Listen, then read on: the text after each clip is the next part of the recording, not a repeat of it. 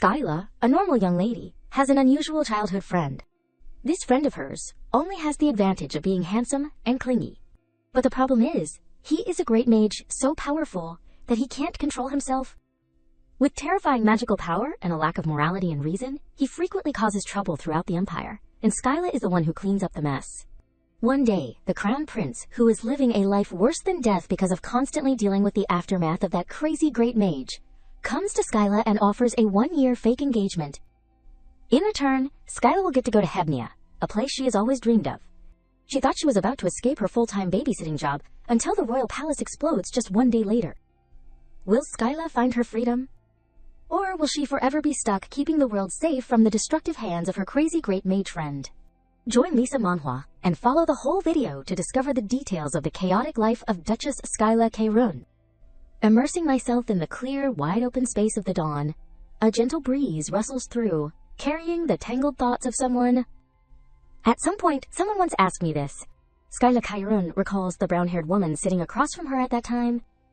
She asks curiously, what is it like to be childhood friends with the great mage Landseer? At that moment, she just silently gives an elegant smile in response. Skyla calmly picks up her knife and fork and cuts the steak on her plate. She asks the other person, what do you think? The woman across from her is suddenly taken aback, not understanding. What? Skyla puts down her teacup and repeats the question once more. Imagine you are Landseer's close friend since childhood. She holds the fork with a piece of meat on it towards the woman. What would that feel like? The woman thinks for a moment and then hesitantly replies, maybe it would feel like having the strongest person in the world on my side and I would go around bragging about it. Skyla smiles faintly, looking at her. Is that so? The person they were just talking about is the third son of the Duke Sully family, Landseer. He is a young man who not only has looks that captivate the world, but is also a mage who controls the elements. Capable of commanding people, Landseer is a great mage like no other, in 1,000 years. And also my childhood friend. Yes, he is someone everyone admires. But memories suddenly drift back to a day when Skyla was taking a walk in the garden alone. She squints and raises her hand to shield her eyes from the bright sunlight. It is a bit hot today. Suddenly, Landseer jumps out excitedly next to her and says, then I will call for rain. As soon as he finishes speaking, it starts pouring. Skyla, drenched by the rain, immediately gets angry and growls, stop it now. Or like one day when she is lying listlessly on her bed, Landseer stands beside her and asks worriedly, Skyla, are not you eating? Skyla replies lazily and boredly. Going to eat feels like such a hassle. As soon as she says that, Landseer does something shocking again. He smiles brightly and snaps his fingers. Then I will clear the way. Skyla sees the ground cracking open and jumps up like a spring, yelling, but it is too late. No. Or like one day when the two of them are sitting and talking to each other, Landseer looks at her gloomy expression and asks curiously, are you feeling sad because of Duke and Duchess Kaerun? Before she can answer, he nods as if understanding and suggests, then I will. Skyla, sitting next to him, flinches. She hurriedly uses all her strength to cover Landseer's mouth and warns him, say another word and I will kill you. Just like that, she almost grows up hearing Landseer's calls. He is always like a shadow, loving her with all his life, as if he wishes he could stick to her all the time. Skyla, Skyla? Skyla is helpless and speechless, letting him embrace her. She bites her lip, swallows back her tears, and sighs. Having a childhood friend who is a great mage is harder than I thought. Let me introduce myself again. My name is Skyla Kaerun. I am the daughter of Duke Kaerun. Every time she appears, the servants in the house do not dare to look up. In their hearts, they all have an air of caution and fear. It is the young lady, do not make eye contact. Skyla hears their thoughts. The trembling servants are secretly complaining. Who knows what they will find fault with? Their words irritate her. The pressure around Skyla suddenly drops, causing them to flinch. Her mood becomes gloomy. Skyla frowns, her face dark, but she remains silent without saying anything. Then she suddenly turns to look at the man behind her and asks sternly, Austin, what is the next schedule? Austin adjusts his glasses and replies clearly, representing the Duke, you have a tea party at the Marquis Garnet family at 4:00 p.m. After the tea party, you will have a meal with Duke and Duchess Kaerun. His voice rattles on, next, at 11:00 p.m., you need to plan a charity event for the Kaerun family, draft a budget for the family next month, review the night order's performance report. And Skyla listens blankly, feeling dizzy. She cuts him off, her mood dropping, That is enough. Skyla lowers her eyes, contemplating in her heart. To be childhood friends with a great mage, there need to be 3 principles. Before she can finish thinking, Lancier's familiar voice rings out from somewhere. Skyla, do you want to drink tea with me? The cheers of the maids go straight to Skyla's brain. Ooh, ah, making her jump. Even Austin is startled. That scared me. Skyla calms herself down, reciting in her heart, the first principle of being friends with a mage is, no matter what happens, do not be surprised. She glances at Austin, who is panicking inside. I almost dropped my baby. Hearing his thoughts, she rolls her eyes. You do not even have one to drop. But on the surface, he calmly says, Greetings, Duke Lancier. Later, Lancier, chasing after Skyla, pleads with her, Please, Skyla, my place just got some really good jasmine tea. He enthusiastically invites her in various ways, or red rooibos tea, or Earl Grey tea. It is easy to drink too, so Skyla is indifferent and uninterested. She refuses bluntly, without any patience. I am busy.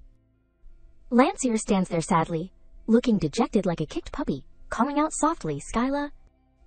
Austin, standing next to her, feels sorry for him. Duke Lancier is so pitiful, but Skyla is currently making her own plans. The important thing right now is to inherit the title as quickly as possible. A moment later, Lancier loudly tells her, Skyla, I will wait until you are done. He leans forward in front of Skyla's desk, cautiously asking, Okay, please.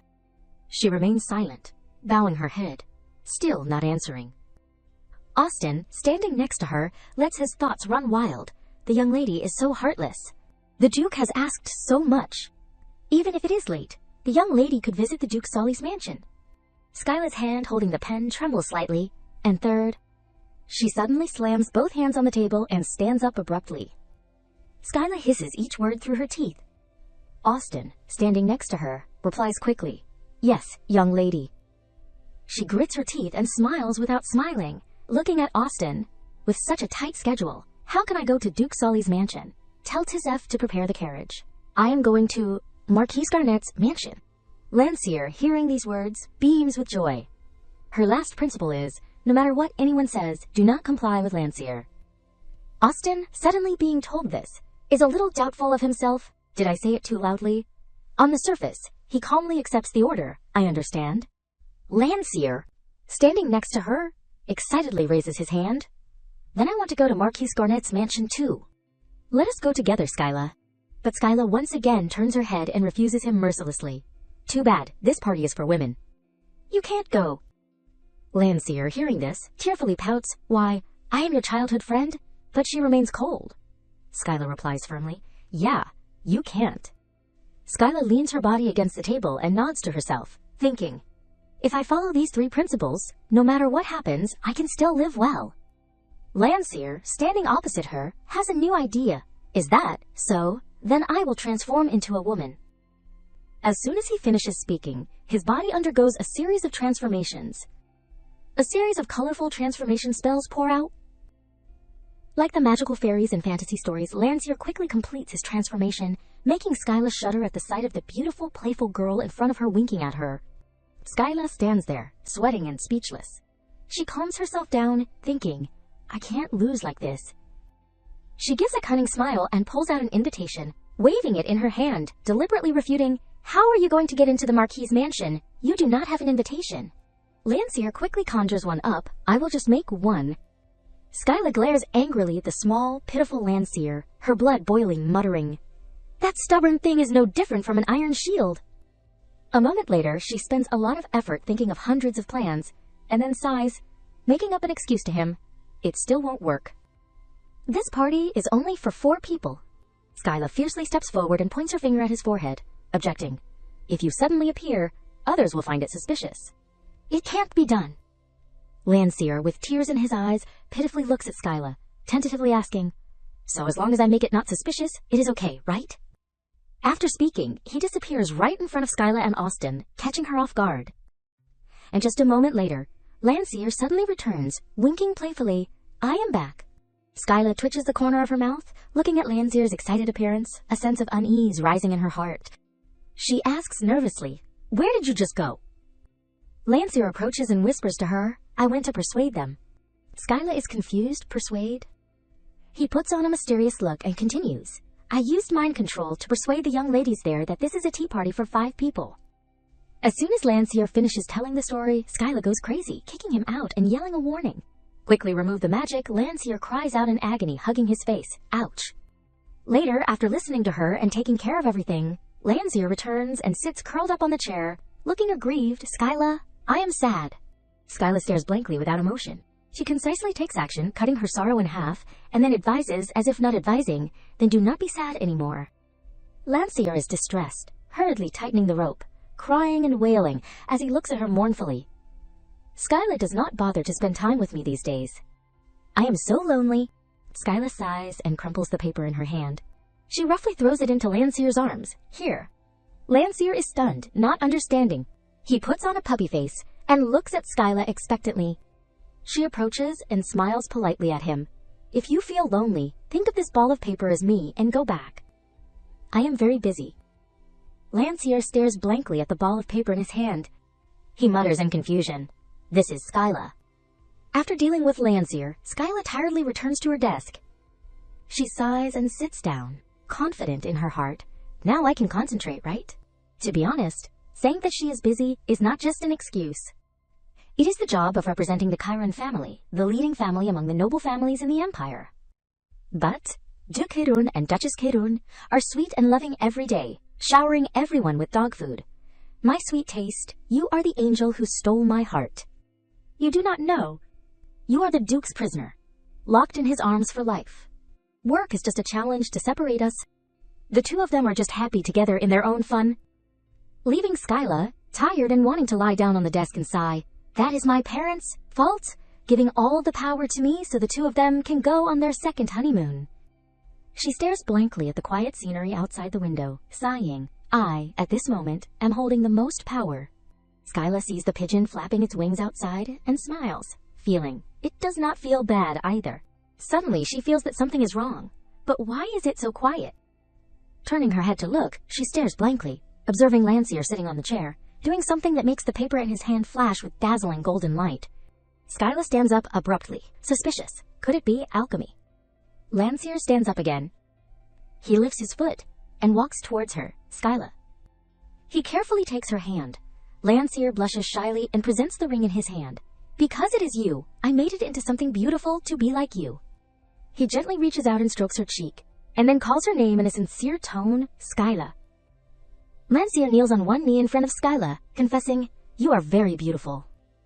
She hurriedly shakes her head to awaken herself. I can't. No matter what he says, I can't comply with Lancier's wishes. Now, as he is about to put the ring on her slender finger, the door suddenly bursts open, and Duke and Duchess Kerun enter happily with greetings. Congratulations. Skyla stares blankly, her eyes widening, wanting to disappear in an instant, staring blankly at the two of them.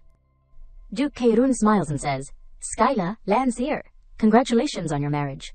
Duchess Kerun also winks happily. Now your parents can hand over the title to you.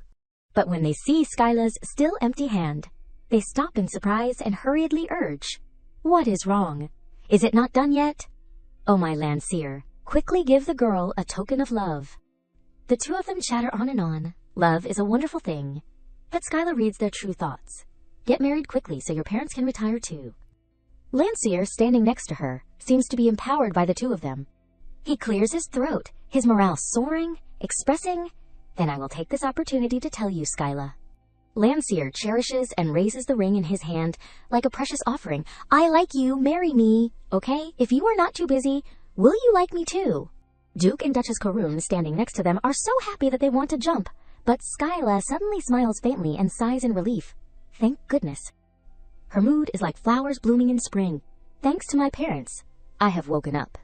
Skyla calmly raises her hand and makes a gesture of refusal. Number? Lancier is startled. Don't do that. Duke and Duchess Kerun are also very supportive, get married, but Skyla keeps hearing their thoughts jumping. Retire, retire, retire, retire. Facing Skyla's tearful and helpless face, Lancier says loudly, Marry me, Skyla. No one knows the specific events that followed. Only a moment later, Lancier's painful voice echoes throughout the castle. Skyla, do not leave me. Skyla lowers her eyes, looking at Lancier without emotion. Leave you, Lancier. She faintly draws a clear line. You were never mine. Duke and Duchess Chiron are swaying in front of the door, eavesdropping because they were just kicked out.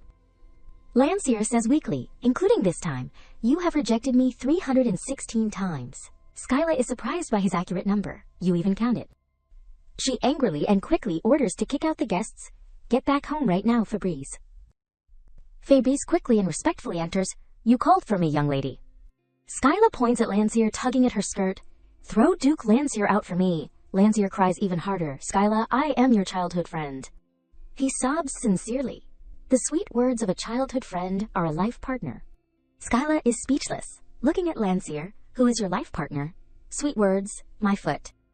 She coldly pushes him away, ordering, "Drag him away." When Fabrice drags him out, Landseer still tries to yell and plead, "Skyla." After seeing off the guests, returning to the room, Fabrice helps Skyla prepare, "Young lady." She asks while combing Skyla's hair, "Aren't you going to change into a different outfit?" Skyla raises her eyebrows in confusion. "Huh." She looks down at the clothes on her body. "They are clean. Why should I change?" Fabrice replies softly, "The host of the tea party this time is Miss Aronia of the Marquis Garnet family. If you go like this, you might be looked down upon." Skyla tilts her head and thinks for a moment, then nods. "I admit, that is very possible." She frowns, her eyes turning cold. "Because she hates me." Aronia Garnet is the young lady of the Marquis Garnet family, who has recently been expanding her influence in high society to a scary degree. The ill-fated relationship between Skyla and her started a few years ago. That day, Aronia came to see her and bragged, "I am planning to go into the spice business." She deliberately asks Skyla, "If I take care of the shipping costs, they will supply me at the original price. The deposit is a little high, but it is only half of the expected profit. What do you think, Your Highness?" Skyla glances over the report she is holding in her hand. She quickly notices a few unsettling details. The figures do not seem quite right. So she frankly advises her, "I think it would be better for you to withdraw from this business now." Her words make her angry. Aronia stands up abruptly. "I am leaving." Skyla watches Aronia huff and turn away in front of her, only frowning silently. One day, when Aronia enters Duke Chiron's castle, she shouts loudly, "Princess Skyla!" She rushes to where Skyla is sitting, angrily questioning, "You are being too rude. How could you freely tattle to my father about my business?" Skyla indifferently glances at her, her tone mocking. "Tattle? That sounds unpleasant." "I just gently gave my opinion on the spice business to Marquise Garnet." Aronia's blood boils, grinding her teeth, exclaiming, "This is my business! My business!" She loudly expresses, "I am not a child anymore." Aronia comes quickly like a gust of wind and leaves the same way. She only leaves Skyla a warning to mind her own business. "I will handle my own affairs." But in the end, she can't do it. Not only does she fail to recover her investment, Aronia also causes a great loss to the family. And after that, Marquise Garnet does not allow Aronia to touch the family's assets or money again. Skyla bows her head, rubbing her chin thoughtfully. She must have bad feelings about me. Why did she even invite me? I wonder what she is planning. After thinking for a while, she stands up and calls out, "Fabrice." Skyla smiles to reassure, "Fabrice, I am just going out for a bit." What could happen, even if that is not the case? The truth is, I am often mistaken for a commoner. She confidently and firmly asserts, in this empire, who would dare to look down on the young lady of the Duke Chiron family? Fabrice nods, inwardly admiring, as expected of the young lady. Skyla puts her hands on her hips and sticks out her chest, saying loudly with passion, "I am Skyla Chiron." Fabrice bows slightly in response, "I understand." I was short-sighted, but at this moment, her heart is completely releasing her infatuation with Skyla, that spirit.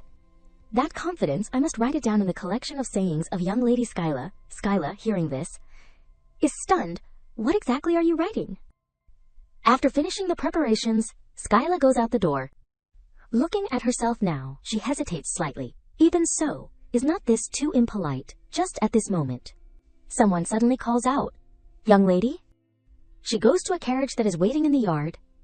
There is no Chiron family crest. It is the kind of carriage that commoners would use. Even the coachman is dressed simply. He says to Skyla, "I will drive carefully." She nods to him and goes to the front, dressed simply in clothes like a commoner. "Take me to the Marquis Garnet's mansion." Usually, if a carriage looking like a commoner goes in as a guest of a famous noble family, the Marquis Garnet family probably would not appreciate it. After Skyla gets on the carriage, Tisov announces, "We are leaving." Skyla has thought it over beforehand. Even so, what is the reason for appearing like a commoner, troublesome? She thinks it is already troublesome enough to refuse the people who come to propose marriage, even her childhood friend, who brought a whole bouquet of flowers. Please marry me, Skylar pretends to be stupid and refuses directly. No, who are you? And the reason is just because her childhood friend Lancier is famous.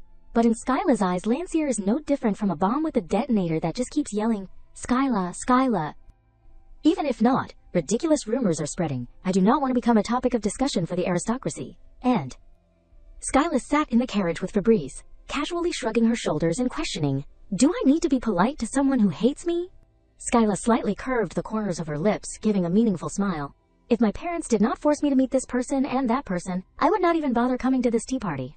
She even imagined outsiders pointing and gossiping. The representative of Duke Kyrune does not care about visiting the Garnet family.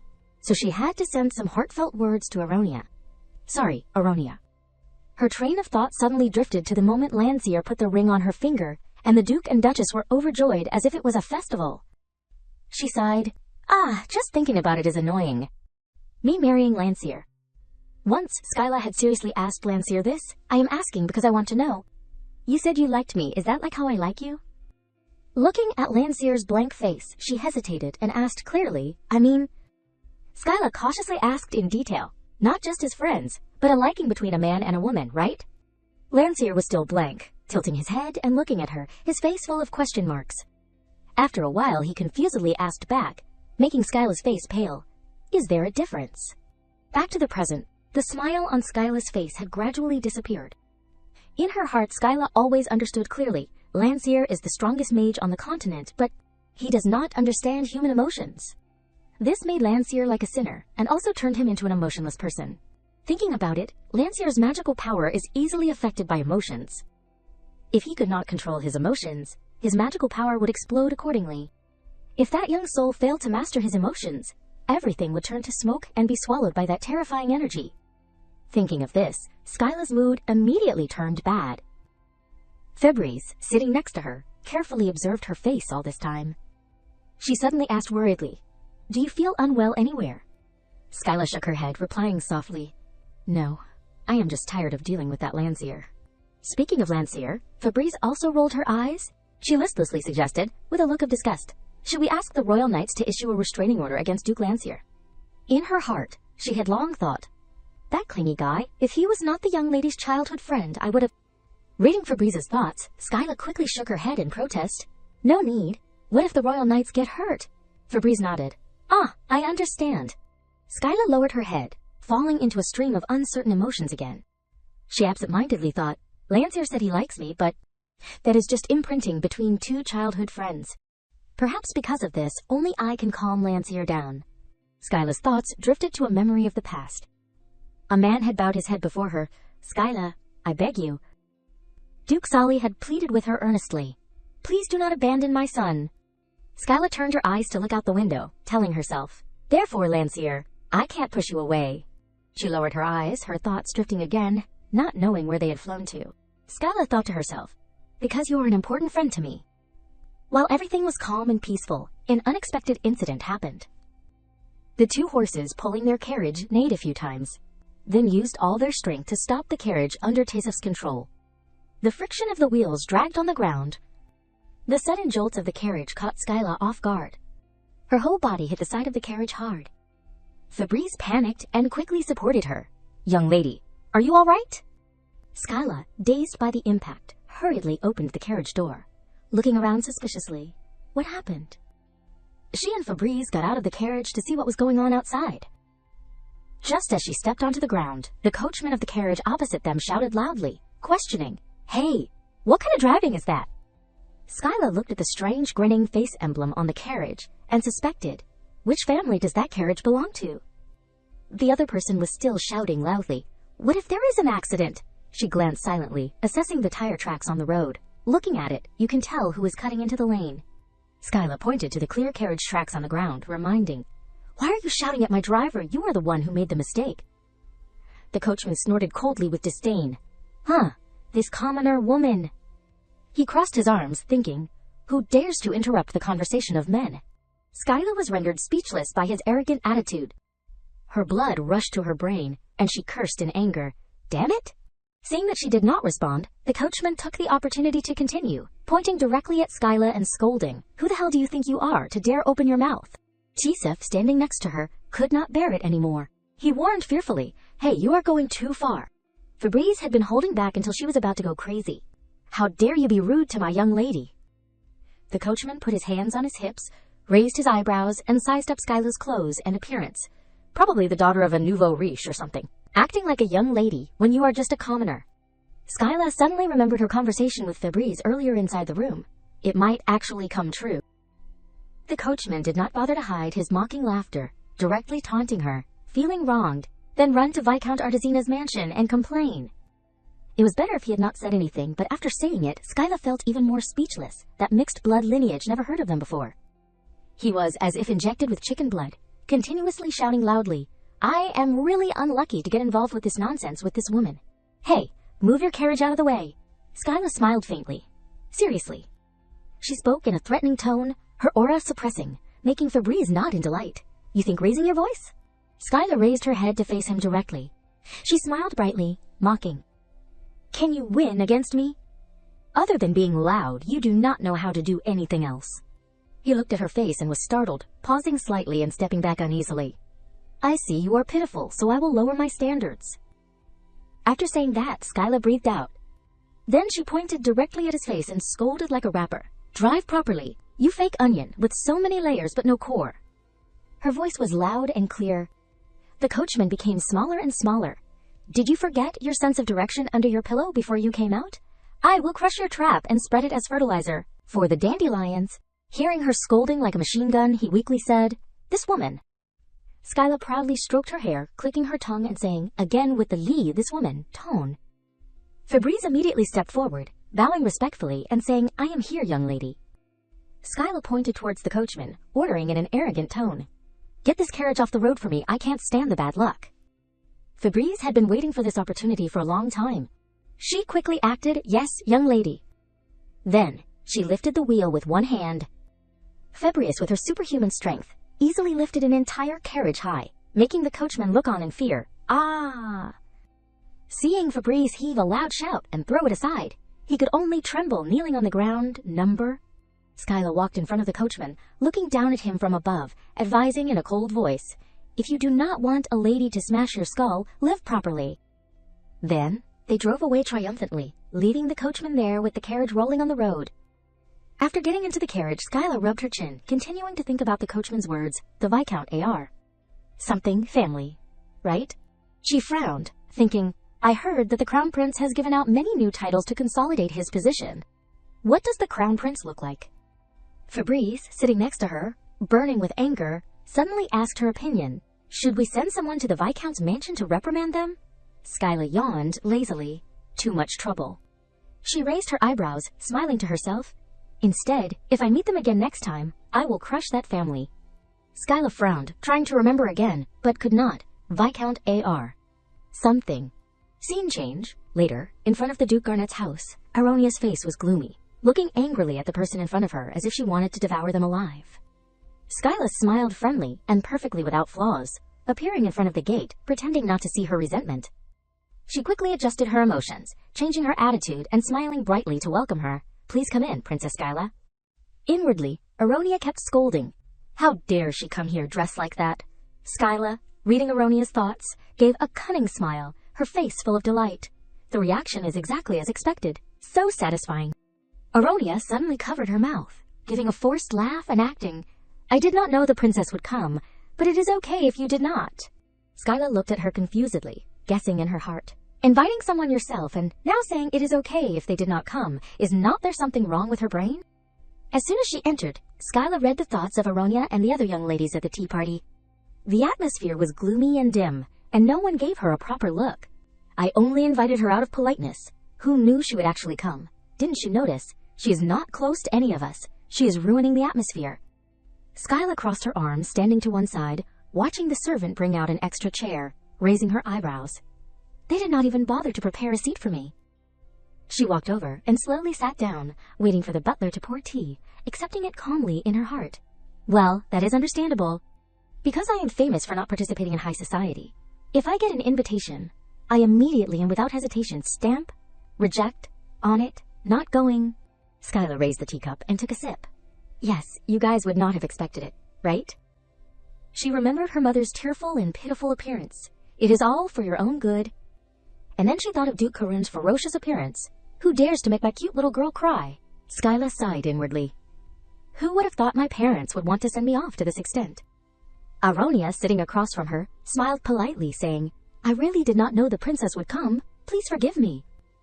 In her heart, she was extremely uncomfortable, thinking irritably, what is she going to find fault with me about today? Wearing those clothes, she should not have come at all. Another princess who was present said happily, It is an honor for me to have the opportunity to enjoy tea with the princess. But in her heart, she also constantly disliked Skyla. She just sits there and can't talk. What is the point of coming? The remaining person in the group was the same. Thank you so much for coming, princess. On the surface, they smiled brightly to welcome her, but in their hearts, they cursed her repeatedly. Bad luck. She is trying to cause trouble with Aronia. Skyla was still smiling. Only the action of placing the teacup on the table was a bit strong, causing the noble young ladies to startle and turn pale. She propped her chin up, looking at them, without any fluctuation in her heart. Hate. Keep hating. I do not care. After a while, Skyla spoke listlessly. It seems I have interrupted the young ladies. Gathering. Her words made them flinch, hurriedly laughing it off. Aronia spoke skillfully first. Not at all. What are you saying? Skyla silently glanced around, assessing these people. Her sharp eyes swept over each one. Even so, I sometimes hate it, this curse, of hearing other people's thoughts. The blonde-haired young lady spoke up, changing the subject. Everyone knows, right? The royal palace will be holding a ball next week. They spoke very happily. Only Skyla sat quietly in her place, sipping her tea silently, listening to these sisters laughing and talking lively. She sighed, having a headache. For example, like this. She heard the thoughts of the gray-haired young lady. She was constantly calculating. I finally got the enchanting perfume from the Hebnia Royal Palace. Now His Highness the Crown Prince will be my Gombifal slave. Skyla was not interested at all, commenting in her heart, isn't that smuggled goods? Aronia, sitting in front of her, was still smiling and chatting with the other two. I think the opposite, Dolce has a chance. In her heart, she was secretly pleased. Because that day, I am in the process of taking care of my face. My skin is now so smooth that even a fly would slip. Skyla shuddered, honestly advising, getting goosebumps. Wash your face, for goodness sake! The blonde-haired young lady started her performance again. The young lady is exaggerating. The important thing is the Crown Prince's feelings. In her heart, she also had certain plans. I have given the job of making the dress to Madame Beadslace, the best seamstress in the royal palace. The Crown Prince will only look at me. Skyla was speechless. Really? She darkened her face in horror, sighing inwardly. They are all incurable lunatics. Skyla looked at the people putting on an act in front of her, feeling worried. I do not want to know those dark thoughts. Whoever the Crown Prince marries among these three people, or even if he pairs up with a fish head, I do not care. Skyla's ears were constantly ringing with voices, mixed with random thoughts. She uncomfortably thought, too noisy. Skyla shook her head in annoyance. I would rather be next to Landseer. For some reason, I have never heard Landseer's thoughts. Skyla did not care, she guessed inwardly. Perhaps his magical power is stronger than the mage who cursed me. She sighed wearily. I want to flip the table and go home so much. If I do that, she won't send an invitation to a tea party again, right? Just thinking of this, Skyla immediately felt like she had found a new horizon. Hey, not bad. At this moment, Fabrice suddenly stepped forward and whispered, Young lady. She took out a box and handed it to Skyla, reminding her in a whisper, You forgot this. Aronia immediately noticed the pink box that had just been placed on the table. She was excited, her face eager. Princess Skyla, what is this? Skyla did not hesitate, ordering, Open it, Fabrice. Immediately, everyone clearly saw what was inside the box. It was a sweet and beautiful orange cake, even a little sparkly and gorgeous. As soon as the three girls saw this cake, their eyes lit up, their faces full of admiration and exclamation. They all spoke at once, vying to speak. Did you really bring this here to eat with us? I am so touched. Skyla bowed her head a little shyly. Actually, my mother was worried that her only daughter would not have social skills, so she prepared it. Her little soul was feeling very speechless. Just now, she was cursing this and that in her heart. They are really fake people. Suddenly, Aronia smiled and clapped her hands, changing the subject to Skyla, curiously asking, So what does Princess Skyla think? Skyla looked at her suspiciously. Think about what? The blonde-haired young lady took the opportunity to continue. Among the three of us, who will His Highness the Crown Prince like? Skyla's mood completely collapsed. In her head, she kept repeating the words she had just heard. Who do you think His Highness will like among the three of us? She said indifferently. Because His Highness the Crown Prince is also a man, he would probably choose the beautiful young lady, right? As soon as Skyla finished speaking, she heard the thoughts of the three people in front of her suddenly coincide. Honestly, are not I the most beautiful here? Seeing their inner attitudes, Skyla was also uncomfortable. Then why ask me? She paused for a moment, then continued. He will probably choose the person that His Highness likes. The blonde-haired young lady tilted her head, looking at her with puzzlement. So what kind of woman does His Highness like? Skyla sighed wearily. I am sure His Highness wants a perfect person to become the Crown Princess. At this time, Aronia, sitting next to her, suddenly agreed with her. That is right. I completely agree with Princess Skyla's words. She confidently pointed to herself, saying, and His Highness also values the background of the candidates for the position of Crown Princess. Right? Aronia thought to herself. My background as a marquis family is not it, that I am the most capable person. To Skyla, these words were like an ice ruler running from ear to ear. She boredly did not bother to speak. Now, Skyla was so disinterested that she only had one thought. Should I just transform already? The blonde-haired young lady propped her chin on the table, her eyes gently sweeping over Aronia, deliberately raising her voice to taunt. But when it comes to titles, she calmly dropped a bomb directly on Aronia's face. The most promising candidate is Princess Skyla. As soon as she finished speaking, the teacup in Aronia's hand suddenly flew into the air. The two young ladies were startled by the noise. Are you all right, Skyla? Sitting next to her, twitched the corner of her mouth. They really put on all sorts of acts. Aronia regained her composure, then curled her lips and said a shocking sentence. But Princess Skyla already has a lover. Princess would not cheat on Duke Landseer, would you? Causing Skyla to be stunned for 5 seconds. Just regaining her senses, Skyla was furious, looking at her with murderous intent. What are you saying? Why are you suddenly dragging Landseer into this? Aronia covered her mouth. Giggling, isn't that so? She cleared her throat, saying innocently, many people say that Princess Skyla and Duke Landseer have deep feelings for each other. Skyla slammed her hand on the table, angrily questioning, who is talking nonsense? At this time, Aronia was frightened by the low pressure of black air radiating from her. She asked, dubiously, yes. Skyla's hand had reached the edge of the table. Say, I. The next second, she immediately went crazy, throwing the table away. Have that kind of relationship with Landseer. The three people sitting in front of the table did not have time to react, hurriedly reaching out to catch the food and cakes that were flying everywhere. While the three of them were blank and stunned, only Fabrice had time to react, catching the cake that Skyla's mother had prepared. In her heart, Skyla smiled coldly. Originally, the nature of people is like that, whether right or wrong. In their minds, there are only thoughts of slandering each other. Skyla pointed directly at Aronia's face, declaring heroically, Listen carefully, Miss Aronia. I only like pretty boys. Being suddenly hit by these words, Aronia and the others stared blankly, not having time to digest it. Skyla on this side continued. Besides Landseer, there are many pretty boys like peacocks, and meeting all the pretty boys in this world is my life goal. She warned in a threatening voice, so do not randomly pair me with other people. Skyla looked at Aronia, who was bowing in front of her. She heard her resentful thoughts. Does she think someone like her can snatch the crown prince from me? Then Aronia stood up straight, looking into Skyla's eyes, acting reproachful.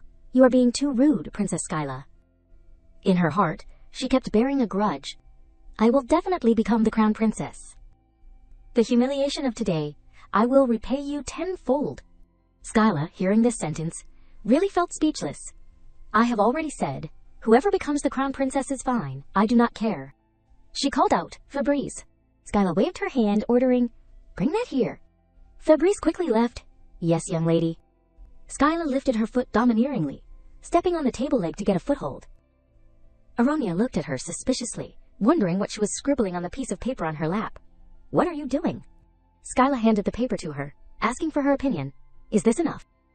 Aronia stared in disbelief at Skyla, stuttering, Now, the princess is giving me money. She nodded indifferently. Skyla smiled at her. So, are not you taking it? Seeing this attitude, Aronia gnashed her teeth in humiliation, making a grinding sound. She slapped Skyla's hand away, saying coldly, I do not need it. Aronia turned pale, frowning at her. Is the princess going to use money to erase this rudeness? She lost her composure, blurting everything out without any restraint. I should not have invited the princess in the first place, thinking that just because you are a young lady of the Duke's family, you can do whatever you want. I won't let this action of yours go. Her voice was loud and full of disgust. It is just a check. Meanwhile, the blonde-haired young lady sat down, looking at the check that had just flown past her face. She took a deep breath. Her noise made Aronia, who was madly scolding, stop and look over nervously. The blonde-haired young lady, her face alternating between green and white, held up the number on the check for Aronia to see, 500,000 francs. Skyla, observing Aronia's momentarily changing, drool-worthy expression, was genuinely surprised. She chuckled mockingly in a loud voice. What is wrong? Is the amount too large to refuse? Skyla confidently raised her head. I doubt Aronia can imagine it. My personal assets, as the Duke Chiron family's representative, the wealthiest family in the empire, she continued casually, not bothering to hide the sarcasm, use that money and start a new business. Before leaving, Skyla dismissively added, sitting in the same place as you is terribly boring. Don't invite me next time. Skyla tossed her hair and turned artfully. Let us go, Fabrice. Fabrice quickly followed. Yes, miss. Behind them, Aronia collapsed to the ground in sorrow, causing the two young ladies beside her to panic and help her up. Miss Aronia. Once inside the carriage, Skyla finally relaxed, revealing her completely drained state. Hearing other people's thoughts is truly a curse that drains one's energy. I have to face malice that I should not see, and deeply experience the hypocrisy of people. Fabrice, sitting next to her, looked at her worriedly. Miss, are you all right? She thought to herself. My lady, if it were not for that crazy Solly, you would not have to endure such humiliation. Just moments ago, she hated the ability to read minds, but now Skyla suddenly felt happy. She suddenly leaned against Fabrice's shoulder, causing her to stiffen and try to sit upright. The little deer in her heart was running wild. The lady's head is on my shoulder. Skyla closed her eyes, relaxing her mind to recover. I met too many people at once.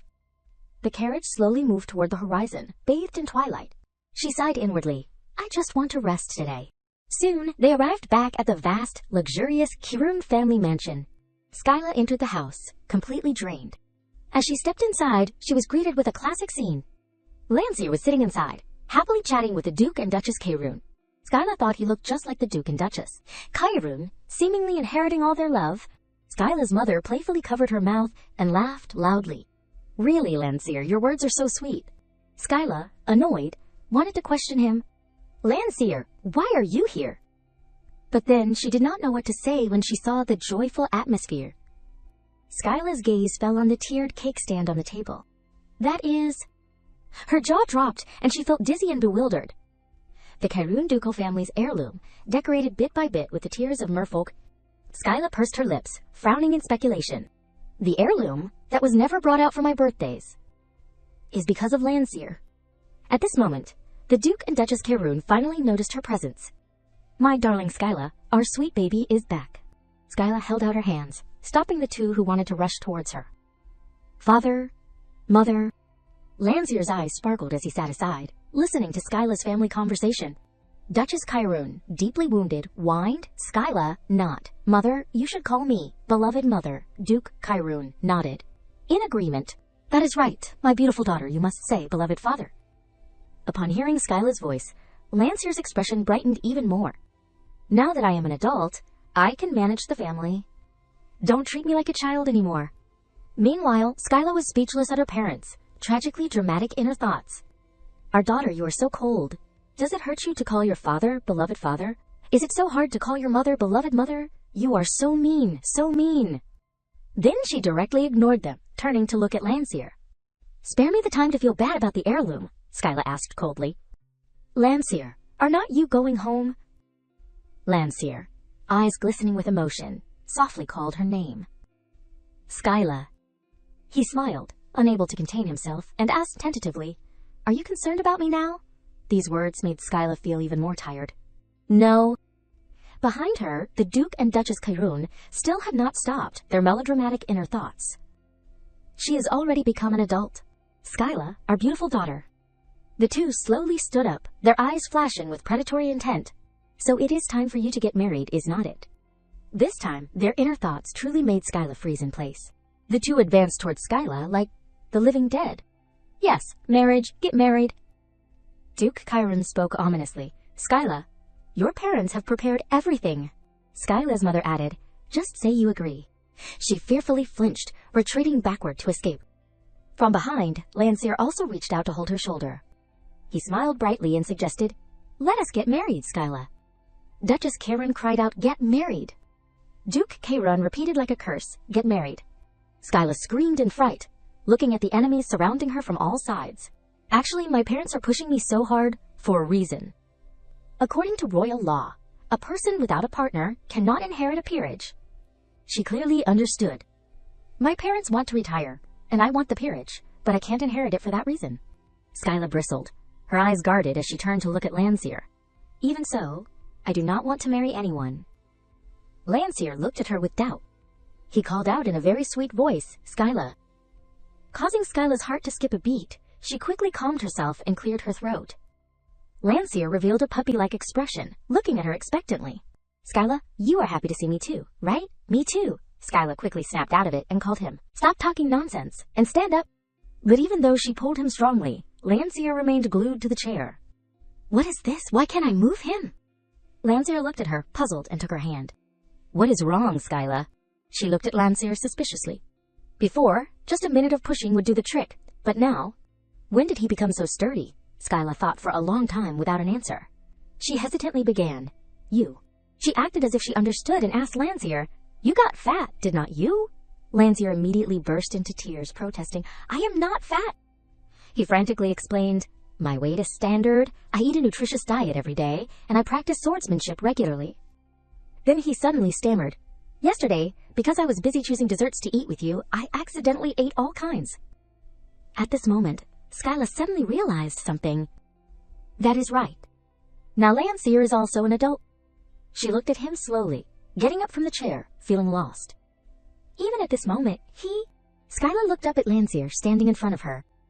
He is taller than me now. I have not noticed all this time. Landseer called out when he saw her looking absent-minded.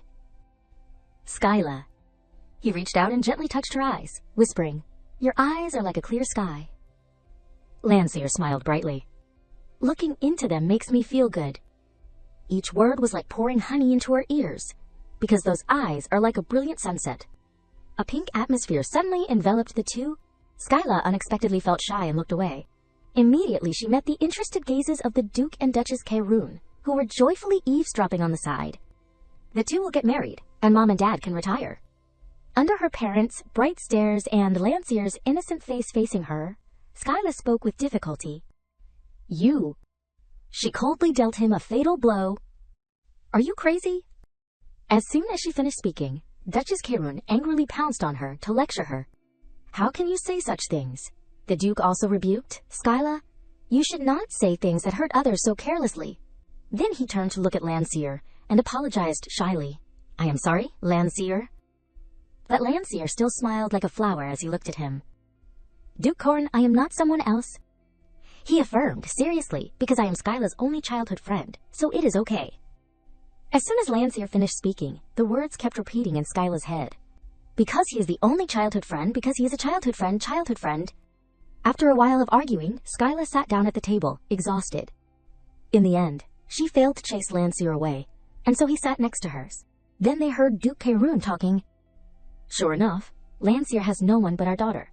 I wish Skyla had half of your qualities. Landseer seriously retorted, defending her. Skyla is not a bad person. He paused for a moment, hesitating. Although, then he innocently stabbed Skyla a few times. She is blunt, impolite, always uses money and power to force others, and tends to be materialistic. But deep down she is a very warm-hearted girlfriend. Landseer winked at her as he spoke. But her heart had cooled. Skyla coldly flicked away the pink heart he had just sent. If you praise one and criticize four, then do not say anything at all. Duchess Chiron leaned on the Duke and sighed. Honey, there is someone like that, who loves our daughter, Skyla. The Duke, teary-eyed, choked with emotion. Yes, I hope our Skyla can live her whole life with someone like that. And by the way, why do not you two get married? Landseer quickly replied. Yes. But Skyla slammed the table and resolutely refused. I do not want to. She jumped up and questioned her parents. Why do you keep forcing me to marry Landseer? We are just friends. Landseer, sitting next to her, could only count blankly 317 times. Duke Kairun suddenly changed his tone and seriously reminded her. Skyla, you are a Kairun. He frowned, reminding her, you also know that you need a marriage partner to inherit the ducal title, right? Skyla lowered her head, stammering without answering, but in her heart, she understood clearly that her father was not wrong. Skyla's mood suddenly plummeted. I have done very well, as the Duke's representative, for the past year. Now it is time for me to take over the title. Therefore, marriage and stability will be better for me. Am I wrong? Those words kept swirling in her mind. It is as if Mom and Dad are doing everything for me. But Skyla could hear the real thoughts in his heart. Hurry up and become the Duke. I want to go to a love paradise with my beloved wife. Duke Kairun and the Duchess each have their own agendas. Once Skyla becomes the Duke, I will be imprisoned forever in the Duke's love and live happily. Skyla was furious, her body trembling with restraint. They just want to abandon their responsibilities. Landseer, sitting next to her, tilted his head and called her tentatively. Skyla. He tried again. Then you will marry me, right? Skyla coldly interrupted. Get lost. Landseer immediately deflated 318 times. The Duke and Duchess Kairun completely did not understand. They were frantically advertising for Landseer. Who is better than Landseer, that is right? What does Landseer lack? The two thought in unison, let Mom and Dad retire. But Skyla still lowered her eyes in silence, not answering. Inside the room, she and the other three seemed to be separated into two worlds.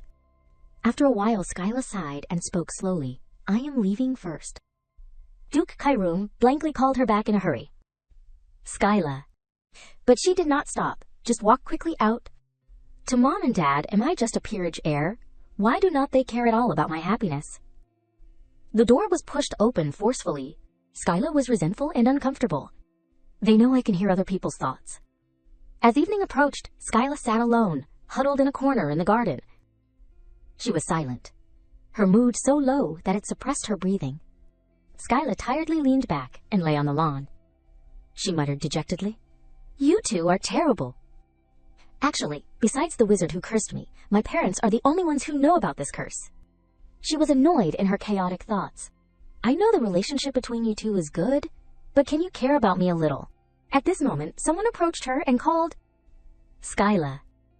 Landseer, who knew when he had arrived, looked down at her worriedly and asked, What is wrong? What are you upset about? Skyla silently did not answer, lying on the lawn and looking at him. She turned to the other side, avoiding him, and replied casually in a low voice, Nothing. Landseer anxiously kept asking, If there is nothing, why are you in a bad mood? Tell me, okay? Skyla sat up irritably. Don't you ever think that the reason I am sad is because of you, Landseer? She lowered her head and buried her face in her knees.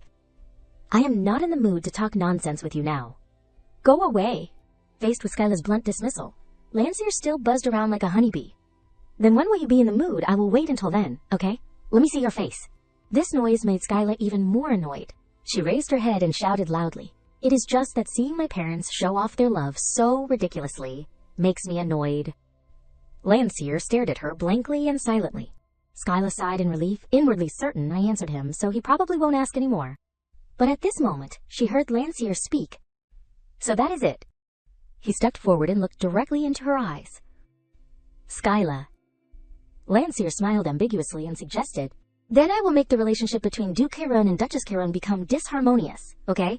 This unexpected question made Skyla completely stunned. What? Landseer smiled faintly and looked at Skyla, hinting, Then I will make the relationship between Duke Kairun and Duchess Kairun become disharmonious, okay? She looked at him in a daze, speechless for a long time. Skyla could only stare blankly at Landseer's thin lips moving. Isn't it true that the harmonious scenes of the two of them make you feel bad? If I break the two of them apart, will you feel better? When he said these words, Landseer even smiled as if he was talking about something obvious, making her silent and pensive. After a long time, Skyla finally found her voice. She sighed and objected. No need. Skyla thought about the good relationship of her parents, who often went stargazing together. That star is my Duchess's star. That star is my Duke's star. She loudly warned. A harmonious marital relationship is the only advantage of Duke and Duchess Kairun. Do not destroy it. Skyla frowned at Landseer angrily.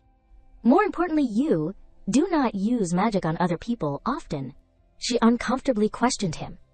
Are you planning to brainwash my parents? If I do not please you, you will brainwash me too, right? Landseer shook his head quickly to explain. Why would I do that? He gently rubbed his head against her head, whispering tenderly. If I do that, you won't be the Skyla I like anymore. Skyla's face turned slightly red because of this sudden intimate action. She frowned, suppressing her feelings and denying it. So annoying, she thought to herself. The peace I feel when I am with Landseer, and the gentleness in his every word. Skyla groaned inwardly. It is so annoying. At this moment, Landseer's whispers sounded again. Skyla, I like you.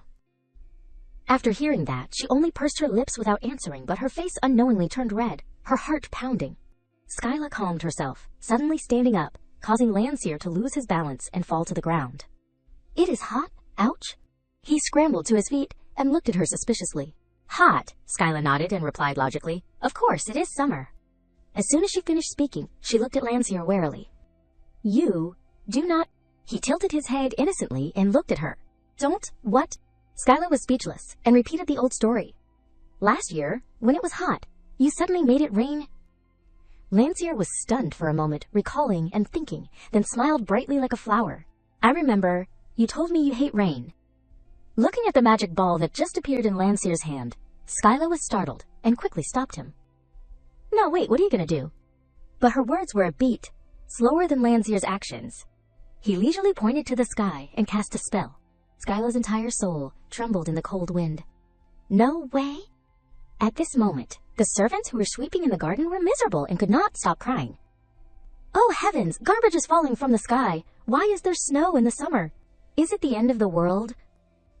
Under a certain tree, Landseer was smiling and talking to Skyla. Because you hate the rain, I made it snow. How is it? He showed an expression of wanting praise, facing Skyla's about to explode mood. I did a good job, right? Skyla, filled with murderous intent, gritted out each word through her teeth, Landseer, but he was still in a state of expecting the maximum level of praise. Praise me quickly. Unexpectedly, what he received was Skyla's tantrum. She went ballistic and chased him out. Get home right now. Later, inside the dining room of the Duke Karun's castle, Skyla was sitting and having dinner with her parents. As she leisurely put a piece of food into her mouth, she heard a call. Skyla. Duke Karun sincerely looked at her and blurted out a string of words. My adorable darling, my pride and hope. Skyla quickly interrupted his long-winded introduction. Can you get straight to the point? Upon hearing this, Duke Karun turned to look at his wife and signaled. The inner voices of the two thundered into Skyla's ears. Honey, why do not you tell her? No, it would be better if the Duke told her. She was speechless, looking at those two. I can hear everything? Duke Karun quickly cleared his throat and spoke solemnly. Skyla, I have a wish, can you listen? Skyla refused, decisively. No, Duke Karun cried out in frustration. Can't you listen to what your father says? It is not like you have heard it until your ears are calloused. Skyla said casually, they are calloused. Duke Karun cried and pounded on the table.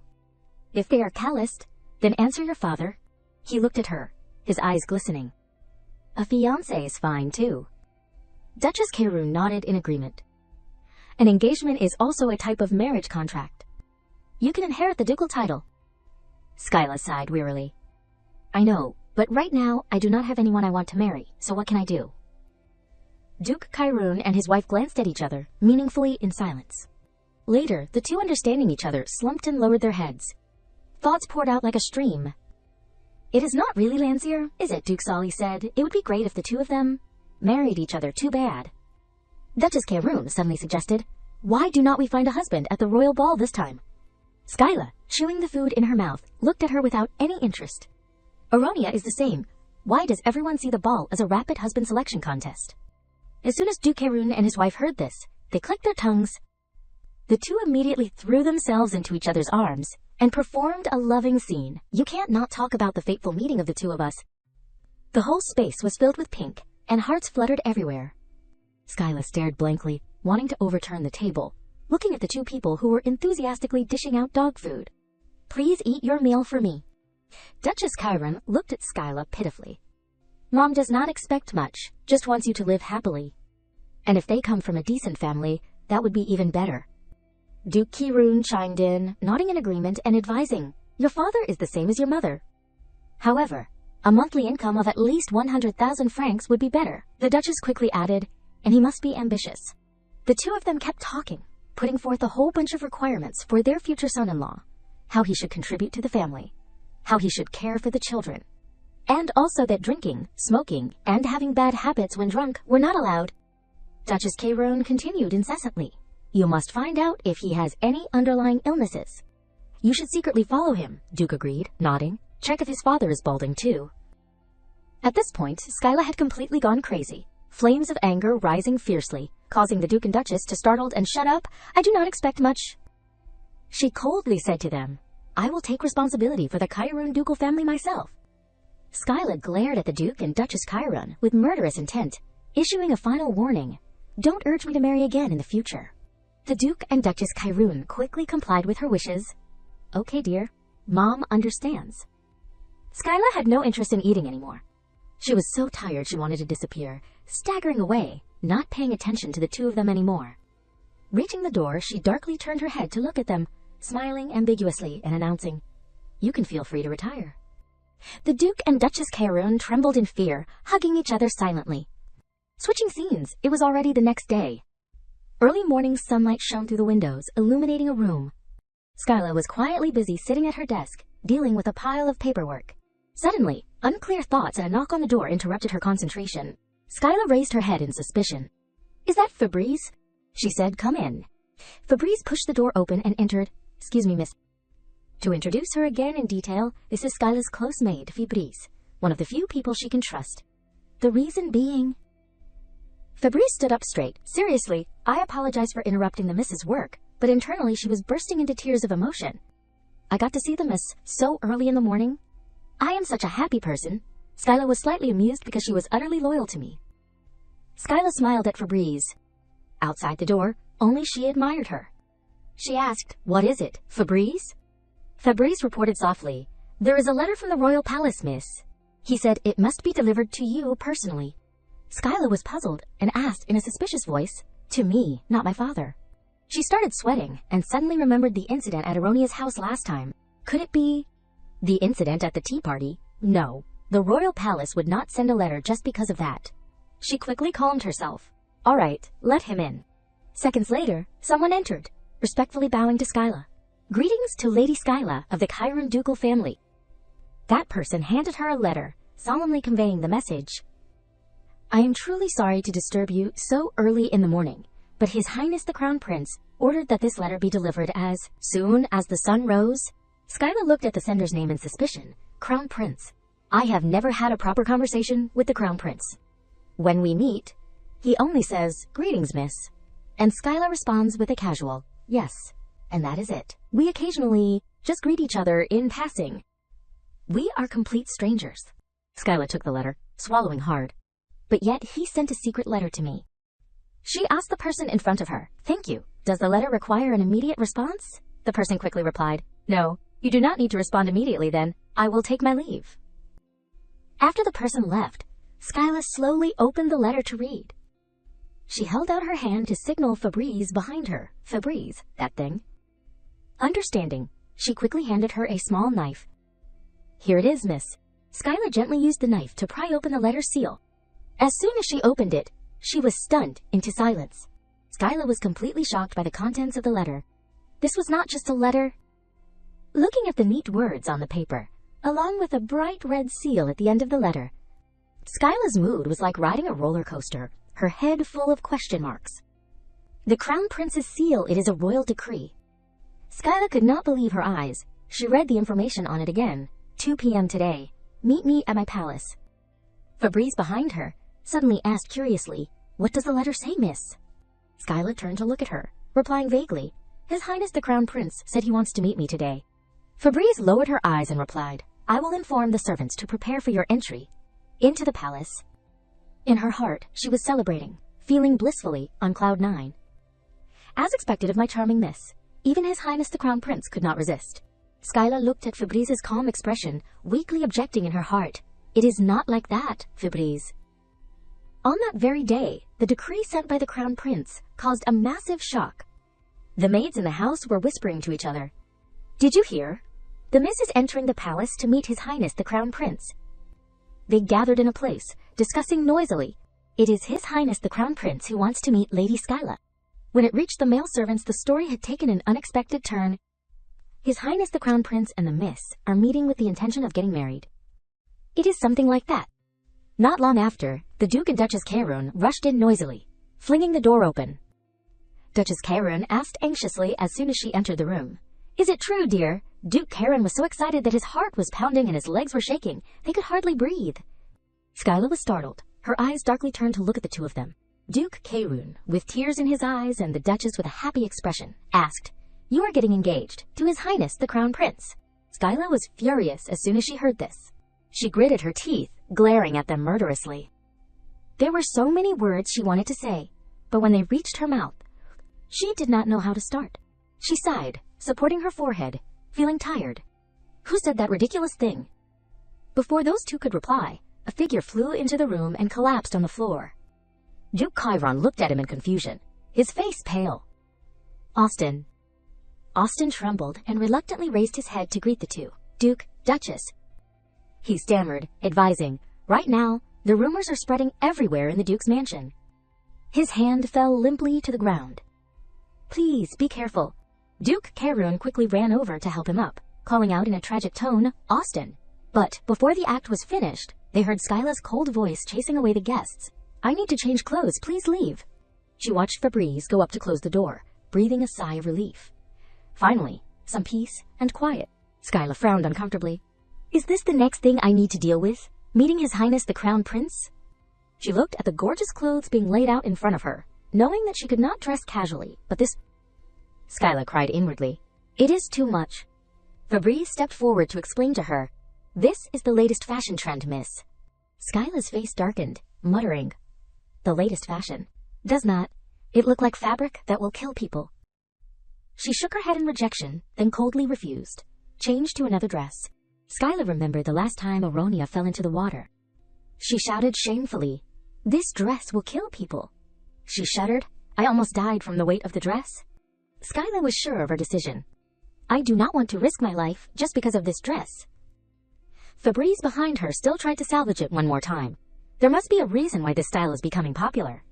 Why do not you try it on and decide? In her heart, she thought, if she wears it, the miss will definitely be very beautiful. I used my own money to order this from Madame Beadslace. Skyla was so tired she wanted to disappear. She did not have the strength to explain anymore, only saying vaguely, "If you do not want to kill me, then quickly bring out another dress." Outside, the rising sun shone down on the rose bushes below, creating an extremely poetic scene. Skyla changed into another lighter outfit, leading Fabrice out with her. Having walked for a short distance, she heard someone call, "Miss." Tisef, also dressed in formal attire today, was standing in front of a luxurious carriage, waiting for her. "You have arrived." Skyla looked at him for a moment, evaluating him. "You are dressed nicely today." Tisef scratched his head shyly, smiling. "Of course you have to ride the family carriage today." She quickly stepped into the carriage. "Today, the carriage I am riding is the Kaerun ducal family's private carriage. To be able to move comfortably, it is equipped with countless different magics. Inside the carriage compartment, it is like a miniature garden." Skyla was sitting with Fabrice, boredly waiting for the carriage to move, when suddenly a butterfly flew in, attracting her attention. A blue butterfly. It gently landed on her hand. Skyla smiled gently, raising her hand, observing and unconsciously commenting, "This butterfly has the same color as Lancier's eyes." Outside, Tisef also announced, "I will depart now." Skyla played with the butterfly while thinking randomly, "I have not seen him come by these past few days. Was he so shocked by me chasing him away?" She thought to herself, "I guess so. Being chased away twice in one day. Maybe he felt hurt. Whether he comes or does not come is still on my mind." Suddenly, Fabrice spoke from the opposite side. "Miss." She looked darkly at the butterfly on Skyla's hand, her eyes showing disgust, and suggested in a cold voice, "That butterfly, shall I kill it?" Skyla blanked, quickly shaking her head. "No, there is no need to do that." Fabrice looked at the butterfly uncomfortably, saying to her, "I asked because I see you keep paying attention to this butterfly." Skyla startled. "All right, I will let it go." After a while, she suddenly called out, "Fabrice." Skyla's tone was extremely slow. "How about I marry Lancier? The once-in-a-millennium great mage, and the youngest in the Sali family." Skyla thought with a headache. Landseer won't take over the family, I might as well marry him. Then she quickly slapped herself hard on both cheeks to warn herself. 5 red fingerprints were imprinted on Skyla's face. Wake up, Skyla, did you lose your brain just because of a dress? She tried to think of the series of actions that Landseer might take. Skyla, because you do not like the gatherings of the upper class, I have reduced the number to 5 people. Or like, Skyla, because you wanted to see the sea, I moved the Imperial Canal. It could also be, Skyla, because you do not have time, I changed 1 day into 26 hours.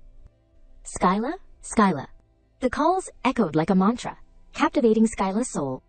Before her eyes, she could clearly see his bright face. She screamed inwardly, Skyla this and Skyla that. If I become the Duke and have to clean up the mess left by Landseer, then I would rather grow corn, grow cabbage, grow blueberries. I would rather live alone in the countryside. Fabrice, sitting opposite her, saw the entire process of Skyla's mood going up and down. She suddenly called out softly, Miss. Fabrice lowered her eyes slightly, avoiding Skyla's gaze, carefully asking, Are you still concerned about the marriage that the Duke talked about yesterday? Skyla smiled blankly. Aye. She looked at Fabrice's serious expression and sighed. As expected of Fabrice, the maid who has served me almost all my life. Skyla took a breath, regaining her spirit. It can't be helped, because it is the law. I have to. Fabrice heard this and lowered her head even further. Skyla calmly thought, There is no need to rush because of my parents, urging.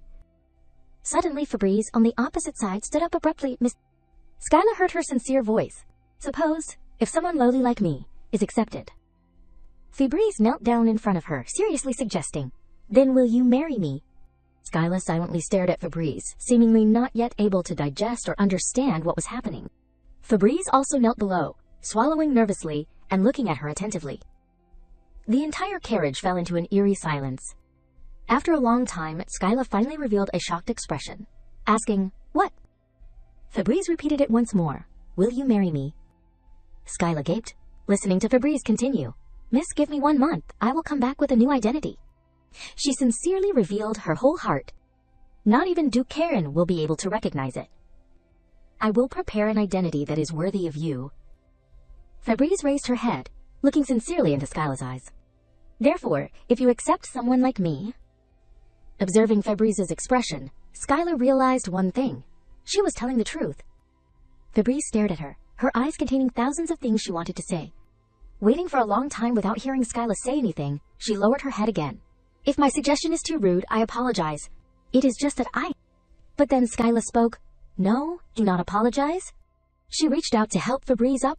Skyla had been trying to become the Duke Kyrune since she was young. She gave up her time to play with friends. And a leisurely, comfortable life. Skyla did everything for her dream, but at this moment she could not inherit the title just because she did not have a partner. Skyla helped Fabrice up to sit next to her. She said softly, I am very grateful for your feelings, but there is no need to worry about me so much. Skyla thought to herself, even Fabrice feels pressured, so she is acting like this. Fabrice drooped, lowering her head. I understand. Suddenly, a shock came from the carriage. She quickly helped Skyla. The wheels screeched as they braked sharply against the road. Fabrice asked, Miss, are you all right? Skyla supported her dizzy head. I guess I need to equip the carriage with magic to prevent sudden stops. She angrily stood up straight and opened the carriage door. What is wrong with me these days? As soon as she stepped out, a voice came. Sir, I sincerely apologize. Skyla raised her eyebrows, looking at the carriage blocking her path. What is this familiar situation? The coachman on the opposite side seemed to be the same person as before. He was bowing and apologizing. I just got my driving license not too long ago, so... Tisef curled his lips. In that case... He went crazy, using all his strength to shout at the carriage of the ducal family. His fighting power immediately leveled up, loudly scolding. You have to drive slowly. What if my lady can't meet the crown prince? Can you bear the responsibility? The coachman quickly smiled to make peace. Sorry, but can I ask which family this is? Tisef then stepped aside. Can't you recognize the crest on the carriage? It is the Kyrune ducal family. The coachman was even more frightened. He knelt down on the ground. Please forgive me. Skyla asked casually. What is going on? What is happening? Suddenly, someone stepped down from the carriage opposite. Skyla looked at the man who had just appeared in her sight. A mage? She observed him. That earring, it is magic stone. Only mages are allowed to use it because it is prone to accidents. Skyla frowned. Unlike the magic kingdom of Hebina, the Empire does not have many mages. Why is a mage here? At this moment, her eyes also caught the coachman kneeling on the ground. Upon seeing Skyla, his jaw dropped to the ground. He stammered, covering his mouth. The coachman pointed directly at Skyla. It is that crazy woman from that time. Suddenly there was a call, "Hey!" Lifting his head, he saw Skyla rolling up her sleeves, wanting to beat him up. "You messed with the wrong person. I told you, right? If you do not want your skull to be broken, you better behave." That coachman quickly kowtowed until his butt was up in the air. "Lady, I have committed a terrible crime." He kept pleading, "I have young children at home waiting for me." Skyla folded her arms, silently looking at him. "Too bad for you, you thought I was a commoner, so you were rude, but it turns out I am the Karen lady, but the proper thing to do is, whether you are a lady or not, you should know how to speak carefully." Just as she thought of this, someone next to her spoke up. "Excuse me, lady." That mage looked at her sincerely. "It seems my coachman has wronged you, miss." With such a kind appearance, Skyla could read his true thoughts. Damn it, this is what happens when you hire a cheap coachman. He took a step forward. The mage bowed to her. "I sincerely apologize, miss, for wasting the time of someone as noble as you. I do not know how to compensate you." He introduced himself. "I am Viscount Artisina. You are the Kyrune lady, right?" Skyla nodded. "Yes." She raised her eyebrows, thinking, this person is Viscount A.R. something or other. Skyla nodded. He is handsome too. But the next second, she unconsciously thought, not as good as Landseer, but... Skyla froze in place. Why am I suddenly thinking about Landseer? At this moment, Skyla heard the inner thoughts of the person opposite her. This is the woman in the rumors. Canep covered his mouth. Damn it, I am going crazy. Why did not the rumors say she was this beautiful? Skyla looked at him blankly. Canep's thoughts kept flowing into her head. I want her to become mine. Skyla raised her eyebrows. Just another man like that. She asked coldly, "Can you move aside? I have an appointment." Canep quickly replied, "Of course." His carriage quickly moved forward. Skyla turned to leave. "Let us go, Fabrice." Canep quickly called her back. "Lady." He smiled and asked Skyla her opinion. "How would you like to punish the coachman?"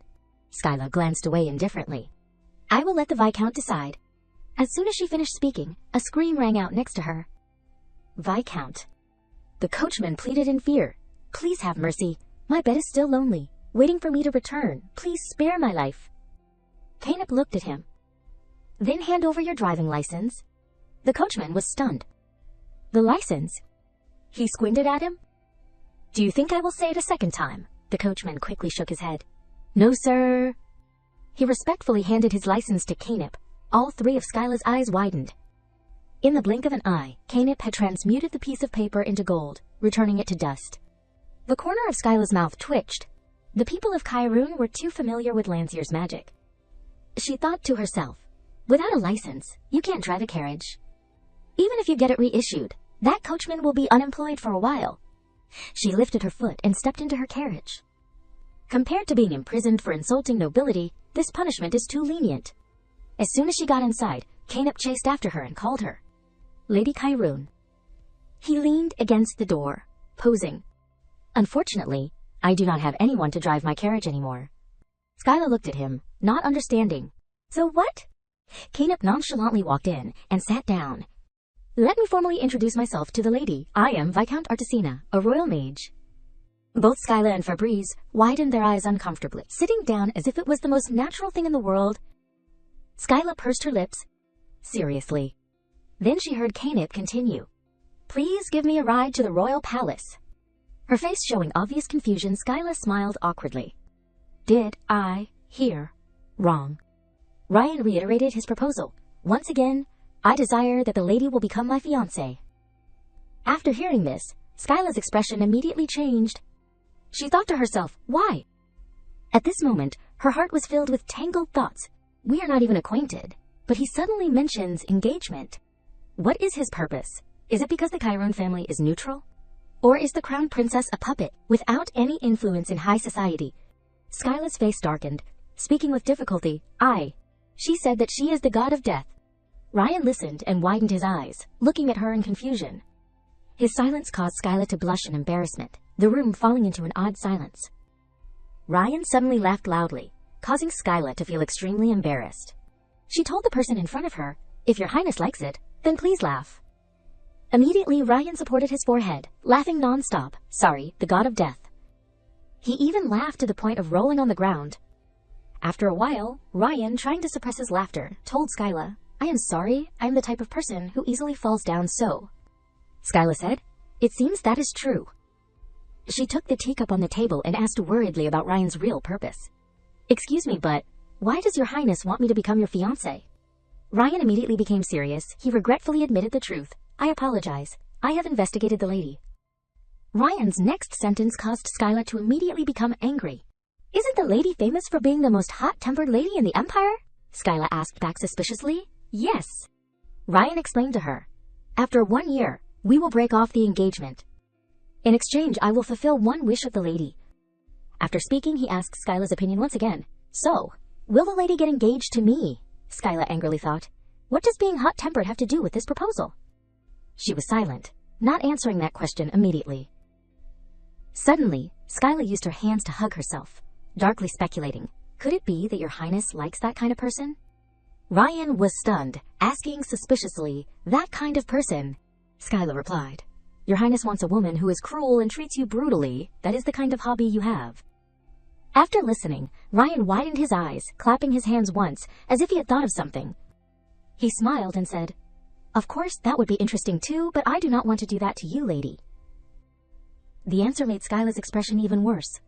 Did he just say it would be interesting? After a moment, Ryan continued, "It is just that I guess you, lady, are not interested in a love game." Skyla was surprised. A love game? Seeing that she seemed not to understand, Ryan stroked his chin and explained, "I have to find a future crown princess at this royal ball. Otherwise, I can't inherit the throne." Skyla lowered her head, listening to him in silence. "You also know the reason why, lady?" At this moment, the conversation fell silent again. Ryan thought to himself, only those with a marriage partner can inherit the title. He recalled his own past. "I have been trained since I was young to stand on my own, to become perfect. And those things were all for a single goal. Everything is for becoming the emperor. But that goal seemed to be blocked by something. But if I do not have a partner, I can't become the emperor." Ryan felt extremely dissatisfied. Isn't that too unfair? After listening, Skyla also felt a bit of sympathy. The crown princess situation is like mine. Ryan smiled and said, "What do you think, Lady Skyla? I think you will understand me." At this moment, it seemed Skyla had agreed to Ryan's proposal. She crossed her arms and smiled back. "All right. Even if I marry, the crown princess can still inherit the title from her family." Ryan stood up and shook hands with Skyla. "We will be engaged for 1 year. Each of us will inherit our family's title." Skyla continued, "After that, we will break off the engagement." To break the tension, Ryan started teasing again. "Don't fall in love with me, lady, because I am not interested in things like love games." Skyla responded, "It is fortunate that your highness is so clear about what is public and private." After going outside, Skyla stepped into the carriage and ordered Tisef to the Duke Salyu's mansion. Tisef shouted, "Yes, miss." Skyla sat on the seat, closing her eyes, thinking wearily, "I have to cheer up Lancier." Febreze called worriedly. "Miss," she asked, "Your Highness the Crown Prince, and you talked for quite a long time. What did you two talk about?" Skyla replied vaguely, "Nothing special." She told herself, "This is one of the secrets I have to take to my grave." Then she started thinking about the things that were about to happen in the future. At the royal ball, the Crown Prince will act like he fell in love with me at first sight, dancing together in front of everyone in the Great Hall. After that, the Crown Prince will publicly propose to me, and I will accept that proposal. After the engagement ceremony, within 1 year, I will take over the title and break off the engagement. After thinking, Skyla smiled happily. She tossed her hair, thinking smugly, I did not expect it to be resolved so easily. I even thought about marrying Lancier. As she was happily thinking, Fabreeze's thought suddenly appeared, causing Skyla to freeze. As expected of the miss, the woman who can subdue even the Crown Prince. At this moment, Fabrice was feeling extremely touched. If I see the miss becoming the Empress, I would be willing to die. After reading those thoughts, Skyla started to get angry. Please be quiet, Fabrice. But Fabrice did not know this. She was still happily thinking, what should I do? The miss is so radiant. The scene shifted to Sully's mansion.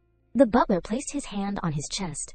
informing Skyla that Lady Karen, Duke Solly, and the Duchess have gone to inspect the neighboring territory. Skyla replied, "I see. I will greet them later then." A plate of cookies and a cup of hot tea were on the table. Skyla started to feel impatient. Why has not Landseer come out yet? She rested her chin on her hand, bored. Whenever I come, he will appear with instant teleportation magic. Rachel approached and asked her, "Lady, do you need anything else, Rachel?" Skyla turned to ask, "Where's Landseer?" Rachel lowered her head, answering fearfully, "I can't say that easily." Hearing this, Skyla anxiously slammed the table and stood up. "Has something happened to Landseer?" Rachel stammered. "That, the young master." And her next answer caused Skyla to widen her eyes in shock. "He is very sad." Skyla asked in confusion, "Sad? Why?" Rachel recounted what she knew. "I do not know either. The young master has always been gloomy since returning home." Skyla read the thoughts in her heart after the young master went to meet the lady. At this moment, Rachel was so scared she was trembling. "The young master has locked himself in his room. How should I explain this?" After knowing the thoughts in Rachel's heart, Skyla confirmed, "It is my fault." She suddenly stood up, crossing her arms and ordering Rachel, "Take me to Landseer. I will comfort him myself." This made Rachel extremely happy. "You will really do that?" Skyla sighed. "Landseer, you are very lucky to have such a kind servant." Rachel instructed her, "Please wait a moment." At this moment, Skyla was feeling extremely confused. How should I comfort him? Rachel leaned close to Landseer's door and called, "Young master." Just then, a strong tremor suddenly occurred, causing cracks to appear on the surrounding walls, with dirt and stones falling everywhere. Skyla thought warily, what is suddenly going on? Rachel was extremely worried, constantly knocking on the door. Young Master Landseer." A voice filled with anger rang out from inside the room. "Didn't I say not to come looking for me, Rachel?" After hearing that somewhat unfamiliar voice, Skyla started to feel suspicious. Is that really Landseer? She thought to herself, Landseer has no other merit besides being lively. At this moment, Landseer's door was broken down. Rachel was thrown backwards, falling to the ground. Her body trembled with fear. Skyla had also felt that fear from Rachel. "It is so scary." Rachel stammered, "Young master." At this moment, Rachel was thinking, what should I do if I get caught in the outburst of magic power and die? I was planning to finish saving up for the wedding and then marry Austin right away. After knowing Rachel's thoughts, Skyla widened her eyes in shock. Austin, the butler, when did that happen? She reminded herself, it is not the time to talk about this. Skyla helped Rachel up and approached Landseer's room. Loud shouts were still constantly ringing out from inside the room. Landseer said inside the room, "Don't come looking for me, huh?" Skyla raised her foot and started kicking the door in front of her. After using force to break the door, her feet also had many scratches. Landseer! Hearing someone call his name, Landseer suddenly froze. Skyla shouted loudly outside, "Open the door if you do not want to get beaten." Hearing her voice, Landseer approached, touching the door in front of him, calling back suspiciously, "Skyla." Skyla replied, "Yes." Skyla said, "Right now, besides me, who would want to be by your side while you are having an outburst?" She urged the person inside the room. "So, open the door, Landseer." The door opened a small crack at this moment. Landseer happily walked toward Skyla. He reached out to touch the cheek of the person in front of him, then gently called, "Skyla?" Landseer suddenly hugged Skyla tightly. Before her appearance, he still felt it was hard to believe. "Is that really you?" Landseer fearfully buried his head in Skyla's shoulder. "I am not hallucinating, am I?" He wondered, "Did I miss Skyla so much that I unconsciously summoned you?" Skyla thought to herself, whenever Landseer's emotions fluctuate intensely, there will be an outburst of magic power. It is rare for Landseer to be controlled by emotions, to the point that he can't control his magic, but at this moment Landseer was still holding Skyla tightly, seemingly not intending to let go. Landseer still felt it was hard to believe, so he asked again, Are you really Skyla Landseer during an outburst?" Skyla realized, only with me by his side, he can feel at peace again. Suddenly, Landseer made a proposal. "Skyla, let us be friends to get married."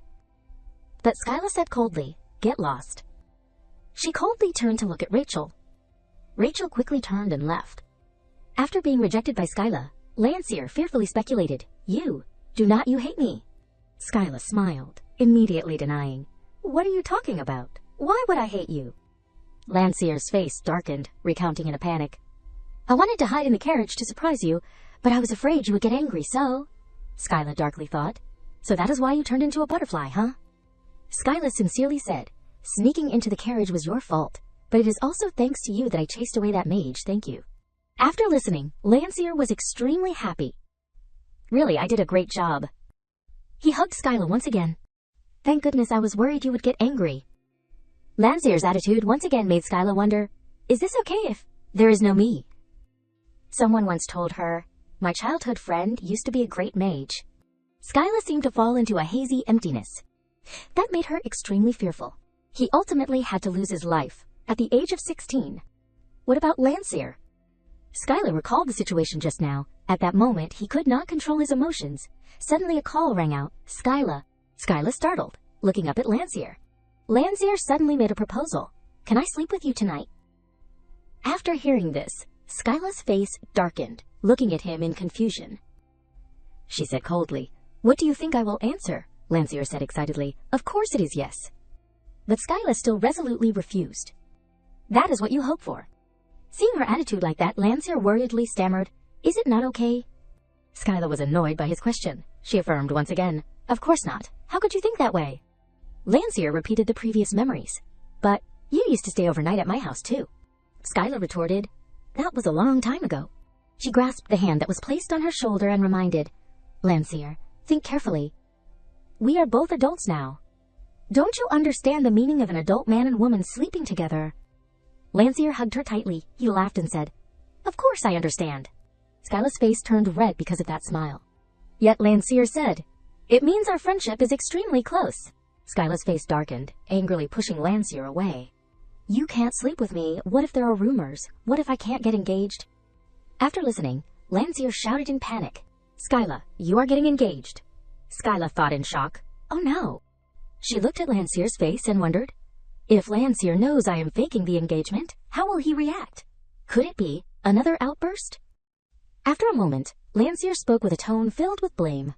Skyla, you set a date for the engagement ceremony without letting me know. Skyla quickly explained, no, it is not like that. Landseer suddenly grabbed her hand. He blushed, gently affirming, I will do a good job, Skyla. It seemed Landseer had misunderstood the person Skyla would get engaged to.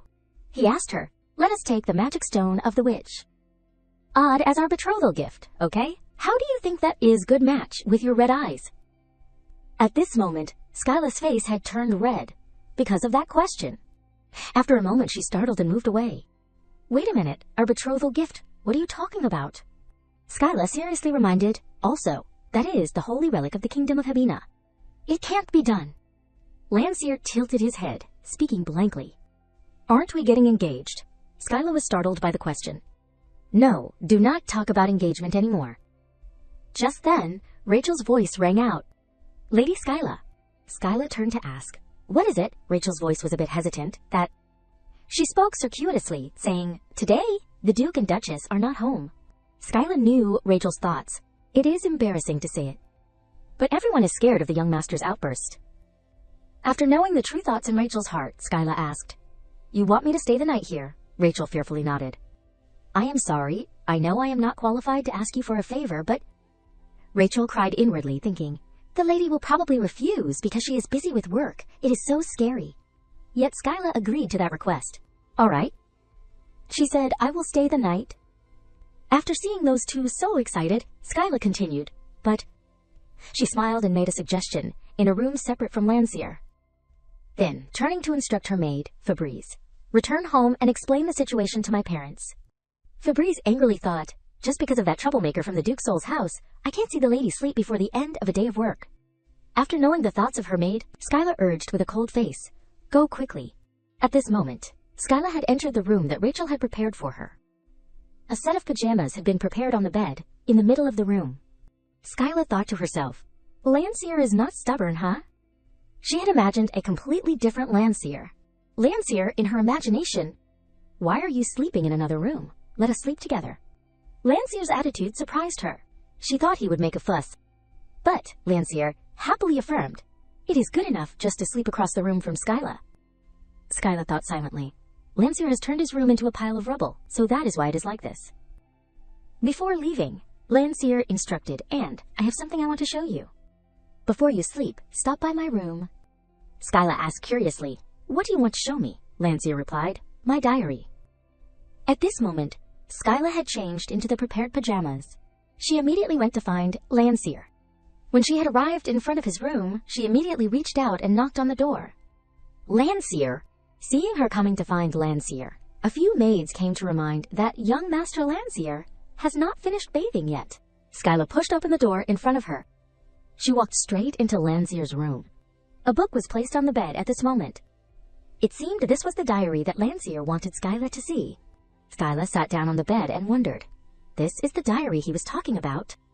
She immediately picked up the diary to read. In the diary, Landseer had written, Only I can read this. If you read it without permission, horns will grow on your butt. After reading this, Skyla had to exclaim, Cute. The first page of the diary had written, December 31st, 8:15. According to the royal calendar, today is the first time I confessed to Skyla.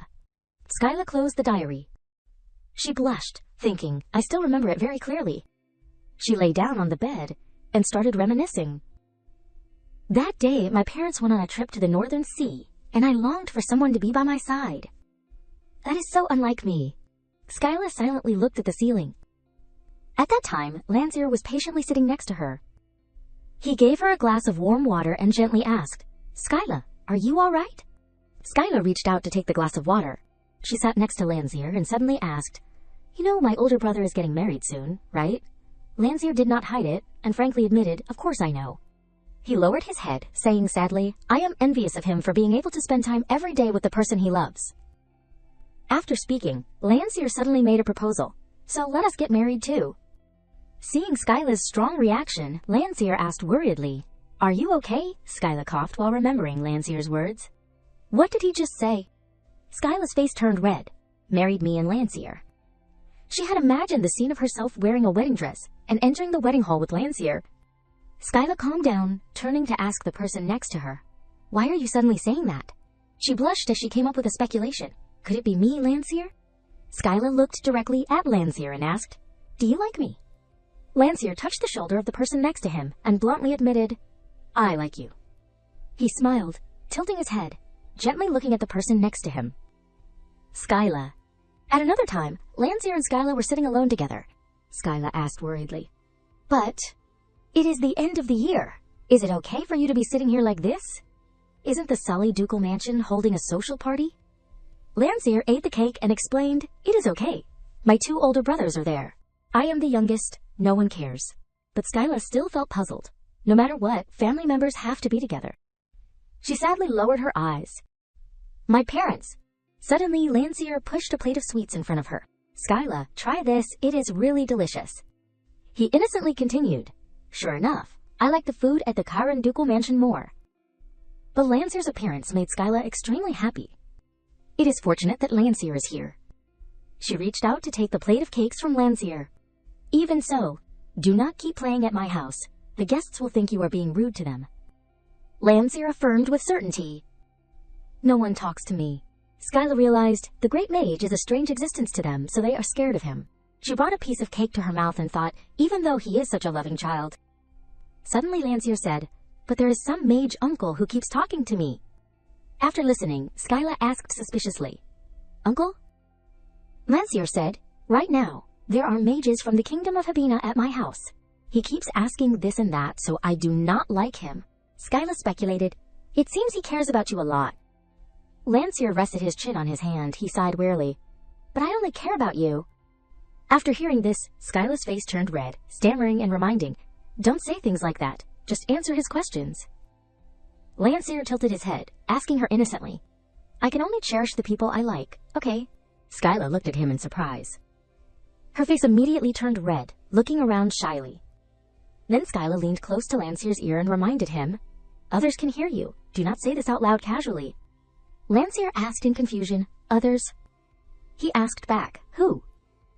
Skyla acted mysteriously and instructed, You can only say that when it is just the 2 of us. Landseer asked blankly again, I can only say I like you when it is just the 2 of us. Skyla seemed to want to say something. After waking up from those memories, Skyla smiled happily. So many years have passed since then. She wearily supported her forehead, but after meeting the mage from Hibina that Landseer mentioned, everything changed. Skyla felt extremely heartbroken for what Landseer had to endure, to the point that Landseer used to feel hurt. Now he is used to this. Suddenly her eyes widened, staring blankly to the side. Landseer was wearing pajamas, not knowing when he had been standing next to the bed. He asked Skyla in surprise, "Are you going to sleep now?" A drop of water suddenly dripped down from Landseer's still wet hair. That drop of water rolled down Landseer's exposed chest muscles. Skyla stared blankly at the scene before her. She stared at Landseer's exposed abs. Seeing her staring at him, Landseer called, "Skyla?" Skyla's face immediately turned as red as a tomato.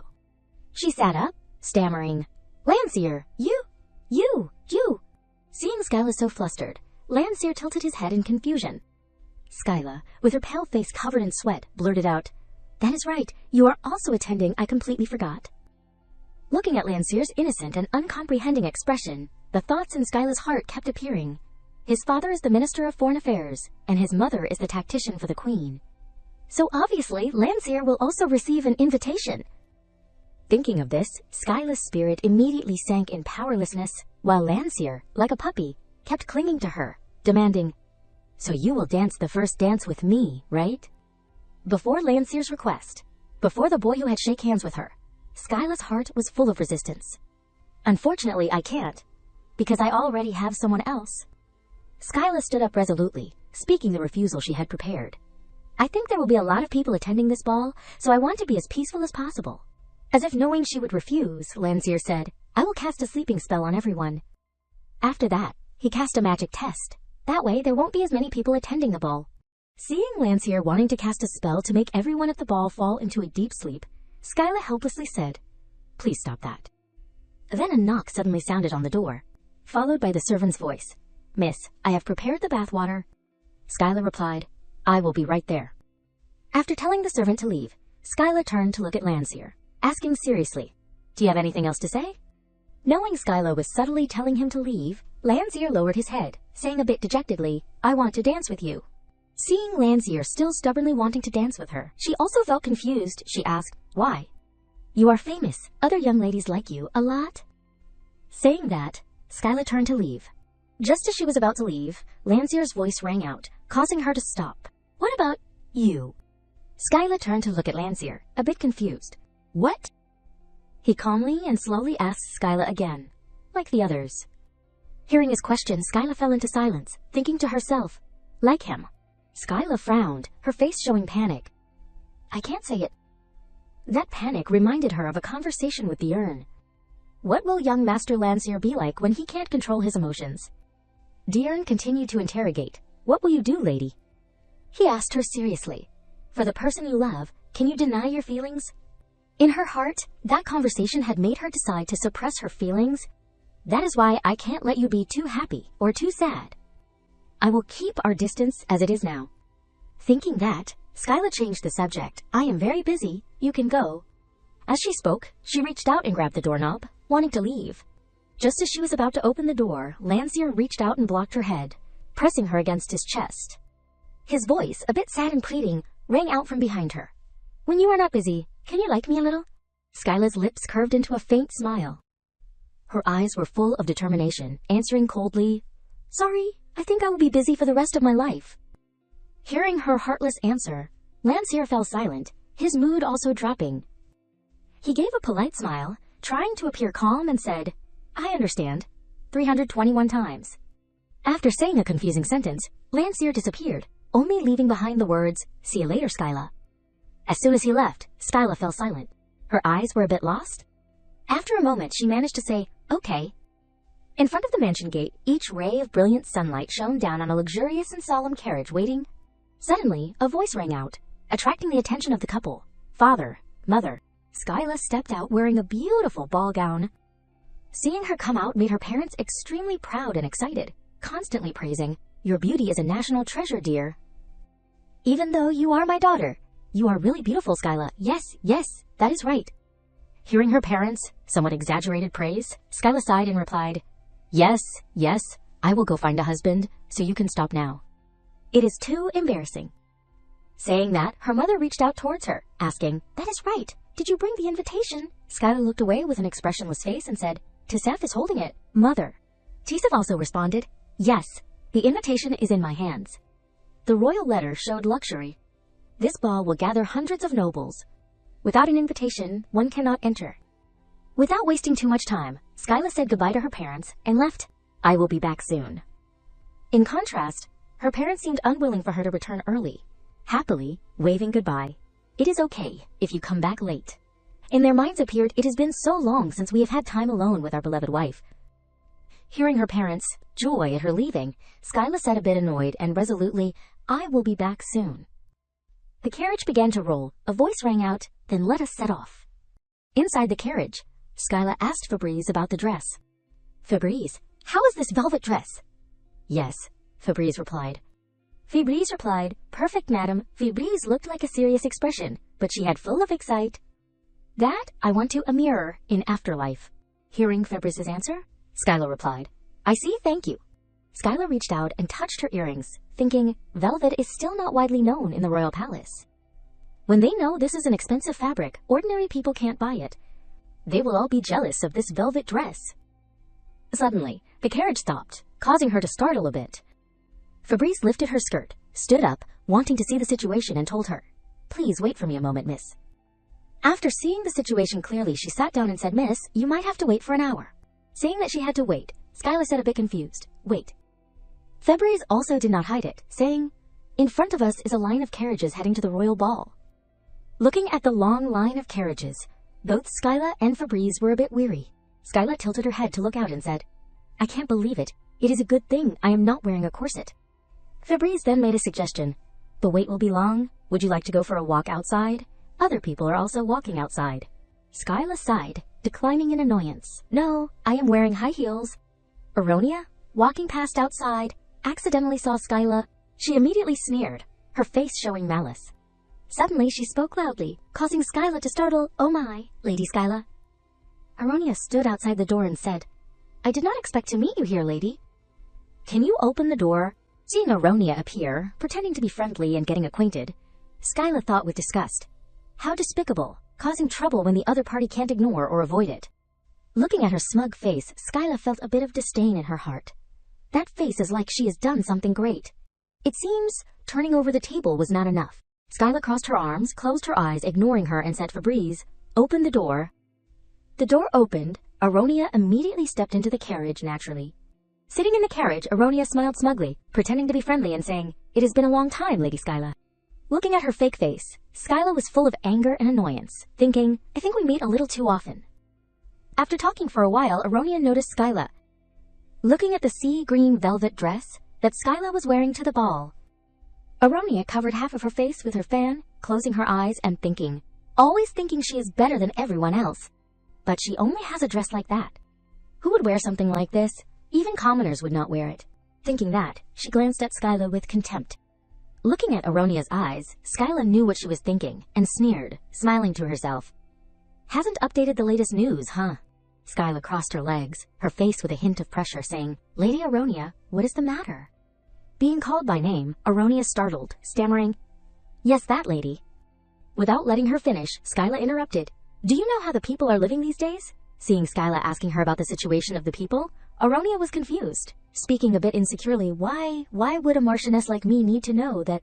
Hearing her say that, Skyla was immediately angry, her voice also becoming sharper, instead of happily laughing and playing at home. Why not try spending time understanding the lives of the people? Being scolded like that, Aronia pursed her lips, looking at Skyla uncomfortably. Aronia thought herself noble, so why do I need to understand? THSE, dirty commoners. Skyla smiled faintly and replied, Because you are wearing clothes just like those dirty commoners.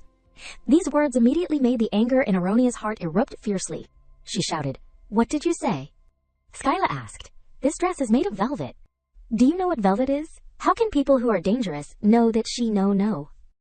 She said, Of course. I know that. But inside she said, What is velvet? Skyla was very happy at this ignorant yet knowledgeable appearance of Aronia, so she continued, Then you must also know clearly, a dress costs about 100,000 francs. As soon as Aronia heard the price, she immediately widened her eyes, even unconsciously blurting out 100,000. Although she only said that accidentally, it was her thoughts that made Skyla's head hurt. That dress is worth the average monthly income of the entire family. What is it? What is that? For Skyla, that voices make her bored, noisy, so Skyla said to get off the carriage, now. Good see you. Then Aronia has fall down, come out the carriage, full of angry at Skyla. After come out from carriage, Skyla can see her back. She pulled up the car to observe the situation. When she saw her back going away, she just feels easy. Now she go. Aronia as if see her look at her back. Then she turn her head and make her smile. Skyla feels unhappy, but she still watch Aronia with the cold eyes, no special feeling. Skyla can't listen clearly. Then Skyla turned her head and said, What do you said? Skyla can see Tisef searching, she asked. Lost the ticket again. Tisef feels scared, and said I remember that I keep at my clothes. Tisef explain. I feel so hot and take it out, maybe it is fall. After listen, Skyla close her eyes. The thought in Skyla move so fast and find the answer, that must Aronia Skyla can do with the situation. She command Febri, open the door, then Febri act her command, yes. She see to Sutter, Skyla said. So sorry to made all of you wait too long. They saw Skyla, they red face and get noseblood, to beautify. Before they return, Skyla also said, look like the driver lost my ticket. Can I said name with the label logo. They were trained and calmed down very fast. So sorry, we can't. This command can let her Oangsik go up higher, she said it. Look, like I know. Skyla support her hand and think, today son of the king want to said I love her with the movie scene. After a few things, Skyla only said, at first we can lead. Skyla eye open wider. Why the car not move? Skyla check out and see the familiar, Artisina. Now she know someone stopped the car. Then she only said, what you want? Artisina smile few second. As the king magic I lead all car in and out. But he said, I fall in you, all my life go. She smile, so small, and said find someone can said. She stare at Artisina and command, magic Artisina, let me go into palace. He confused and said yes, at that times he think, command. When she said, it means you have something on my hand. She said to the world, don't say again. She is think the point is so important, Artisina smile and support to her hand, hard, that is your job. His face turned red and said, you are too over. But mouth is like, and she also listened the thought. I was be more trach at you, Skyla hard, then she confused why more. Like, Artisina command them, all of Sauter can open the label Kyrune. Now, this time, everyone feel confused and say magic. Someone said, are you fight king? At this land, if you are not be with us, you gonna die. Skyla worry, was maggot kick with kingdom, but she not tell, and silent and listen them. I can lead, open the door, he said and angry. Now he give the order, and he said follow her command and I will lead her. This time, you own me. Then he blink his eyes, do you want to dance at hall? Skyla slant. Her eye told her to be confident. If you think that your game good enough, then try to lead other people. The car moved to come and pulse. She come into long door, Skyla alone to the beauty. And she can listen, others said Skyla. She turns she the name then she feels worry, that Landseer. See, he only, Skyla to ask him. Did you not be with your family? Why, you only the one. He also smile. I have wait for you. Landseer, count the time. And then he said, I have wait for you to be 5 hours, Skyla thinks. Wow, 5 hours. Skyla with a serious face, do not waste too many time. Did you not boring? Landseer smiled at eye level. Not as long as think about you. After that, he to ask her hand, let him take you in, then he turn red. Then Skyla put the hand on his hand, she think he have wait so long, and this true. Then two had into hall. At beauty everyone come and talk. Skyla and Landseer had joined in and be watched by people, to beauty in now. Slow, the show from new couple this time. She around all girls, and look, the cloth, she said all people want to see this cloth is okay. Skyla, face to her partner. I do not said any. She see what he do what? She make the command first. Okay, Skyla cough and ask, Landseer, can you said something what you want? See her, ask fast, light and smile, he said. I like you after that, Skyla said. Not that. She finally can't do and ask today, do I beautify the most than every day? He care her, and said Skyla. His hand put over hair. You always beautify. He fast close to her. Do you want to listen more? How much you want me to, said she is so cool now. Just as he stroked her long hair, this time Skyla could only react. She thought, wait, why is he getting so close? Everyone all watch. What, Udu? When she worry, Landseer stopped and got it, then said, look. The worm on your hair. I know this is wrong, but I get this. Before you close call, make it be like that. I have close mind. Did she love that? She get all memory, but in here. Skyla sad face do that. I do all of thing for you. Why this come to me? He get all of his face to worry about her. Skyla act to be okay, but voice told, oh great Skyla. The name said to her, it was Ironia, smile fake one at the face, then said, you get here too late. She hate it, so Mach said that I can't be this. In her brain, Aronia hate it, she say, normal you do not show out why you face in from of. Have Lancer you show your all. Skyla confused why she so hate it. She does not wants to take her time. Then she take his arm with him. Let us go, Lancer. Not that easy, Aronia can let you live, she said with hard. Wait for us. Skyla look, and sad. I have no need to say that. But Aronia forced to be good person. I am worried to you, that yai, late? She think for other thing, and smile that make fun. Ah, you lost the dance. Skyla coughed with smile too. In her head, Aronia hate about that. She is work too hard. Did know that. Skyla said smile. She is no now will. Be the one want you to win the show, Skyla, sad smile. Skyla said, now I'm here too. But, you be with title you have you not need to show ticket? She think, lie, sorry. Aronia big eye, and not say, I think. You know that? That title is your side. She also now sad, said that Skyla you say no think this. But when she forced to touch him, Landseer lead front said lady. He said this word, with hard can not watch. Skyla was very uncomfortable with that young lady. His words, showing no consideration for anyone, immediately made Aronia hold on to the person, babbling. In Landseer's eyes, which were once filled with laughter, now only warning and coldness remained, immediately kicking her out of Skyla's sight. His firm attitude not only stunned Aronia, but also scared the two young ladies following her. In the end, Aronia and her group could only leave with gloomy faces. At this time, Skyla was still stunned by his appearance just now. She hesitantly called out, Landseer.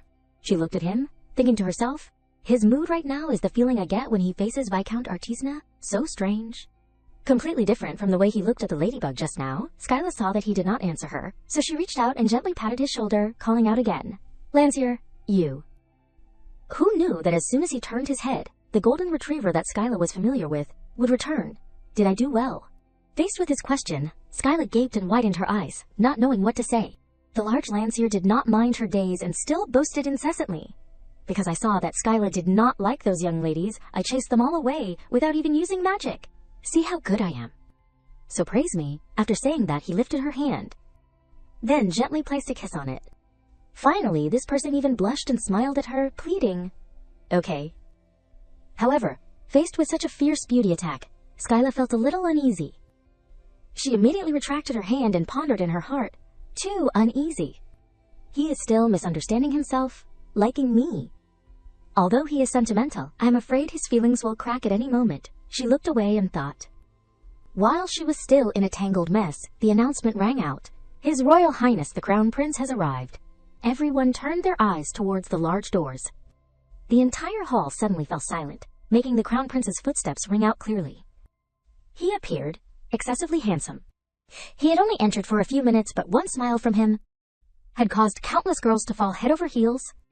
Even one of them literally fell over. A young lady beside her immediately panicked. Hey, do not faint in front of the Crown Prince's beauty. Skyla thought helplessly. Don't overdo it to the point of fainting. Seeing that she seemed to be thinking about something, Landseer asked from the side, what is wrong? The beauty attack came too suddenly, catching her off guard. Skyla immediately turned her face away and replied, nothing. But in her heart she thought, who knew I would think he was more handsome? Just as the two were talking, the Crown Prince's voice suddenly echoed throughout the hall. Where's Lady Skyla? As soon as he finished speaking, our eyes met. The Crown Prince smiled brightly like the summer sun. Skyla thought in a panic, he called my name directly, or am I imagining things? and then his next action made Skyla scream inwardly, "No, do not come over here." At the same time, the inner voices of the surrounding onlookers also fell into her ears.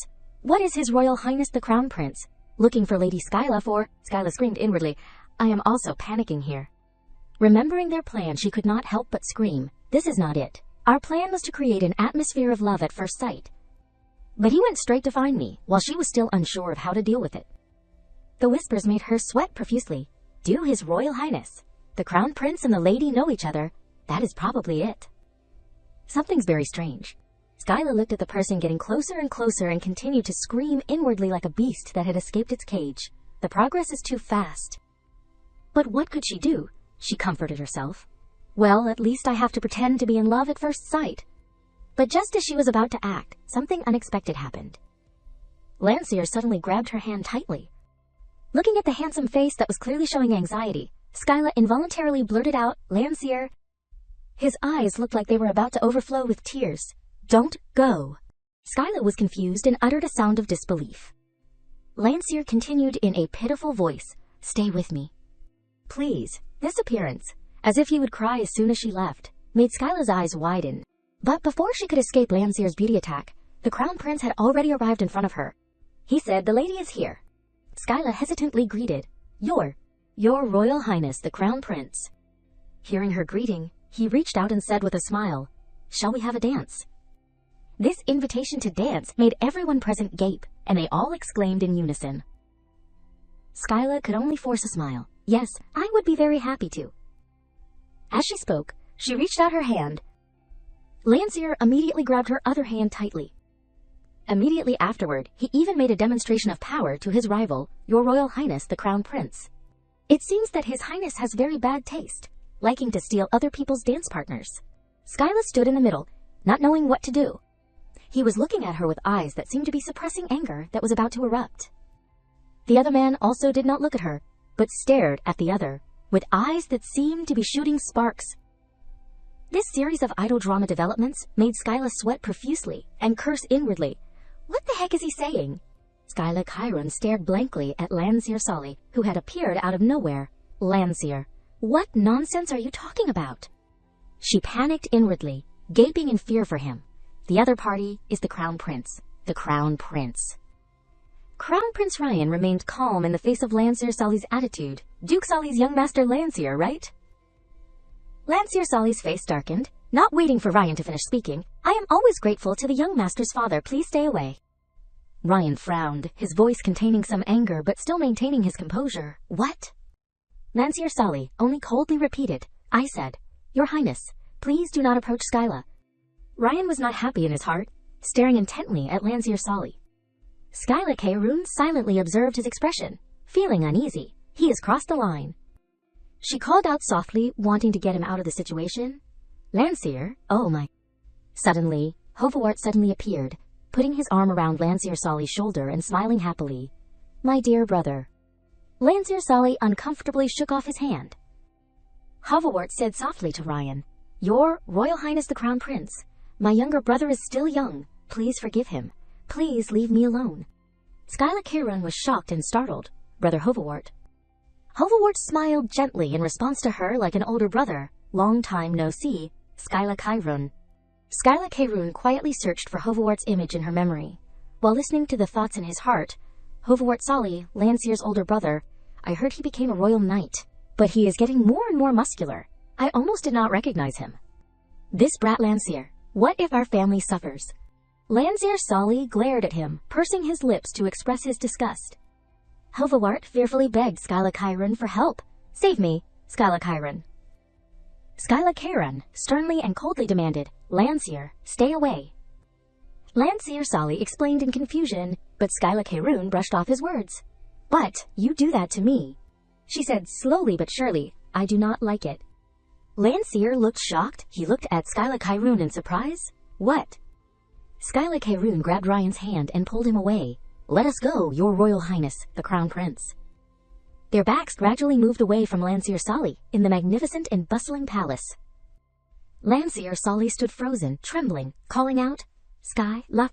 The musicians prepare. The dance music starts to play. Skyla Chiron and Ryan dance together under the exquisitely designed palace dome. The conductor gracefully directed the orchestra, smiling in satisfaction. Ryan looked at Skyla Karoon tenderly. She gently placed her hand on his, looking up at him. Ryan smiled skillfully and praised Skyla Karoon. I heard that the lady's dancing skills are very bad. She asked back, who said that? She narrowed her eyes and smiled, hiding her expression. The lady's friends. The two of you are perfectly matched, but it seems that I misheard. Ryan quietly put his hand on Skyla Karoon's waist to support her. Because the lady has no friends. The girls standing outside were either praising or glaring with envy. Who on earth made the dress that Lady Karoon is wearing? Ryan took Skyla Karoon's hand and spun her around. It seems that there is no need to wear a corset, and the design brings out an elegant temperament. Aronia frowned as she looked at the two of them while everyone around her was still praising. Let us try asking about the material of Lady Karoon's dress. I hope the first dance ends quickly. Ryan and Skyla Karoon seemed to be unaware of the movements around them, holding hands and dancing. Skyla Karoon could not stop worrying about Lancier Solly. Is Lancier okay? I did not hear the sound of breaking, so his magic should not have erupted. Ryan noticed that Skyla Karoon was absent-minded. Lady Skyla Karoon. He questioned softly, but still maintained a gentle smile. Are you busy thinking about another man? Am I not charming enough? Skyla Karoon explained in confusion. Another man? I am honored to be dancing like this. Ryan just smiled meaningfully. He smiled foolishly as if nothing had happened. Is that so? But I think you lied when you said the lady does not have friends. But immediately afterward, Ryan glanced at another place, his face calm. Young Master Lancier is so angry that he wants to burst into flames. Skyla Karoon soothed Ryan gently, speaking up for Lancier Solly. Lancier said something wrong to your highness. I apologize to you on his behalf. Ryan was puzzled. Young Master Lancier is the one who made the mistake. Why is the lady the one apologizing? She smiled gently and replied, because he is my friend. Ryan looked at her in amazement, his eyes filled with unspoken words. I do not want to complicate things, Lady Skyla, probably, but if things become complicated, it is for another reason. Not Lancier, Skyla Karoon asked back. Another reason. She said what was on her mind. Didn't your highness come to me as soon as you arrived at the venue? Because your highness has absolutely no relationship with me. The other nobles are suspecting us. Ryan listened to Skyla Karoon's question in amazement. At least, you should turn your eyes to the other young ladies, Crown Prince. As soon as Skyla Karoon stopped, Ryan sighed in his heart. It is so fun to just talk like this. It is the first time I have had this feeling. Skyla Karoon was shocked. The Crown Prince's thoughts. Her gaze caught Ryan off guard, and he stepped on her dress. Skyla Karoon rolled her eyes and fell on Ryan, and he slid backwards. She lay on top of him in the magnificent palace. Skyla Karoon sat up, rubbing her head in pain, because I could not hear his thoughts. I thought he was as special as Lancier. Ryan lay under her and spoke quietly. The rumors about the lady's bad dancing skills seemed to be true. Skyla Karoon then looked at Ryan's hand, which was raised. He was still very handsome, even when he fell, smiling and reminding her, it is really embarrassing to stop dancing like this. Skyla Karoon hurriedly lifted her hand that was pressing on Ryan's chest and said loudly in a flustered voice, I am sorry. I was just surprised when I suddenly heard his thoughts. Ryan then gently put his hand around her waist to comfort her. Don't worry, as I said, I have a disease that makes me fall easily, but... He sat up gently, his face close to Skyla Karoon's, and said casually, what should I do? Everyone is watching. Will they believe that we really fell in love at first sight? Everyone around them blushed and looked at them. It looks like the lady fell in love with me first.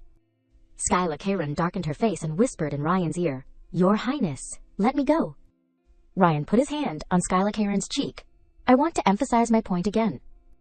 He said gently, I do not want to complicate things, and I like the lady. His low voice rang out, sincerely. Skyla Karoon froze and rolled her eyes, staring blankly at Ryan stroking her lips. He smiled as if he had not done anything big. The two of them looked at each other in the midst of the bustling crowd. Suddenly, Ryan burst out laughing at her attitude. He laughed so hard that tears came out of his eyes. Ryan quickly regained his calm appearance, stood up and reached out to Skyla Karoon. How dare the lady make that expression at me? Does the lady not like me? Skyla Karoon was not afraid of offending Ryan, and said frankly, I am sorry, but my standards are quite high. The two of them took each other's hands again, and Ryan helped her up. To end it, he gently placed his lips on the back of her hand. Ryan smiled gently at her. I am very happy to have danced with the lady. Skyla Karoon gently pulled her hand out of his. She bowed slightly to thank Ryan, and he also bowed, putting his hand in front of his chest to maintain etiquette. I will contact the Duke's family directly, yes. Skylar Caron quietly watched him leave. She pondered and scratched her hand. Immediately afterward, a boy's voice rang out, seeming shy and stammering. Lady Skylar Caron. A boy with chestnut hair quietly approached her. Skylar Caron glanced over warily. It is starting again. She completely guessed the evil thoughts of the group behind the young man. Someone must have instigated him to try to invite Lady Caron to dance. Skylar Caron bowed her head and pondered. Wanting to make me a laughingstock for entertainment. How dare they? The young man slowly reached out his hand to express his intention. Lady Skylar Caron, would you dance with me? Skylar Caron coldly interrupted. I refuse. He was splashed with a bucket of cold water, frozen. Why? A man like me is not bad. Why would you refuse immediately? Skylar Caron reached out to play with her hair, her eyes indifferent, replying arrogantly, because His Royal Highness, the Crown Prince, does not like it. The young man immediately trembled with fear. The two of them stood frozen, looking at each other amidst the whispers of everyone. I know, it is not a coincidence that the Crown Prince chose me as the opening dance partner. He would rather officially announce it than let others suspect. The other girls ran over with their skirts, surrounding Skylar Caron with sparkling eyes. Lady Skylar Caron, the dance with the Crown Prince just now was very beautiful. She stiffened at their enthusiasm and what is going on again? On the surface, they were flattering and ingratiating, but inside, they were secretly taking advantage of Skylar Caron. If possible, would the lady like to have tea with us? His Royal Highness the Crown Prince especially cherishes Lady Skylar Caron, right? She looked at them calmly. Since when, and how? Outside the palace, the night silently enveloped the sky, and the moonlight and lights created a poetic scene. Skylar Caron leaned against the balcony, with Cainip beside her. Thank you, Viscount. Cainip stared at her silently. Skylar Caron was puzzled. Why are you looking at me with that expression? He chuckled, his golden eyes flashing with gentleness. Skylar Caron heard the voice in her heart again. The beauty is too beautiful. He turned his face away shyly, hiding his blushing cheeks. You are even more beautiful today. Normally the lady would have grabbed my collar and punched me. Cainip put his hand on the railing and squeezed it silently. But now, you are so gentle, so I am confused. He cleared his throat, trying to focus more on his main goal. Anyway, I really have something to say to the lady. I must prevent her from revealing my identity. Skylar Caron seemed to have foreseen what he was going to say, although it was actually because she had read his mind. Don't worry, I won't tell anyone about the Viscount's secret. I swear on the honor of the Caron Duke's family. Cainip stared at her with wide eyes in shock. Why? She just smiled and leaned against the railing again. Or do you want me to tell everyone? Cainip glanced away in confusion. It is not like that. Under the sky with brilliant fireworks, no one said a word. Skylar Caron quietly glanced at him, wondering at Cainip's reaction, confused, too complicated thoughts. Skylar Caron looked at Cainip coldly, without saying a word. He did not seem to notice the abnormality, and smiled calmly. Skylar Caron crossed her arms in front of her chest. Viscount Ardacina. She reminded him coldly, Is Lady Caron? Skylar Caron completely shed her gentle appearance, her eyes becoming sharp. Didn't I say to find someone else if you want to play tricks? Cainip avoided her eyes guiltily. Skylar Caron maintained a cold and distant attitude, looking at Cainip. He is the one who threatened me. There is no way I would feel sincerity from this person. Cainip stepped back shyly. Yes, I was rude. Skylar Caron unconsciously compared him with Lancier Solly, withdrawing so quickly. If it was Lancier, I would have to coax him for a long time before he would stop. She suddenly widened her eyes, as if suddenly remembering something. She stared at Cainip's lemon-colored pupils. Looking again, he has rare eye color in the Empire. Cainip noticed Skylar Caron's eyes and smiled happily. Does the lady like my face? She quickly explained. It is just the first time I have seen eye color like yours. Cainip took the opportunity to get closer to Skylar Caron. Is that so? Then can you come closer and take a closer look? She rolled her eyes and sighed inwardly. So that is it, not the type to withdraw quickly. Looking at Cainip's boasting demeanor, Skylar Caron was speechless. Even more intense than Lancier, a person who does not know how to yield. She closed her eyes, turned and left. If there is nothing else to say, I will go first. Cainip replied in surprise, yes. He chased after her shamelessly, not hiding his thoughts of trying to keep her. The lady's going back to the ballroom. How are you going to deal with those noble ladies? Skylar Caron completely ignored him. Goodbye. Cainip boasted arrogantly. I am a mage. It seems the lady has forgotten. I can send the lady to my carriage. Skyla Chiron stood still, as if convinced. She demanded domineeringly, "Then forget about the carriage. Take me back to the Karen Duke's mansion." Canip could not help but be startled. "Yes." Skyla Chiron glared at him, her expression indifferent.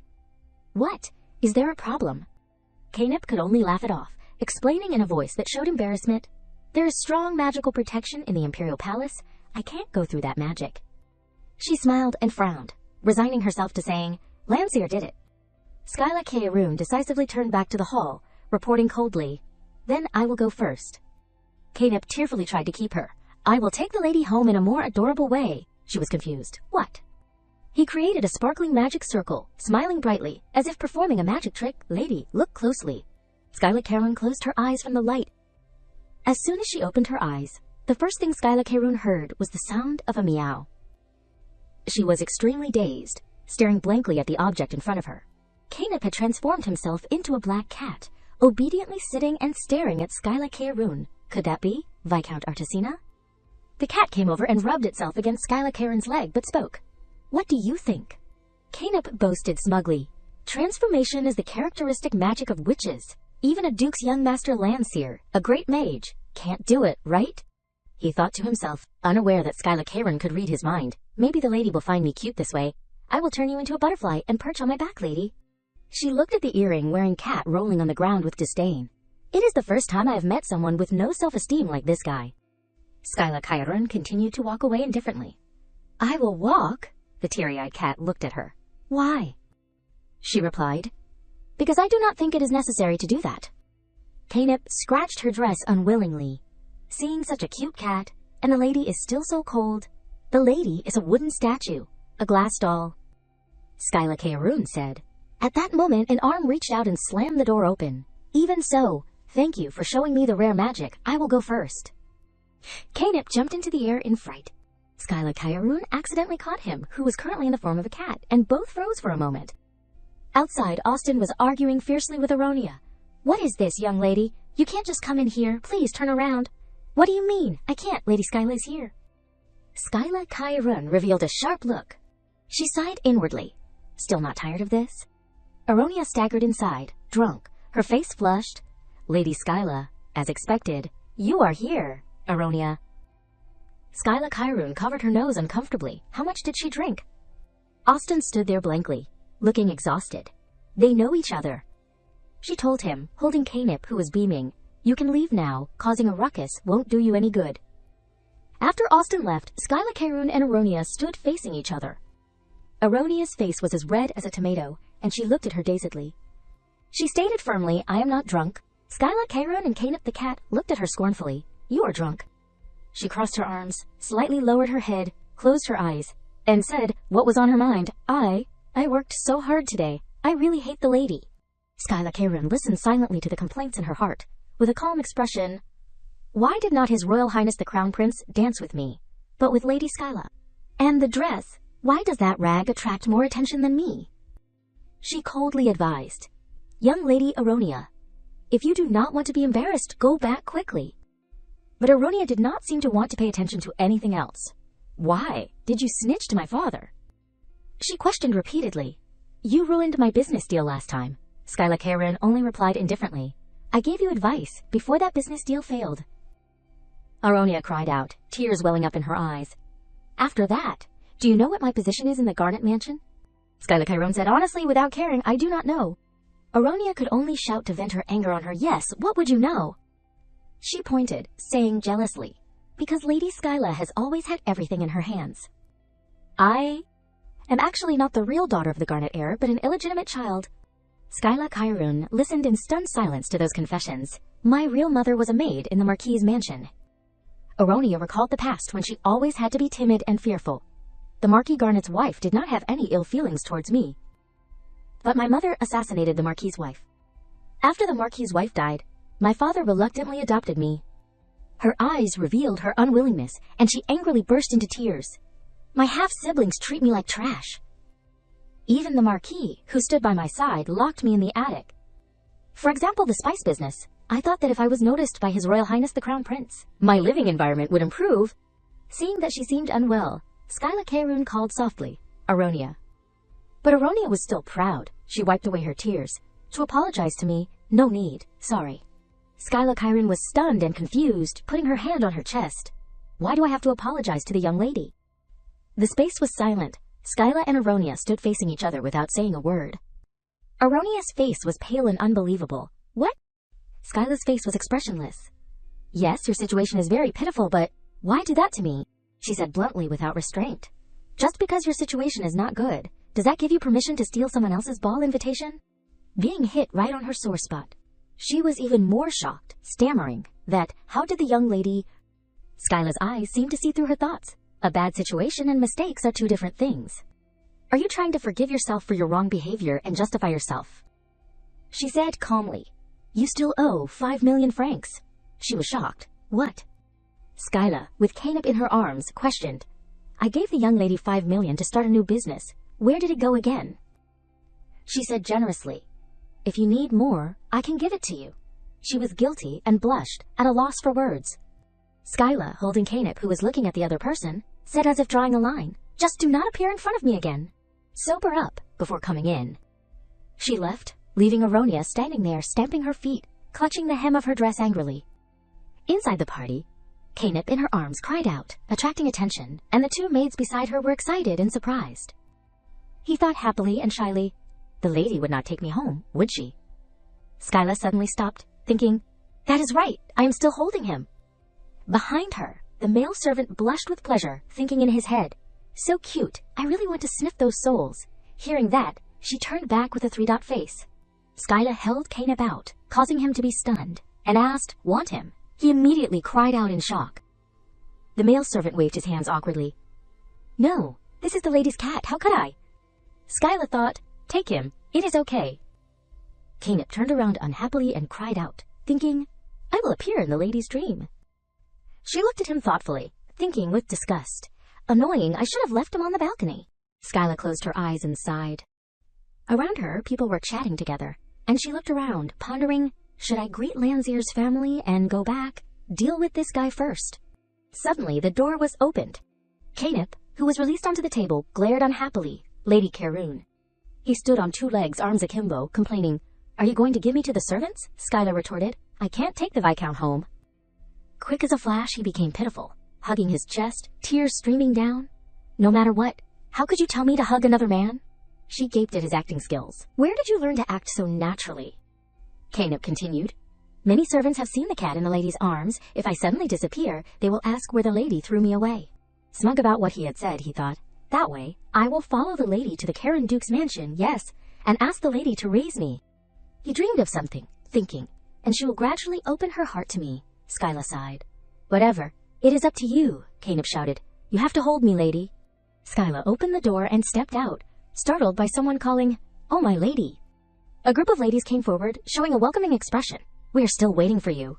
Skyla paled. The group of ladies suddenly recoiled in a panic. Canop frowned and threatened. Skyla turned and left. My cat is quite sensitive. I will go first. Canop spoke. Lady, wait.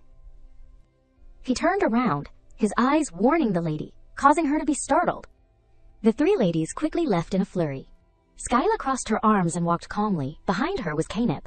His face looked as if waiting to be praised. How was it? Did I do well? She turned around and smiled lightly in her mind. Yes, it was useful.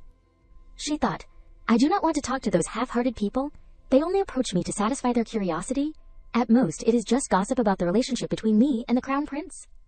Skyla's eyes shifted, thinking, I hate wasting time on such things. Skyla put her hands on her hips and looked around, secretly searching. Where did Lancier go? In front of her, Artberry was praising. Wasn't young Master Lancier great? She was startled and turned around sharply, her eyes wide. The girl asked shyly, should I ask him to dance with me? Skyla thought. Lancier? The lady standing next to Artberry sighed. Are you sober? Young Master Lancier is famous for not dancing with anyone. Artberry shyly daydreamed, maybe he is sitting alone by the window. Is not that very pitiful? Skyla suddenly froze. She stepped forward, thinking, go ask her one last time where Lancier is. Artberry suddenly exclaimed indignantly, Lady Skyla is really too much all this time. She has been playing with young Master Lancier like that. Now she has switched to His Royal Highness the Crown Prince. Skyla was stunned and motionless upon hearing this. The girl continued non-stop, Lady Skyla is not a good person at all. The lady beside her noticed that her face was pale and changed color. Skyla's whole body exuded a dark aura, and Artberry spoke more and more vigorously. How much has young Master Landseer been hurt? The lady grew more and more stuttering, stopping her. Artberry. The girl reached out to wipe away invisible tears, appearing as if she was doing something noble. Only I can heal young Master Landseer's wounds. Skyla spoke from behind with a mocking face. If you want to find a man to heal wounds, why do not you work in a hospital? Artberry was startled and turned around, shouting, Lady! She was silent in response. The girl lowered her head and apologized, stammering, I am sorry. I did not know the lady was here, so I made a mistake. Skyla's face was stern. Even if I am not here, you are not allowed to talk nonsense. In her head, she understood a little of how the upper class viewed her and Landseer. Another scene appeared. Two contrasting figures. Me, a heartless villain, and young Master Landseer, suffering for love. She cursed in her head. I was the one who was rejected from the start. Skyla stepped forward and asked, Where did you see Landseer? Artberry was startled. Yes. She repeated, I heard you say he was sitting by the window. The girl was flustered and trembling. Skyla smiled threateningly with impatience. While I am still talking nicely, can you take me there? While walking, she suddenly realized something. Little Landseer was sitting in a corner like a flower, and she thought, he looks so lonely. Skyla wondered pensively, is it because of me? Suddenly a call pulled her back. Skyla. She turned to look in that direction. Hovawart waved happily. Oh, it is Skyla. Hovawart greeted. Long time no see. It was a bit chaotic earlier. Skyla looked up lightly. Have you been doing well, Brother Hovawart? He reached out his hand. It has been a long time. Let us shake hands. She was suddenly stunned. She recalled the scene of playing together as a child with her, Hovawart and Landseer, thinking, why shake hands? I have seen enough bad scenes since I was little.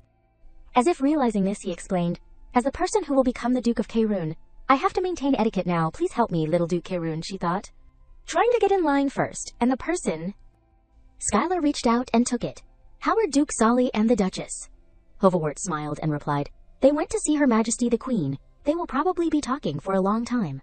Hearing this, she thought in her head, I won't be able to greet them today. The two of them walked towards Landseer, and she called, Landseer. Landseer was dejected and did not bother to respond. He looked up, his face extremely aggrieved. Skyla? She froze at the sight before her. She looked into his sad eyes, thinking, Landseer. Skyla sighed. Why that face? Are you in a bad mood? He replied, I do not know. She was confused. Don't know what? Landseer drooped even more, hanging his head. I also do not know why. I do not know. Hovawart cleared his throat behind him, looking thoughtful. He leaned close to her ear and said, he is saying that if it is not you, he won't dance. Hovawart gave a look. I do not know what happened, but look at him. That is what Landseer is originally like. Skyla was silent. A pair of cat paws suddenly placed on her feet. Canip cried out adorably, and Hovawart exclaimed, Oh my god, where did this cute cat come from? He sat down excitedly. Oh, little kitty, let me pet you. Canip, with a disgusted face, cursed in his head, get lost. Hovawart reached out to pet him, but Canip avoided him with disgust. He swung his claws and scratched his hand hard. Hovawart looked at the red scratch in horror. He recalled when he invited someone to dance. Would the young lady like to dance with me? That young lady, with an unwilling expression, remained silent, rejected from dancing. Canip's disgusted face appeared. Now he is rejected by a cat. He was mentally exhausted. Hovawart closed his eyes tightly and shed a tear of grief. I am going to go drink. He left listlessly, leaving Skyla silently looking down. She reflected on his words. Is that what Landseer is originally like? The image of him smiling brightly appeared, and she thought, I have to rely on that statement. Skyla was immersed in thought, standing still and motionless. Landseer suddenly looked up and called, Skyla? He looked directly into her eyes and suggested, dance with me. She was confused. Why? Suddenly, he stood up. You danced with His Royal Highness, the Crown Prince, just now. Landseer stood straight, his eyes looking towards her. So, can you dance with me this time? Both stood facing each other, their eyes looking directly at each other. Skyla suddenly turned her face away, her face flustered. Landseer called out again, Skyla. Before he could say anything more, she grabbed his hand. Let us go home. He was pulled by her unexpectedly. Go home. Now, Skyla's face was determined. Yes, your hands are as cold as ice. If this continues, you will catch a cold. Hearing this, he suddenly stopped. Lancier asked, Aren't you dancing? Skyla turned around and affirmed, Yeah, no. He suddenly lowered his head slightly, his mouth about to say something. Lancier's face was full of disappointment. Did I do something wrong? Because I demanded to follow you to the tea party at the Garnet Marquis' mansion, or because I hid in the carriage, or because I avoided your eyes, or... Before those pressing words, Skyla was flustered and silent. She hurriedly denied, It is not any of those. Lancier patted his chest in confusion. Then why? She lowered her body in distress. Skyla clenched her hands in front of her chest. We. Her face was pained. Our friends. Her whole body seemed to shatter. Yes, friends. Skyla explained, Dancing is an action reserved for lovers, he questioned. So you and His Royal Highness the Crown Prince are lovers. Skyla hugged her arms and lowered her head. We are not. She continued, But His Royal Highness the Crown Prince cares about me, so he invited me to dance. He stood still upon hearing that. Skyla was suddenly startled and panicked. Lancier shed tears. Even if I am foolish, I still know that dancing is something only for couples in love. Her face was gradually blurred by tears. I like you, Skyla. Do not leave me, please.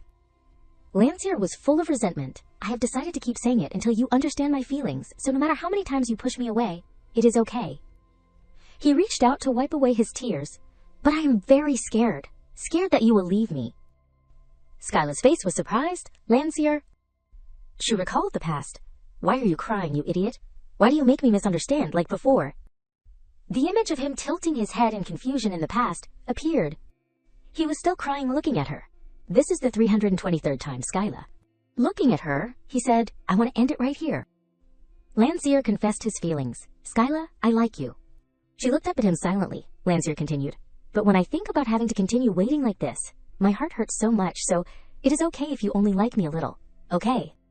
Skyla pondered. I was going to reject him as always, because Lancier does not know the meaning of his own words. She lowered her face, and the image of him with a radiant smile kept appearing. Lancier. Her face looked as if she was about to cry, she thought. Now I am not as easily fooled as before, but the feelings that I have poured in all these years.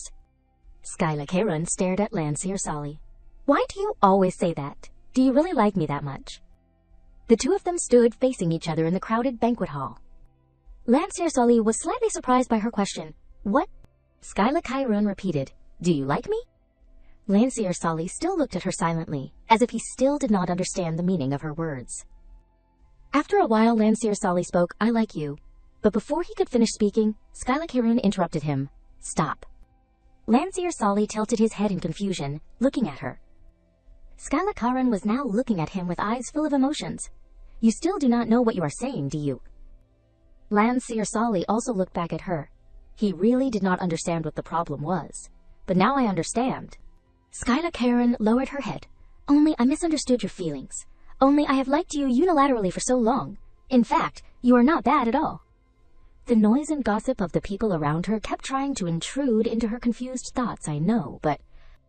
Skyla Karun suddenly remembered what Diurn had said to her. Lady, Skyla, for the person you love, are you willing to give up your own love? Lancier Solly on the opposite side suddenly spoke after a silence. I like you, because that is what I want. Even if you do not accept it, I will always like you. The entire hall suddenly became quiet. Lancier Solly slowly walked towards her. Because you do not like me, so now I won't confess anymore, but... He smiled sincerely and said to Skyla Karun, Sometime you change your mind, please ask me to confess to you for the 324th time. She looked up and stared at Lancier. Solly, maybe that liking of yours is real. Skyla Karun took a step back slightly, but... She turned to leave. I do not believe he likes me. And really, Skyla Karun just left like that, because if the first person he relied on was someone else, then he would probably like that person now, not her. Skyla Karun said coldly, I am going home first.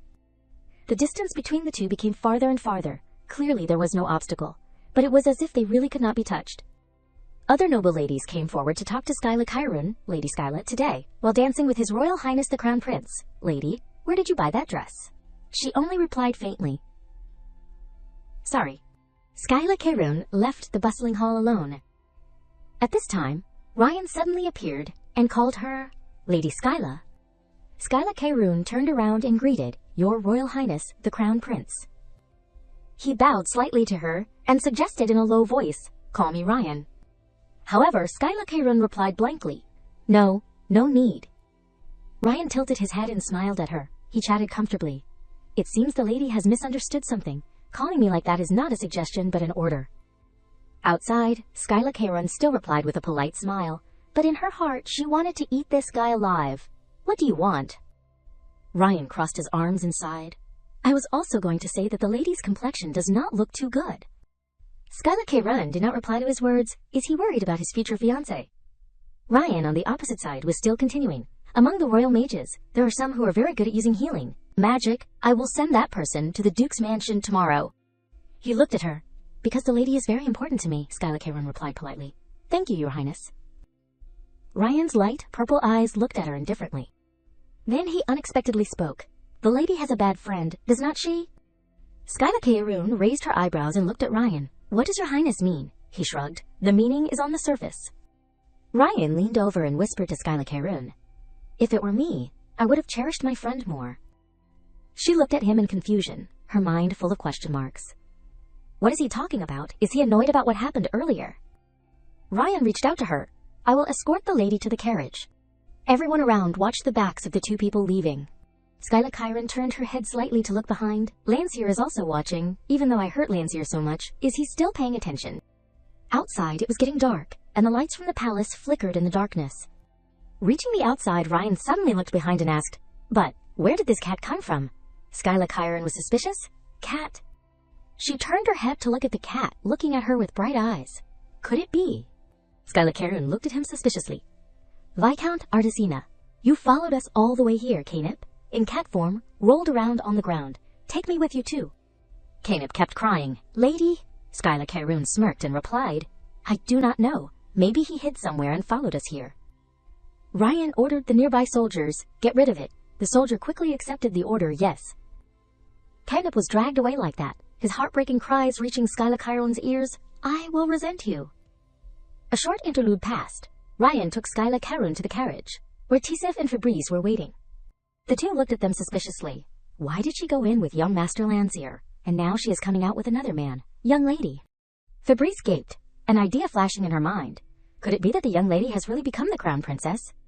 Helping Skyla Kaerun into the carriage, before leaving, Ryan placed a kiss on her hand. As expected, it looks very similar.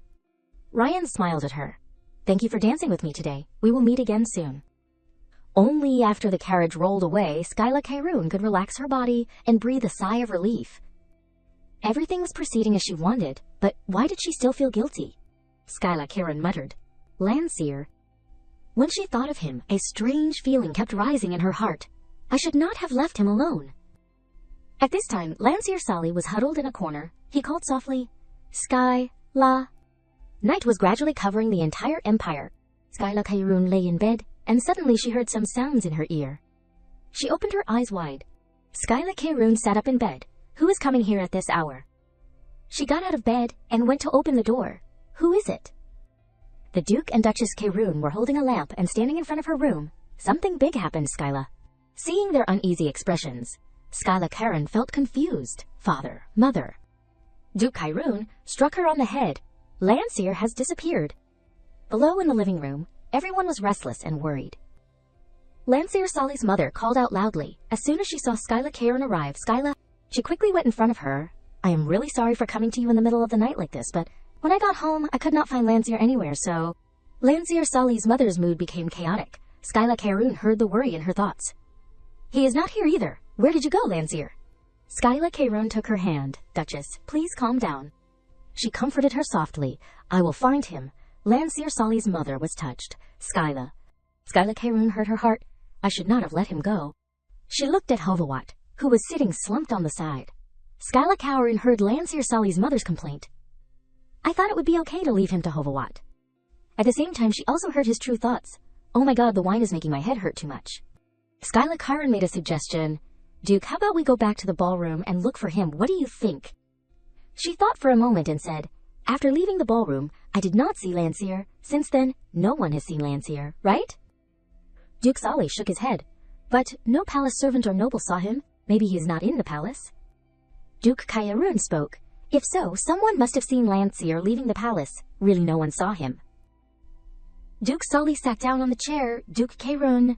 Lancier is a great mage. Maybe he used magic to go out. Hovawat tried to sober up. A strong country, with so many layers of magical defense like Hebina, is not easy to invade. As soon as he finished speaking, the entire castle suddenly encountered an earthquake. The shaking became more and more intense, and everyone screamed in panic. What is going on? Skyla Chiron was still stunned when an arm reached out to her. Skyla. The next second she fell into her parents' arms. At this moment she could feel the trembling coming from their bodies, and also heard their hearts. We must protect our only daughter. This mother will protect you. Skyla Chiron smiled slightly. Waiting for the tremor to pass, Duke Sully cleared his throat and called Duke Chiron. He reminded the two of them, it is okay to stop now. As soon as the two released Skyla Chiron, the door behind them was suddenly kicked open. Duke, Duchess, Austin and Febreze ran in worriedly. Are you two okay, young lady? Duke Chiron reassured them. We are fine. Is anyone injured? Austin pushed up his glasses. I do not know either. It does not seem like there is anything serious yet. Lancier Sully's mother was dazed. What happened? Is it an earthquake? Someone went to the window to take a look. Then everyone heard Hovawat's voice. It does not seem like an earthquake. Before everyone's eyes was the scene of the palace engulfed in flames. Hovawat was furious. Those damn Hebina kingdom. They dare to invade the palace. Duke Chiron shouted, it is war. The palace has been invaded. Austin, quickly wake up the entire knighthood. Let us fight for our country. Austin, standing next to him, raised his arms high in response. I understand. Seeing Duke Chiron's excited appearance, Duke Sully quickly pulled him back. Stop. We can't conclude that this is the work of the Hebina kingdom. What if? Duke Chiron frowned. If it is not the magic army of the Hebina kingdom, who could break the magic array of the palace, it can only be a great mage. As soon as he finished speaking, the entire living room fell into a deathly silence. Everyone inadvertently thought of a question. Could it be? No way, no it can't be, please someone say, it is not. Austin was the first to speak, breaking the atmosphere. Maybe it is young Master Lancier. These words were like a thunderbolt to the three members of the Sully family. They covered their faces and slumped down. We have to pray for His Majesty the Emperor. Until dawn, Her Majesty the Queen will not let Lancier go. Hovawat trembled and hugged his head. Lancier, you brat! Why did you make me unemployed? Skyla Chiron kept having these thoughts fly into her head. She said to everyone, I am leaving and will come back. My eardrums are probably going to burst. Lancier Sully's mother pulled her hand back. Wait, Skyla, where are you going now? She replied calmly to her, I have to go pick up Lancier. There is no basis to say Lancier caused this. Lancier Sully's mother worried, you know it is dangerous, but you still want to go to the place that exploded. Skyla Chiron was speechless when she heard her thoughts. No matter how you look at it, it is because of that Lancier. She took a deep breath. Then she spoke seriously to everyone in the room. Everyone knows it is Lancier. I have to stop him before things get serious. In her heart, she was constantly drowning herself in guilt. Lancier, I am sorry for leaving you like that. She said decisively to everyone, I have to go, because I am the only one who can convince Lancier. Duke Sully looked at her worriedly. Skyla. Duchess Chiron worried. But, she thought, Skyla, suppose, if Lancier erupts. She hesitated. You will. At this moment Hovawat spoke, interrupting her thoughts. I will go with you. Everyone looked at him in confusion. Hovawat? He said seriously, I am a royal knight, and Lancier is my younger brother. Hovawat knelt on the ground and vomited while saying, I swear on my honor as a knight I will protect Skyla. Skyla Chiron looked at Duke Chiron. I will go with Febreze and the knighthood commander. He nodded to her, okay? Lancier Sully's mother looked at her with tears in her eyes. Skyla, my son Lancier, I am counting on you. Skyla Chiron nodded. She smiled to reassure her. Then they quickly got on their horses and rushed out of the Chiron Duke's mansion. Febreze, riding a horse next to her, asked Skyla Chiron, what will you do? Skyla Chiron looked at her. What? Febreze lowered her eyes and asked, what if young Master Lancier really loses control? Skyla Chiron gnashed her teeth and said, what else can I do? I have to beat him up and drag him home. What else? Febreze quietly moved to the side to avoid being burned. Really? The next second, Skyla Chiron shook her head and smiled faintly. Number. Febreze looked at her, and as the horse galloped, she called worriedly, how do you plan to convince young Master Lancier in such a state of eruption? There was no answer from Skyla Karun, and not long after, they arrived at the gate of the palace. At this time, Skyla Karun raised her hand and pointed to her head. She smiled slightly. I have to use my head. The battle receded, leaving behind a desolate and mournful land, with black smoke rising into the sky. The crowd moved continuously. Some people with strength quickly moved the injured to the infirmary, and urgent voices kept ringing out, "Medic! Call a medic!" Skyla sat on horseback and walked forward, her wine-red eyes filled with worry as she looked at the scene before her. Did Landseer do all of this? The guard beside her did not care much. He only worried about the safety of his master, and reminded her, "Little Duchess, riding a horse like this is very dangerous." Skyla misunderstood his meaning. She nodded comfortably. "Okay, let us get off the horse here and walk." The guard was a little confused. "Wouldn't it be dangerous for you to do that?" Her playful face turned to stare at the other person. Her lips curled into a smile full of reliance. "Of course, that is why you are following me, right?" The guard was finally convinced, and he nodded seriously. "I understand." All three left their horses and walked down, heading towards the city that was once magnificent, now only a pile of scrap. Almost immediately, a foot appeared to stop them. "Who is it?" The soldier's face was full of dust, but his eyes still demanded sternly, "No one is allowed to come here right now!" Helpless, she could only report her name. "I am Skyla of the Karen Dukes family." She looked around the place again, her tone gradually becoming serious, like an order. "What is going on?" In the moment of hearing that name, the soldier was briefly surprised, thinking, "Is it Duke Karen?" The soldier behind him saw his companion stop and asked, "What is wrong?" He did not say it directly, but only whispered something to his friend. While the two were secretly discussing with each other, Skyla asked impatiently, "Someone used magic to break the city wall, did not they?" After knowing her identity, the tone of the second soldier softened but still refused firmly. "Sorry, we can't say anything to you. This place is very dangerous. Please leave quickly." In the midst of it, suddenly, the first soldier shouted. He crouched down, hugging his head in pain. The second soldier was startled and shouted, "Are you okay?" The atmosphere around him suddenly became chaotic, and the man's urgent voice rang out, "Quick, quick! Call the mage! We are here, mage! Please come here and heal us!" The soldiers kept waving their hands, signaling to a mysterious person standing far away under the dust-filled sky.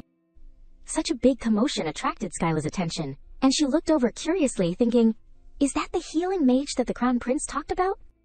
Kainep also noticed this side at this time, but not the patient, but another girl, Lady Kairun. Even she was surprised by this coincidental meeting, Viscount Artisina. His face suddenly lit up, and his eyes sparkled like a kitten as he happily called, "Lady Kairun." Skyla was horrified, her eyes wide and panicky, looking at the thing rushing towards her. Kainep was like a dog that saw a bone, smelling where she was and running over quickly, constantly shouting in his head, "Lady, lady, lady, lady!" She also panicked. "What? Do not come here!" But it was too late to avoid, and the man's big, firm hands had reached out. Skyla was like a little bear, hugged tightly into his arms with full of treasure, lady. She did not have time to react to a series of unexpected actions from him, her face showing obvious panic. After a moment, Skyla immediately sternly scolded, "Viscount, what are you doing with such rude behavior?" Kainep did not care about her reputation, and shamelessly hugged and pulled in the middle of the road, "Lady, I missed you so much. I sent someone to the Chiron Duke's mansion and planned to tell the Crown Prince to bring you to the palace, but I did not expect to meet you here like this." Unable to bear it any longer, a hand reached out to grab his collar tightly. The other had also drawn his sword. One grabbed his collar, the other coordinated by pointing the sword at the opponent's neck. Both of Skyla's servants immediately threatened, "Dare to be rude to the little Duchess." Fabrie was furious, her inner thoughts constantly roaring, "Even I have not been able to hug her enough. How dare you?" She was speechless, immediately revealing a pale face and looking over. It seems someone has their own agenda. Kainep knew he was wrong, and hurriedly waved his hand to explain, "I am not a weird person. I am a royal mage," and his tone suddenly changed, like a peacock spreading its tail, boasting, "Is the person who was given the opportunity to dance with the lady." Skyla cursed inwardly. Just hearing it is enough to know he is weird. She could not stand the scene anymore, and immediately spoke to remind him, "Viscount, can you treat the injured first?" He then belatedly remembered his mission. "I understand, let me see the injury." Kainep closed his eyes, his expression changed instantly, and he used his power. The glittering, bright magic gently landed on the wound of the soldier. As soon as the light touched the skin, the wound closed immediately. The man's forehead was immediately smooth, with absolutely no pain. Canip was fortunate to have a little knowledge to redeem his awkwardness, and he reminded the soldiers, although it has been treated, there is still a risk of internal injuries. Quickly take him to the treatment area. They replied seriously, yes. After dealing with the injured, Skyla immediately asked, Viscount Artesina, what did you mean by saying you were looking for me? He oh-ed and immediately whispered, if it is the lady, you should know who broke the city wall, right? She was a little awkward, but still forcefully breathed out a sigh. It probably was not Landseer. Almost immediately, Canip also sighed dejectedly. It was young Master Landseer. He added, only a great mage can do this.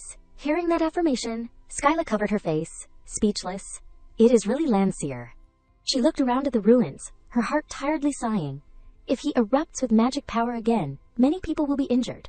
Skyla pursed her lips, her eyes shining with determination again. Not wanting this to happen again, she immediately suggested, lead the way for me. Canip was slightly taken aback, yes.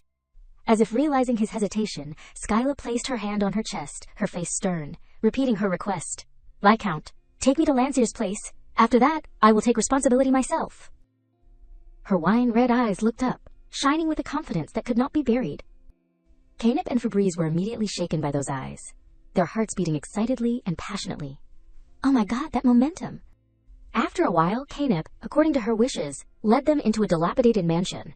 Skyla asked again, what exactly happened? He started acting again. I was abandoned by the lady, so I am very sad. Skyla lost patience, and immediately snapped, I am not in the mood for jokes. When did Landseer start erupting? Hearing those words, Canip's footsteps suddenly stopped. His face was full of confusion. You said erupting. His heart kept wondering, erupting. Does she mean erupting with magic power? Canip continued to wonder, isn't young Master Landseer rebelling? Reading those thoughts made her startled. Skyla forgot to even hide it, and almost lost her composure and shouted, rebelling? Of course not. The atmosphere around them suddenly became silent.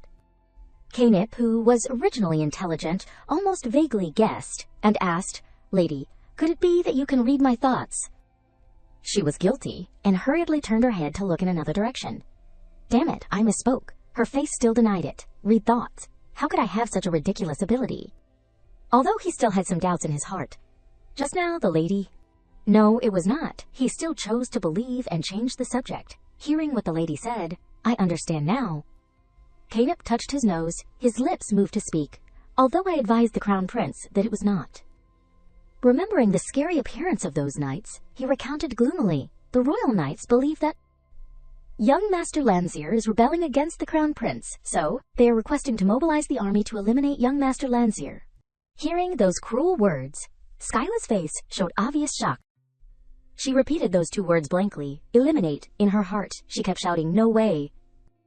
Remembering his innocent and bright face when he happily called her. Skyla, look at this. Her heart clenched again. I do not want Landseer to be hurt. If possible, I only want him to be happy. At this time, she was still thinking painfully. The things that hurt him are the reason why Landseer has to die. Canip interrupted her thoughts and spoke. It is not reasonable for someone who has always lived peacefully to suddenly be accused of rebellion. The Crown Prince also said similar words. Just when the atmosphere around her became serious, a familiar voice suddenly rang out. What rebellion? Ryan did not know how long he had been sitting here. He smiled as if it was obvious. He was dumped, drank too much wine, and caused a ruckus. Canip laughed awkwardly, but the person does not know anything about this. Again, a voice rang out, interrupting his words. Viscount Artesina. Skyla turned her back to everyone. That lonely back softly asked, After this, can I stay by Landseer's side? In her heart, she kept complaining about her identity. A great mage is really a ridiculous existence. Thinking about that person, Skyla felt even more helpless than ever. I once thought that for a great mage with power above nature and human ability, their weakness can only be themselves. She remembered the last time he lost control, the entire mansion shook and wanted to collapse. Remembering that moment made her even more certain. He is afraid I will hate him, so he takes the harm caused by me. Skyla clenched her palms, her heart constantly aching for her close friend. Did Landseer lose his mind again for such a trivial reason? In fact, is not the person threatening Landseer me? As if noticing her chaotic emotions, a voice managed to ring out, interrupting Lady Kyrune. Canip patted her shoulder, calmly reassuring the girl in front of him. Calm down. He looked directly into those wine-red eyes and began to speak. If the lady can't stop young Master Landseer, The only way is to eliminate the young master. What needs to be considered now is whether you can persuade the young master or not. Skyla pursed her lips tightly, temporarily unable to understand what this person wanted to say. Canep just smiled, his eyes shining with trust and reliance. You have to save young Master Landseer. Hearing those words, Skyla tightened the hem of her skirt slightly. Although she did not say anything, she nodded very firmly. Both of them looked at the door in front of them. Skyla secretly assessed. Even someone without mana like me can feel the instability. It is definitely far from what it used to be. She hesitated a little and asked, Landseer is in there, right? Obviously, Canep was also very reluctant with this power and had to nod gloomily, yes. He crossed his arms in front of his chest, his face clearly showing boredom. I deliberately did not let others know. If it were the Royal Knights, they would use force to suppress him. Skyla touched her cheek helplessly and could only politely respond, Thank you, Viscount. Seeing her hand reach out to touch the door, Canep called out in panic, Lady. He was scared to death, constantly warning of the danger behind the big door. Are you just gonna go in like that? Inside there is a whirlwind of chaotic magic power. Skyla immediately turned her head, her face stern, and said falteringly, What, of course, I have to go in with the Viscount. She crossed her arms in front of her chest, looking extremely confident and proud. Even if Landseer loses his mind, he won't hurt me. Canep jumped up. What about me? Is it okay for me to get hurt?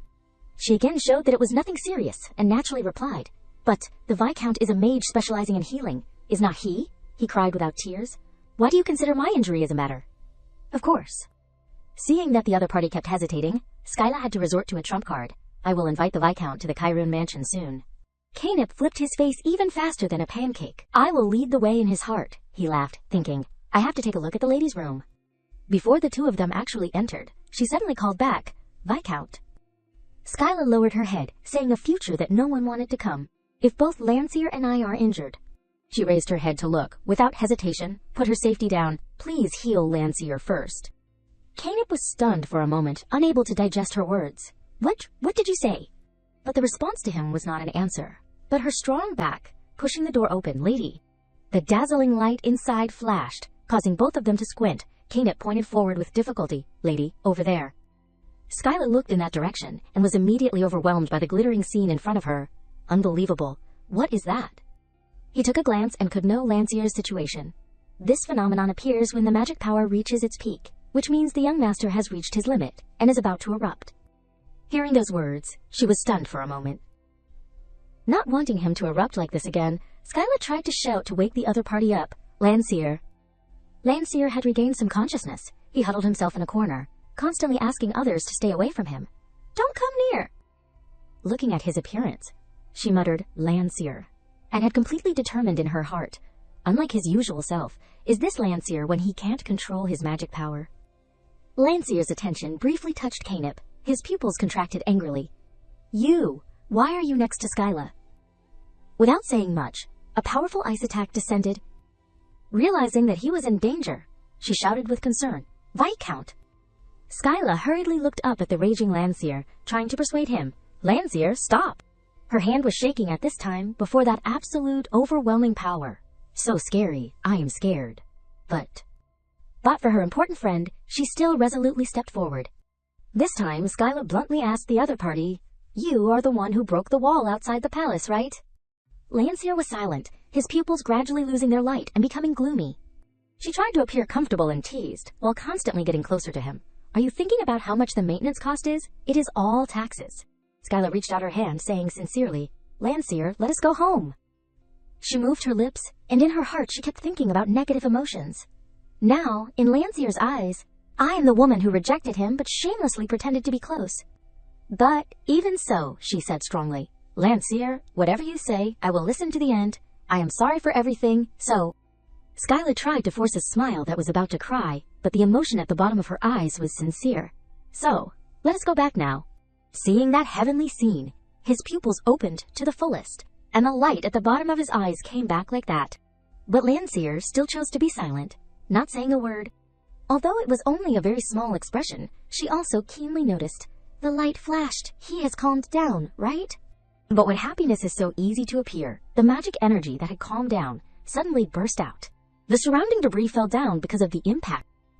Canep panicked, his face pale, shouting, Lady! He only had time to shout 2 words. Careful, but that huge amount of turbulent magic power had shot to her in front of her. Landseer only reacted at this time, but everything was too late. A very terrifying magic explosion broke out in the villa.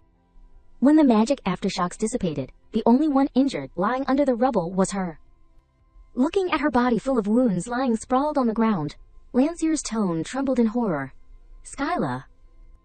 His body trembled constantly, his face pale without a trace of blood. Landseer looked at his hand, then looked in the direction of that beloved girl, Skyla. At the moment when he was most painful, memories of the past suddenly appeared. His mother once said.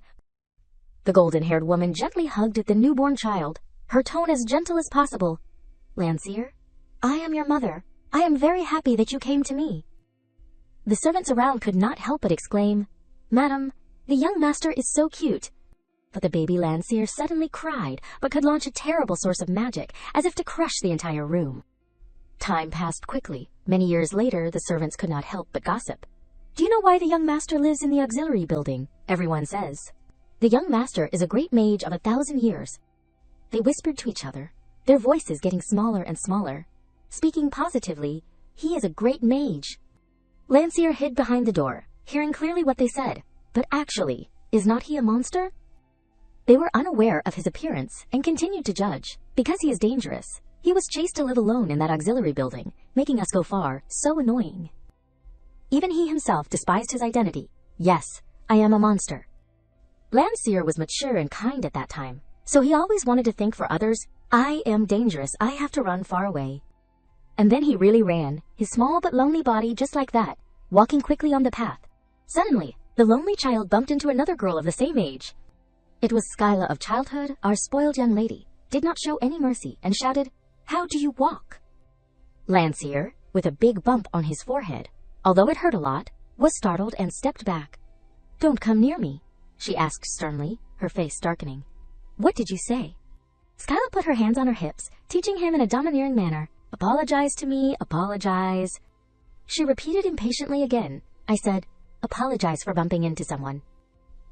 Landseer was originally a young master, who was feared by the servants. It was the first time he had met someone who dared to shout at him like that, and he almost cried, Sorry.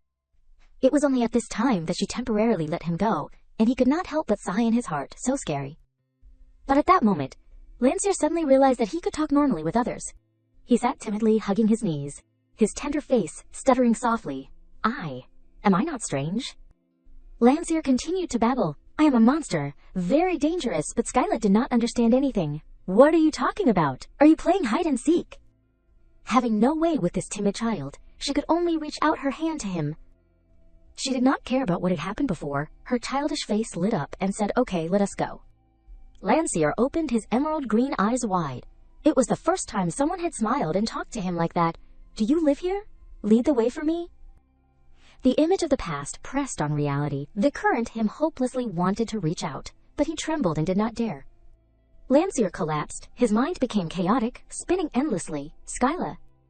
Canep did not want the situation to become more complicated. Young Master Landseer.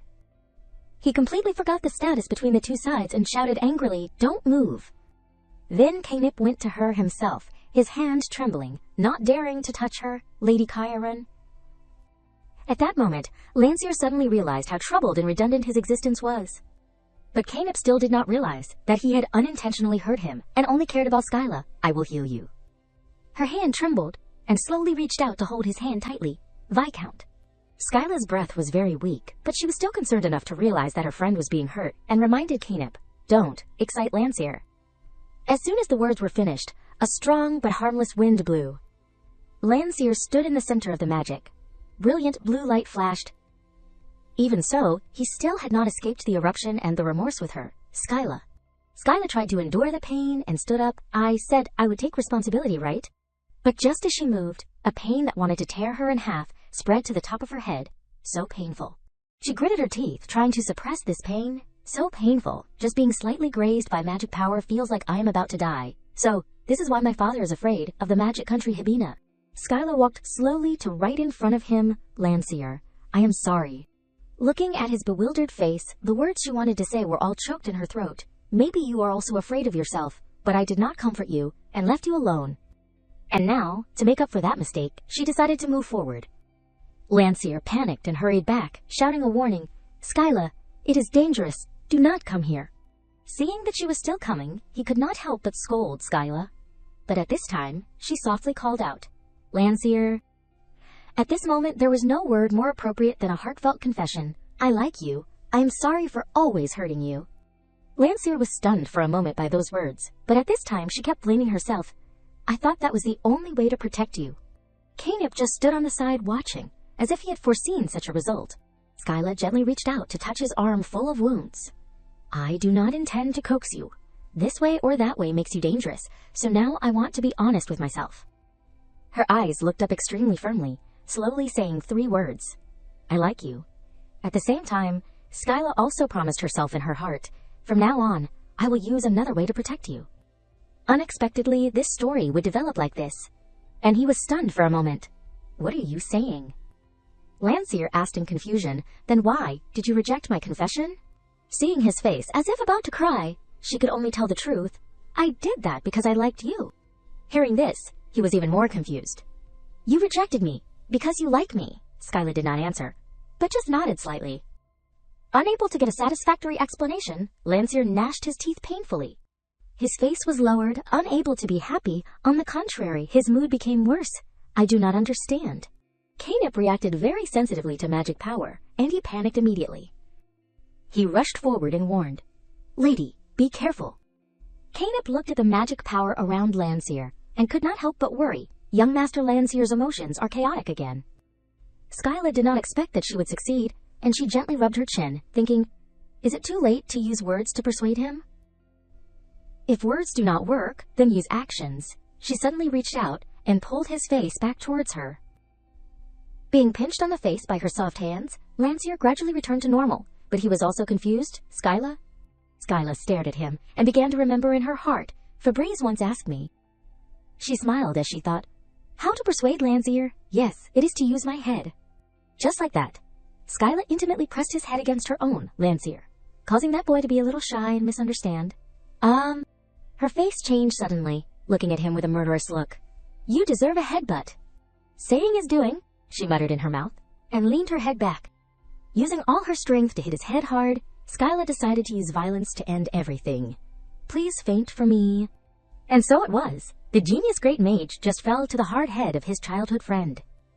In the next second, Skyla also fell down. Only Canip stood there looking at the two, leaving a pile of trouble. His head was full of question marks, not understanding what he was there for. Changing the scene, Skyla was now lying on a warm bed. She had a dream. After waking up, Skyla walked along the corridor. She was both annoyed and shy, grumbling, "Lancier is really..." She closed her eyes tightly, constantly thinking randomly in her head, and said, "He liked me in such a crowded place. How can he say such embarrassing words?" Skyla tried to fan her face to make it less hot. Her heart was confused. "No, love what? And why do I feel shy too?" And then those small footsteps had to stop. Because Skyla was old enough to realize something. "I am shy." She looked out at the scene outside the window, muttering softly, "So that is it. I also like Lancier." The night had fallen, and the bright moonlight hung high. Even though it was late, Skyla was sitting on the bed, still thinking about that person, Lancier. She closed her eyes slightly and started planning, what should I do with Lancier tomorrow? Chat together. Skyla leaned back on the bed, her teenage heart beating fast because of the random thoughts. It is so strange, even though I have had tea with Lancier countless times. Each time brings a new feeling. The only thing that changes is that our hearts are turning to each other. Maybe today will be a night with a beautiful dream. She closed her eyes softly and fell asleep, her heart constantly reminding her of him, Lancier. Soon morning came again, and the two of them, as usual, organized a tea party together. This time, Skyla took the initiative to mention their love. "Are you also shy to tell others that we like each other?" After speaking, she was a little embarrassed and corrected herself. "It is nothing. I just want to know how you feel." Lancier, with a naive face, tilted his head and asked back, "Do other people know that I like you?" Her heart beat with a start, and she shouted in a slightly flustered tone, "What? What do you mean?" Skyla asked loudly, losing her composure. "You said everything." But he still had not caught up with her frequency and was confused. "What?" She suddenly felt a little embarrassed, her cheeks flushed, and she said hesitantly, "The thing. We like each other." With a natural face like it was a normal thing, Landseer had a shocking statement. "Everyone around me knows that I like you." He smiled and said with a harmless smile, "Since I was little." Skyla was startled when she heard the words. He said, "I said that you are the best friend in the world." Her hand gently released on the table, but her tone was slightly trembling. "To understand, I want to ask you." Skyla lowered her face, carefully confirming his feelings for her. "You like me, just like I like you, right?" The feelings that she had for him had been germinated from those moments in her memory. "You live at my house, always by my side at all times. Waking up in the same bed, starting a new day together. The two of them could break all barriers and happily lie next to each other every morning when they woke up." And in the distant future, she still wanted the two to always be by each other's side, this feeling of wanting to grow old together. So when she heard that Landseer liked her as a friend, she had to ask clearly. "So?" Her face darkened, asking crazily, "You like me, not just as a friend, but the liking between a man and a woman, right? Are your feelings the same as mine?" Landseer just sat there quietly, opening his eyes wide and not saying a word, until she called his name in her head again. "Landseer." He lightly said those cruel words. "Is there any difference?" Unable to bear those words, Skyla immediately stood up. She lowered her face as if wanting to escape, and said, "Goodbye, I am going first." Not knowing if Landseer understood, he also hurriedly stood up and called her name, Skyla. He chased her to the corridor, and the boy kept calling without understanding. "What is wrong with you suddenly?" Skyla just wanted to be calm. She turned to look at him, almost shouting, "Don't follow me!" Landseer was hurt, and immediately fell silent, his face pale and miserable. She realized that she had been a little too much, but she could not say anything except that painful mood. "I did not want you to know that I have so many male and female emotions for you." Skyla pursed her lips, scolding herself. "You idiot." In the end, she had to make peace, but at the same time, she made them even more distant. "I am sorry for raising my voice to you, temporarily. It would be better if you do not come to me. Do not come until I contact you." Landseer was confused but had to accept and asked carefully, "Then, where will we meet?" She did not answer that question. On the contrary, her tone was 10 points cold, as if chasing someone away. "I do not want to see you. I am not in the mood to see you off. You go back yourself." After speaking, Skyla turned and left, leaving Landseer behind, still trying to reach out to her. "Skyla." She walked up the stairs with an uncomfortable mood, but suddenly someone greeted, "Young lady." Two servants politely asked, "Where are you going suddenly, if you need anything?" Skyla interrupted the servants and walked past. "I am going back to my room." The maid asked, a little confused. Yes. What about the dessert?" But the response was just two cold words. "Not interested." The maid looked at the plate of cake in her hand confusedly. "But this is the chocolate cake that the young lady personally went to the kitchen to choose last night." Skyla gradually lost patience and emphasized, "I do not like it." In the end, she only left a light sentence, and left immediately. "Bring it to Landseer. Tell him to eat it all." The door opened, and she returned to her private room. Skyla lay tiredly on the warm velvet bed. So embarrassing. She sat up. The corners of her lips curled into a self-deprecating smile. "Yes, there is no reason for Landseer to have male and female feelings for me. But even so, Skyla's mood was heavy because of unrequited love. Is this what a great mage is like? Great mages are not good at expressing emotions, to the point that they can't distinguish the meaning of the word, like... Hot tears welled up. Her heart was currently smoldering, as if it wanted to bleed. Why did I fantasize like that? From the beginning, if I knew Landseer's thoughts, then Skyla fell asleep like that, and then woke up with a not-so-good mood. Her eyes were swollen from crying too much. Her head was buzzing as if it had been hammered. Damn it, I woke up too early. Looking at the familiar scene in her room, a loss suddenly appeared in her heart. Landseer probably won't come for a while, right? Cutting off her close friend, Landseer was her only friend from the past. Skyla began to fall into confusion. So, what do I do now? Very quickly she straightened up. That is right, study. Sitting at the desk, but her mind still kept thinking about him, even though I am still angry. But on the other hand, I feel guilty towards Landseer. Skyla lowered her face thoughtfully, because after all, I am the one who misunderstood him. Right now, I do not have the courage to face him. Maybe I'm afraid my heart will waver again. But at the same time, her passion for learning had also burst out strongly. Sometime, these foolish feelings will disappear, and now, I have to really study. In the midst of her fascinating study, Fabrice suddenly stepped forward to announce, "Lady Skyla, Duke Hovawat of the Solly family has come to see you." She closed the book and asked her, "Brother Hovawat?" Fabrice politely nodded. Yes, he is waiting in the living room. Skyla was full of doubts in her heart. Why did Landseer's older brother come to find me? But not letting the other party wait, she opened the door and stepped into the guest waiting room. Hovawat stood up to greet her as soon as he saw her, Skyla. He nodded shyly. I am sorry for suddenly coming to find you. Skyla waved her hand and asked straightly, It is nothing. What is the matter? Hovawat hesitated. After a while he finally spoke, his words like an arrow striking straight at her. Did Landseer do something wrong to you yesterday? Skyla froze, pretending to be normal and replying, Nothing special, brother. Hearing this, he showed a thoughtful expression. Then what exactly is the matter? Hovawat looked at her with embarrassment, his lips moving to speak. Don't be surprised when you hear this, Skyla. He announced, Landseer's magic power has erupted. Those words made her instantly stunned. Her whole body trembled with fear. Erupted magic power, which can kill a great mage. Hovawat at this time continued to recount.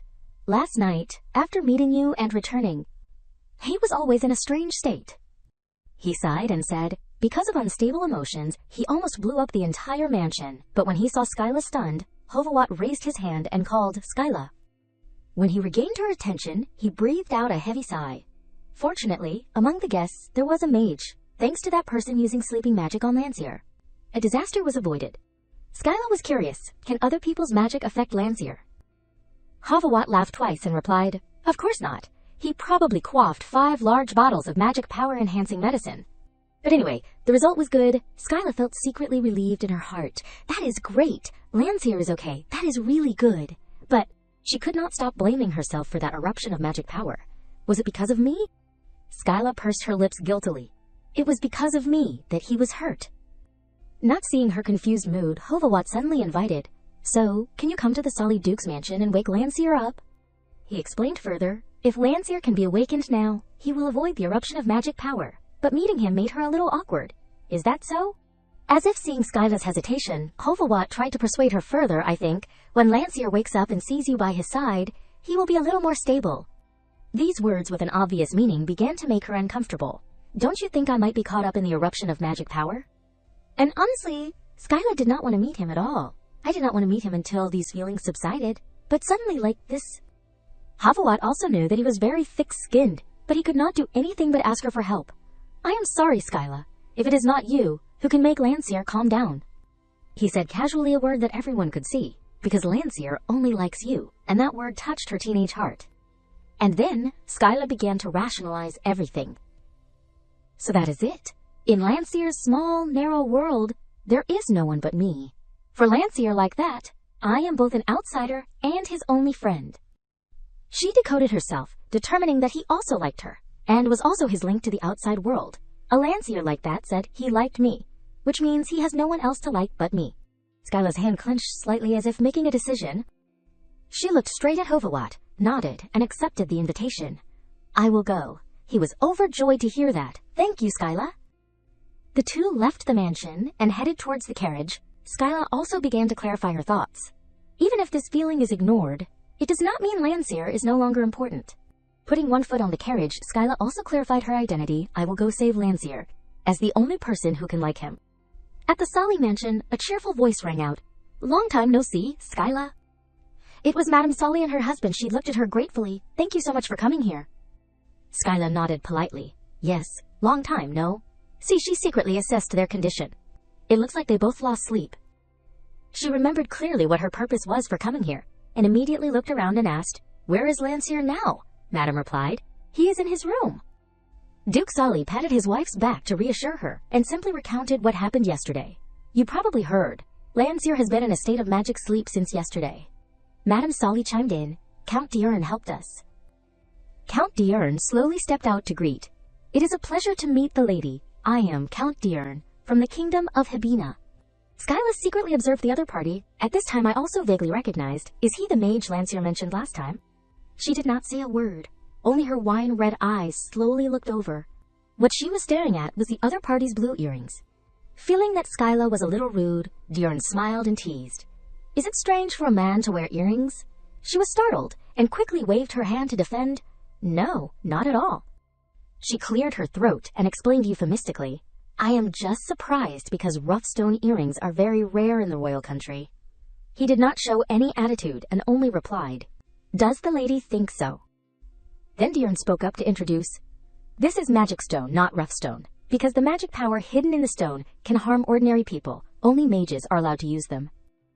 While Skyla was surprised, so that is what it is, he had begun to curiously ask, "The lady is the only person who can stop the young master from erupting with magic power. Is that true?" Being interrupted like this made her a little dissatisfied and cursed silently, treating people like puppies. Skyla put her hand on her chest and replied very skillfully, "I do not know if I can stop the eruption, but it is true that I am close to Lancier." Diurn smiled meaningfully. "That is enough." At this time, the Duke and Duchess had spoken. "Skyla, are you planning to wake Lancier now? Can you go with Count Diurn?" Seeing their expectant expressions, she smiled and nodded. "Of course I came for this matter." In front of her at this time was the familiar corridor that she had walked many times. Skyla walked up slowly, having prepared herself for the important task ahead. To wake Lancier, I must be calm and not let emotions control me. At this moment, Diurn suddenly asked, "Are you two in an engagement relationship?" The unexpected question caught her off guard, and she blurted out, "Yes." Turning around suddenly caused Skyla to lose her balance and fall backwards, crashing into the mage count. He hurriedly reached out and grabbed the stairs tightly, using so much force that his veins were bulging. Both were safe from falling, but everyone's heart skipped a beat with fear. "You stop so suddenly. It makes it difficult for me," Skyla stammered to admit her mistake. "I am sorry." But not letting herself be blamed, she began to shift the blame. "It is because you casually asked such impolite questions that I reacted unconsciously." And then they suddenly realized that their current posture was probably not suitable for talking. Diurn hurriedly regained his image and apologized with education. "I am sorry. It seems that young Master Lancier cherishes Lady Skyla very much." He continued to probe. "Isn't young Master's magic power erupted because of an argument with the lady?" Skyla fixed her hair and asked back, "You say it as if you know everything. Did Lancier say that?" Diurn tried to explain. "I did not mean to make the lady sad, that matter." But at this time she had turned to leave. The next words from him made Skyla stop in fright. "Because I also have a childhood friend who is a great mage." Her face turned pale. "A great mage." Diurn continued to show a harmless smile to get closer. "So I think maybe the lady's situation is similar to mine." Skyla did not turn around. She slowly said her doubts. "Apart from Lancier, I have not heard of other great mages." He nodded. "That is right." Diurn raised his eyes and looked at the scene outside the window, softly saying his painful memory, "My childhood friend died at the age of 16. She was not surprised by this, born as a great mage, but left too soon." The upper half of Diurn's body hid under the darkness. No one could see his expression when he said these words. "Perhaps, because she was a great mage, she left this world so early," Skyla said with pity. "Why?" He recovered his bright expression and stepped forward to explain. "You probably know how emotions affect a great mage, right? Since she was little, my friend could not control her emotions well. That is why." Diurn remembered the thin back of that person. She was often punished severely for not controlling her magic power. He lowered his eyes, showing a bitter smile. Although it was effective, it made her become insensitive. No different from a puppet, and Diurn at that time could only stand by and do nothing. A drop of cold sweat slid down. Skyla asked nervously, "Then what happened to your friend?" In her heart, she slowly drew a reason. Could it be that she had suppressed her anger for so long, unable to hold it back any longer, and erupted? What kind of emotion led to her death?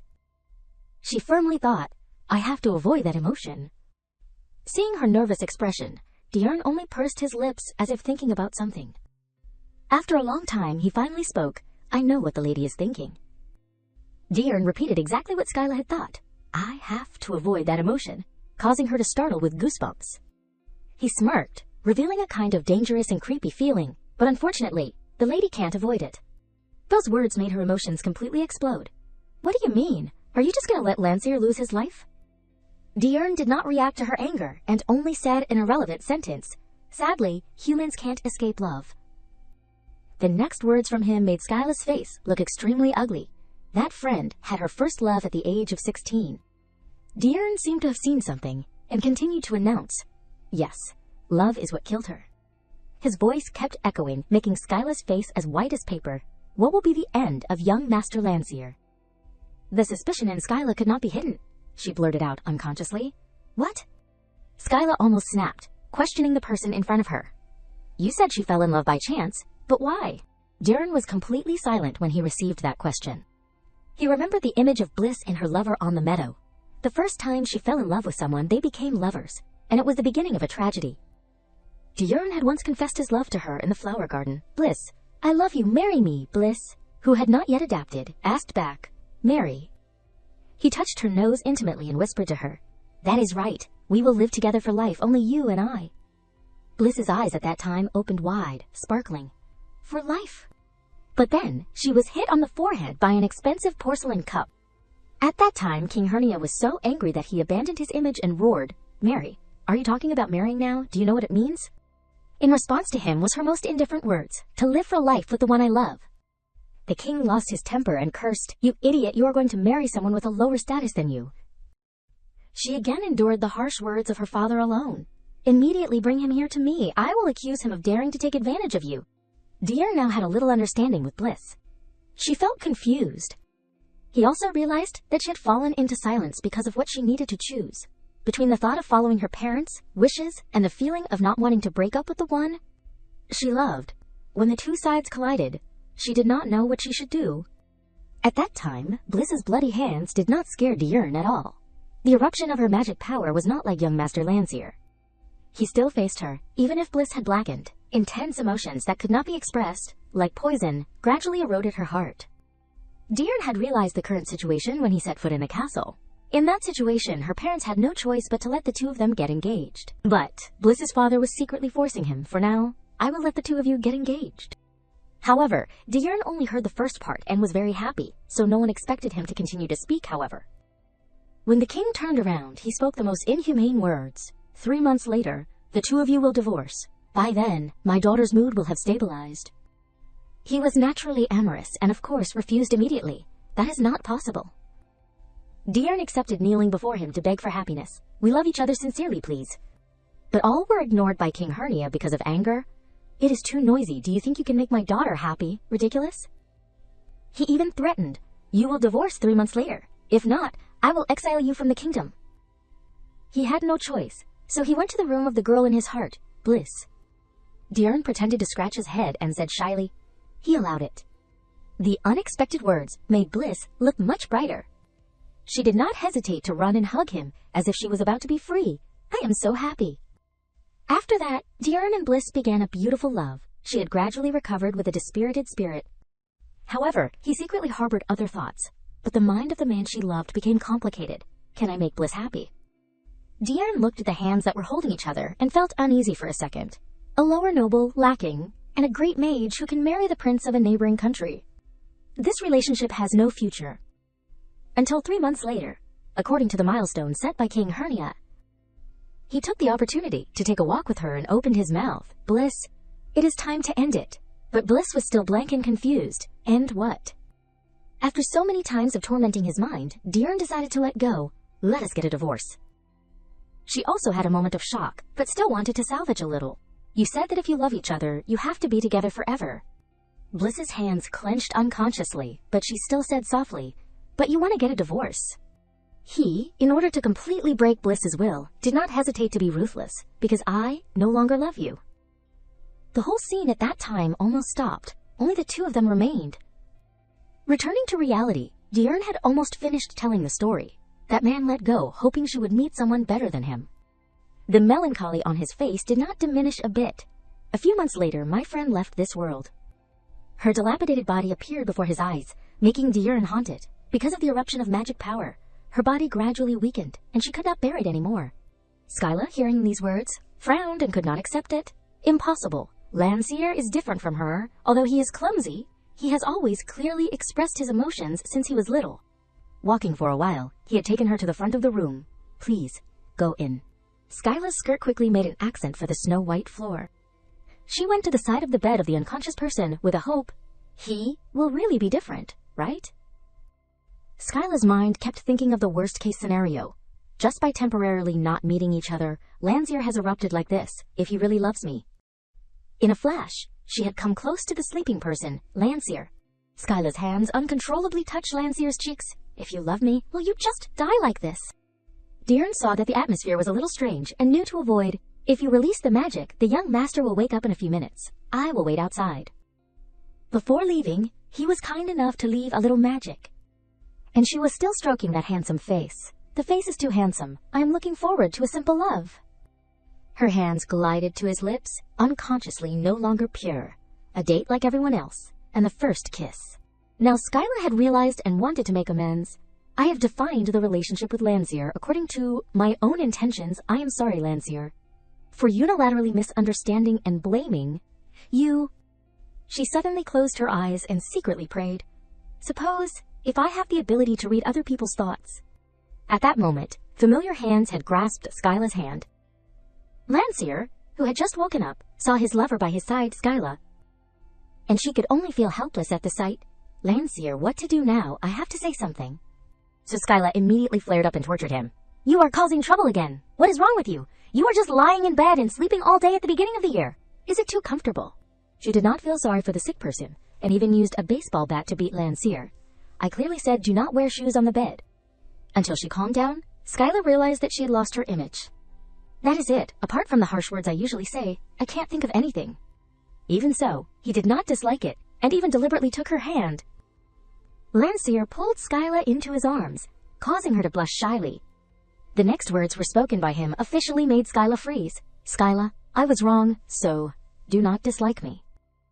Landseer's eyes looking at her became even more sincere. He tried to sit up straight, showing sincere remorse. Although I do not know why you are angry, but I apologize. Speaking of this, Landseer's tears were about to fall, feeling wronged. Skyla looked at a series of expressions and scolded endearingly, You idiot. Immediately after, she pushed him back to bed. I do not dislike you. In the luxurious room, Skyla's voice became even more charming, Landseer. When she had settled on the bed, she seriously questioned, Why did you say you wanted to marry me before? Landseer instead answered very frankly, Because I like you. As soon as the words were finished, Skyla jumped up and shouted, What is there to like about me? Why do you like me? And in the future, what do you want to do to live? But he still happily affirmed, Because it is you, that is why I like you. I like you the most in this world. I hate everything else. Landseer slightly moved his head closer and said in a low voice next to her ear, I want to be with you every day, like the way my older brother is with his lover. While speaking, he conveniently pulled the blanket up high for Skyla. Every morning when I wake up, the person I want to see first is you. Landseer quietly hugged her waist and expressed his heart. All day I will spend time with you, when the weather is good, before going to sleep. You are the last person I want to look at. He still babbled sweet words next to Skyla's ear. When we get old, I want the two of us to share small memories and laugh happily. But she suddenly interrupted that confession. Enough, I understand clearly, so do not say any more. I also like you, Landseer. Although she really wanted to, Skyla's heart had a little resistance. But our feelings are not the same. She looked at Landseer's smile, and her heart kept wavering. Holding hands, kissing. He is still naive like a child. Skyla has to always be by my side. That made Skyla even more helpless. Are things that do not exist in Landseer's mind? In the end, she still gave Landseer a gentle smile. My wishes are different from Landseer's wishes, even so. At this time, the door suddenly had a knock. Rachel did not dare to look straight and only said loudly, Young Master Landseer, Lady Skyla. Madam asked me to convey that the meal has been prepared. Skyla could only awkwardly respond, I know. After preparing, he again said in a pleading tone, Skyla, let us go eat together. But she turned away indifferently. No, I have to go home. My parents will be home early tomorrow. At this time, Landseer could only send a little hope. Then, can we meet tomorrow? However, the response to him was a vague answer, I do not know. So Landseer lowered his face and swallowed his grievance. Is that so? But as soon as he raised his face, the gloom had been replaced by a bright smile. Okay, I will wait for you to contact me. Then, Landseer immediately turned and walked out. Skyla leaned against the door. Feeling a little strange, I thought he would make a fuss. Suddenly Diurn appeared and interrupted her silence. Fortunately, the matter has been resolved smoothly.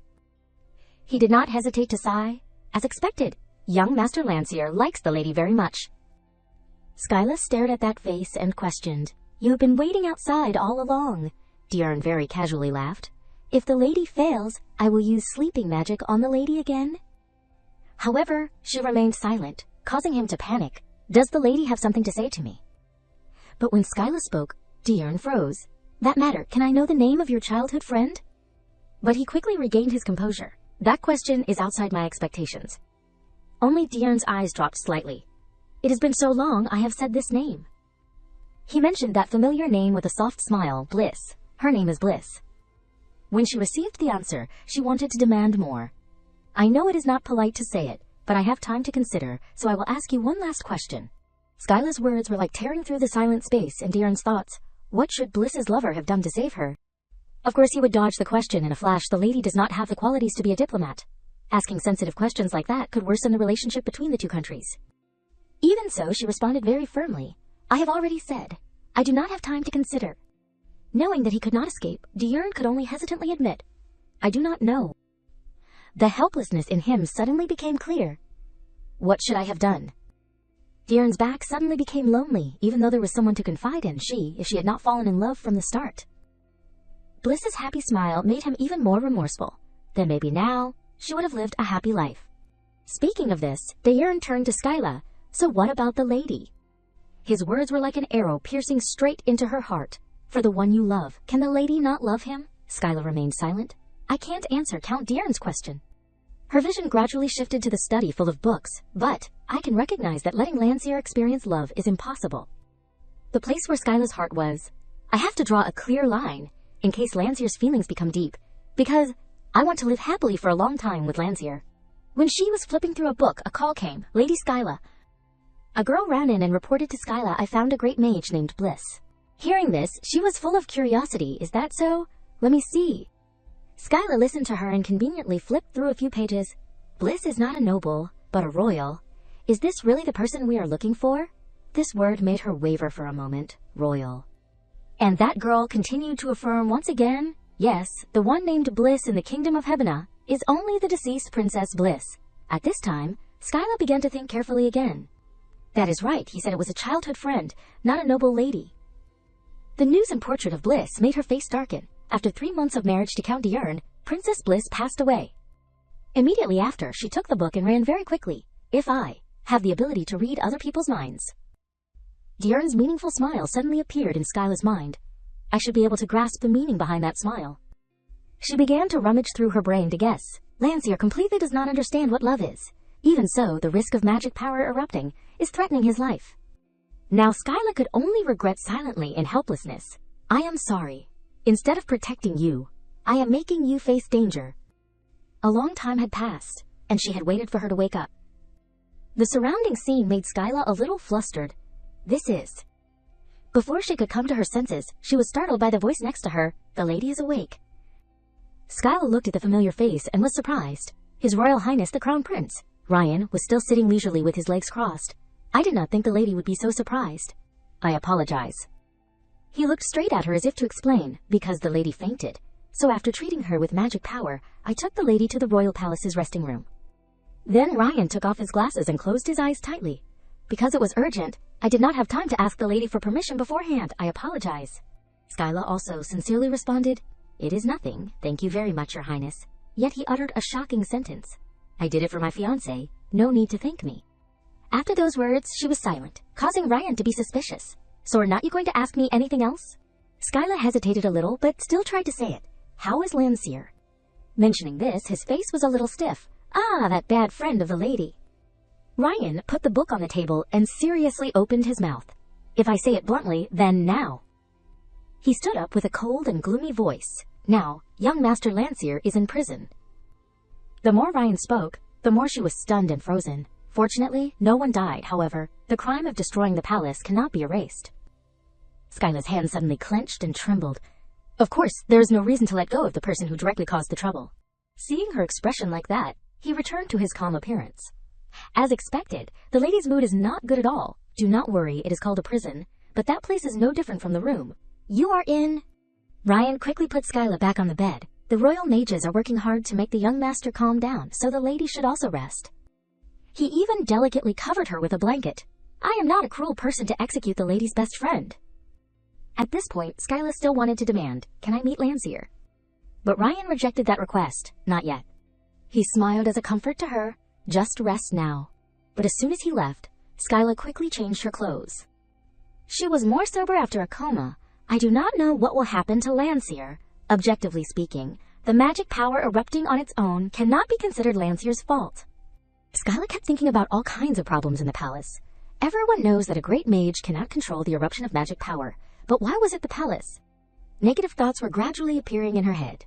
The palace is the center of the royal kingdom, even if the Soli Duke's family is the closest family to the royal family. This matter cannot be easily let go. But then, Skyla could also breathe a sigh of relief. Even so, it is fortunate that no one died. Perhaps Landseer protected everyone unconsciously. Suddenly, a loud shout rang out abruptly, causing her to be startled. What is it? Fabrice rushed into the resting room like crazy. Young lady. Skyla quickly went out and immediately encountered that scene. Fabrice. Before she could finish speaking, she ran over and hugged Skyla tightly. But Skyla's face turned purple from that tight hug. Fabrice, what is wrong? Suddenly Fabrice's heart rang in her head. I thought I had lost the young lady. So Skyla took her hand very sincerely. I am sorry, Fabrice, I was so thoughtless. She suddenly became very self-reproachful. I should have informed my family first. This action made Fabrice pause. Don't apologize, I am fine. Hearing that apology, her heart was burning. If something happens to the young lady, I will die. Seeing this, Skyla secretly told herself, for Fabrice's lifespan, I have to live for a long time. At this time, the maids caught up. I am sorry, lady, she insisted on meeting you, so... She was very understanding and did not blame them. It is okay. I also have something to say to my maid. Can everyone avoid me for a bit? The two maids knew better and retreated. Yes, we will take our leave. The door quickly closed by inertia. After there were only 2 people left, Skyla began to confide. My parents also know I am here, right? She replied very quickly. Yes, that Artisina. Ugh, no. But Fabrice's face could not be happy. The Viscount conveyed a message, and I explained it to the Duke and Duchess already. She was slightly shocked by those wide eyes, revealing all her thoughts. Returning to reality, she was still more worried about Skyla than anything else. Is your forehead okay? And she could only mumble to get through. Ah. Skyla looked out the window and asked softly, How many hours have I fainted? Of course, Fabrice had told her very honestly. Exactly 1 day and 12 hours, lady. Hearing these words, her mouth opened wide uncontrollably. What? She still babbled. His Royal Highness the Crown Prince has been visiting constantly, until you woke up. Skyla was embarrassed to the point of wanting to dig a hole. Oh my god, I wasted His Royal Highness the Crown Prince's time. I have to apologize the next time I see him. By the way, she quickly questioned, Fabrice, how is Landseer? Fabrice's face was a little ugly. The royal trial was held yesterday. As soon as the words were spoken, Skyla had to silently look at her hands. I was also present as a witness. Her subconscious mind suddenly drew the scene of speaking at that time. According to the testimony of a soldier, the city wall collapsed not long after the ball ended. Fabrice recalled every detail of running against death. As soon as the dance ended, I was helping people escape outside the collapsed city wall. Even the guards had to widen their eyes at the shocking scene. Then a light appeared, and we heard a very loud explosion. The castle was suddenly knocked down by a powerful energy. The entire scene of the country was submerged in a blurry white. Speaking of this, she could not help but sigh. Yes, even the Karen Duke's mansion was shaken. In another place, Landseer had shrunk like a frightened snail. Landseer deliberately hid deep in the palace, to a place where no one was. He also tortured himself, because Landseer is that kind of person. Skyla's voice suddenly dropped several octaves. So what was the verdict? She hesitated and was cautious. His Majesty the Emperor. Fabrice mentioned this, and her heart suddenly chilled, has exiled young Master Landseer to the Northern Territory. The news reached her ears like a lightning strike. Northern Territory, I did not hear wrong, did I? Skyla rushed out without hesitation, leaving her behind, young lady. Unexpectedly, Landseer on this side was happily wrapped in a thick cotton blanket and heard a scream, no way. At the same time, her feet stopped because of the strong call, young lady. Fabrice still tried to hold on to the slender person in front of her. Please calm down. But Skyla was even more decisive than her. I am completely calm, for now. I must see His Majesty the Emperor. Fabrice knew that she could not do anything foolish, so she hugged Skyla tightly. Young lady, it was an accident, but young Master Landseer committed a serious crime that endangered national security. Because of thinking about the honor of the Soli family, His Majesty exiled the young master. Contrary to her worry, she thought of his naked body, but Landseer... Skyla's words petrified everything. Even Fabrice has no clothes on when sleeping. She could not advise any further. Yes. She became angrily because of the silly reason he will only freeze to death if he goes to the north. Fabrice suddenly understood something and probed, how did the lady know that? But Skyla did not care about those words anyway. She boldly opened the big door with a fierce spirit. Exiling Landseer to the north is too harsh a punishment. But before she could finish speaking, Skyla bumped into someone. I will immediately... The person's hands and mouth were both very elegant, gently reminding the lady must be careful. She was a little dazed when she looked up. His Royal Highness the Crown Prince, Ryan still explained while holding Skyla. I accidentally learned about young Master Lanzier's sleeping habits. Then he did not forget to add a sentence. But I wear clothes when I sleep, you know. I am telling this to the lady, causing her to blush shyly. Yes. At this time Fabrice showed her face and said timidly, I would like to greet the small son of the royal country. Ryan instead smiled very warmly. Thank you for always taking care of the lady. But very quickly he used the excuse to send people away with a face that deserved a beating. However, can you avoid us for a bit? I have something to say to the lady in private. She obeyed on the surface, but was resentful in her heart. Understood. What are you two going to do? Why do you always send me away? Now that only two people were in the hallway, Skyla opened her mouth. His Royal Highness the Crown Prince, I am sorry to take away your precious time. Ryan looked at her for a while before replying, Why apologize to me? Skyla bowed slightly and seriously admitted her crime. As the heir to the Kaerun Duke, not only did I not serve, but I also troubled you. I sincerely apologize. Can your highness forgive me? Why is not your highness saying anything? His expressionless face made her even more flustered. Like Lancier, I can't read his highness's thoughts. Perhaps it is because he is royal. Skyla's words suddenly stopped, and silence took over. But clearly, I could read his thoughts when we danced. Therefore, Ryan quickly interrupted. Unfortunately, I cannot forgive you. Her whole face froze immediately. What? Skyla could not help but think badly of this man. What is this? Is he looking for an excuse to find fault? But she still showed an industrial smile and flattered. What do I have to do to get the mercy of His Royal Highness the Crown Prince? According to Skyla's words, his hands suddenly raised to her eye level. Ryan only made a very gentle request, can I call the Lady Kyla? But it could not dispel the doubt. In Skyla, nickname. Is this a tool that your highness uses to show intimacy with others? Seeing that she was still silent, he asked again. Is it okay? At the same time, Ryan's heart had reached Skyla's ears. It took me a long time to think of this nickname. I hope she will like it. His eyes caught the fleeting surprise in her expression. What is wrong? The lady looks very surprised. Skyla, who was caught off guard, stammered, that. The meaning after that was all neatly put into Skyla's heart. It has been a long time since I have heard your highness's inner thoughts, so I am surprised if I said these words. I would probably be considered crazy. When she calmed down, she could only defend. It is because I did not expect your highness to give me a nickname, so I was surprised. Ryan spoke his purpose directly. We will officially announce the engagement soon, so I think it is okay to give you a nickname. This made Skyla's mind jump repeatedly. What a wise and intelligent determination. As soon as he finished speaking, he pronounced a sentence. So Kyla too? She was stunned by it. Don't call me your highness anymore. That. Skyla could not accept it, so she changed the subject. Even if I am a representative of the upper class, calling His Royal Highness the Crown Prince by name is a little. But Ryan considered it very seriously. Thinking carefully, Ryan is my nickname. This secret made her look at him with different eyes. Everyone in the Empire knows. The Crown Prince's name is Ryan. What is going on? As if understanding Skyla's question, Ryan leaned close to her ear and whispered, This is a secret that only my close officials know. My real name is Dandelion. The corners of her mouth unconsciously curled up. Are you Mindul? He even excitedly raised his thumb.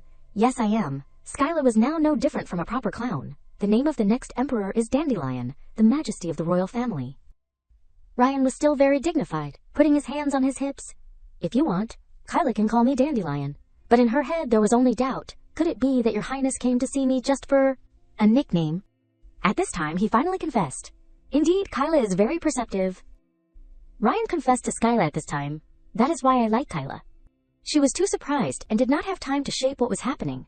Skyla could only laugh secretly as if benefiting. Is this the taste of power?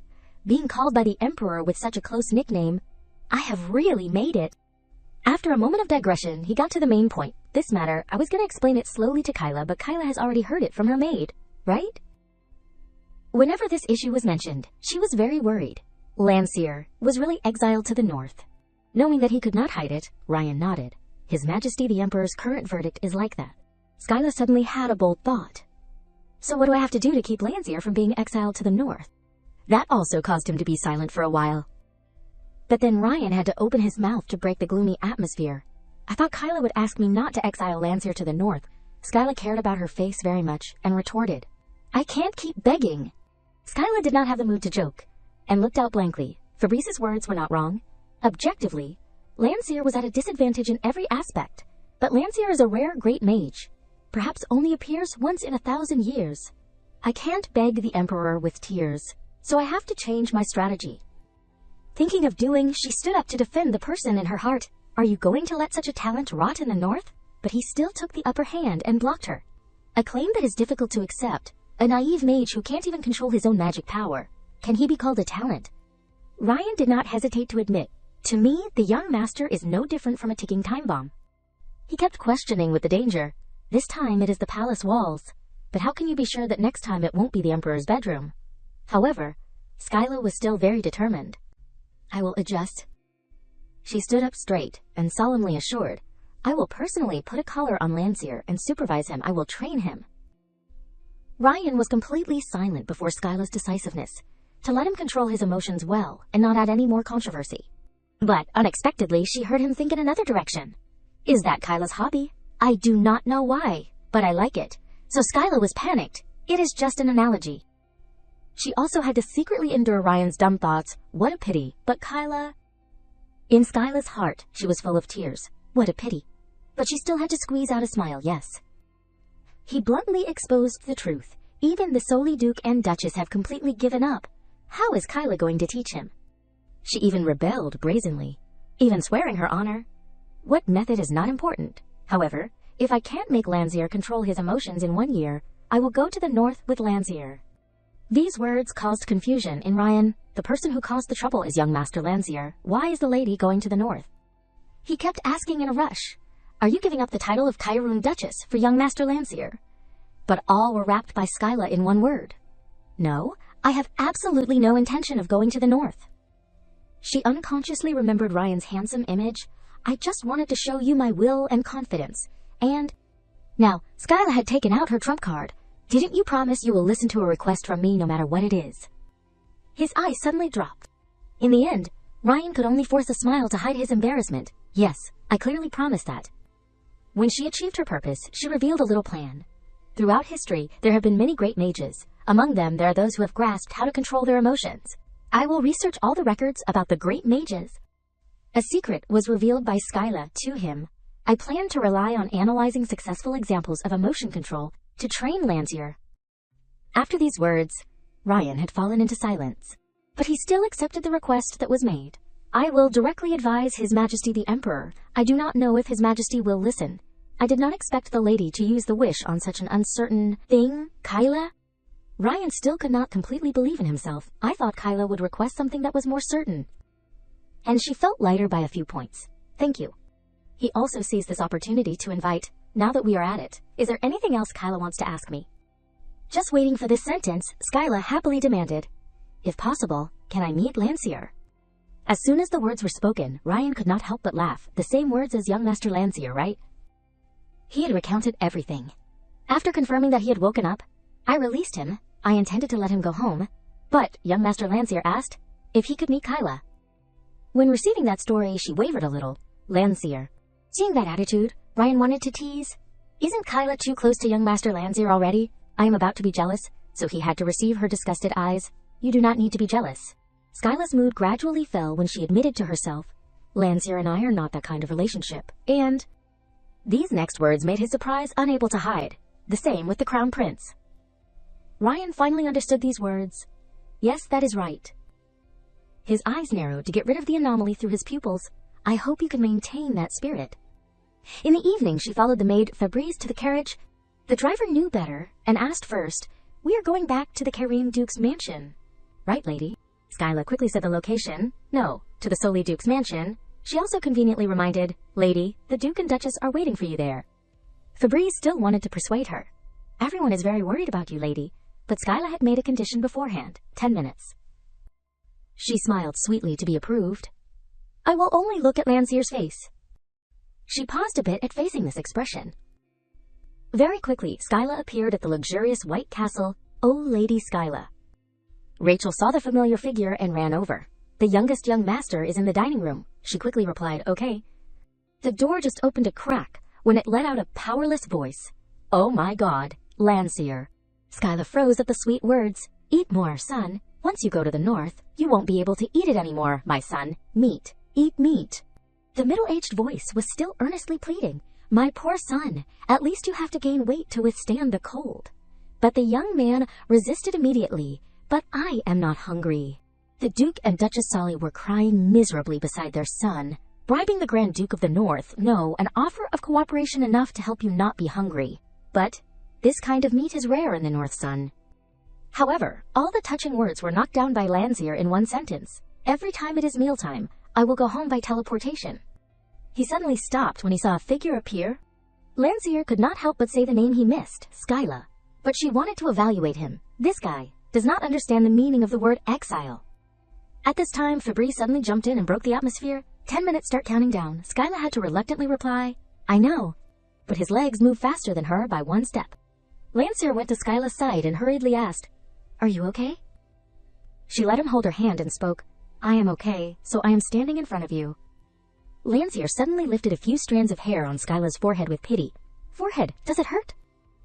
She was shaken by the action. No, he also responded quickly, that is good. Then Landseer opened his mouth with a gentle tone.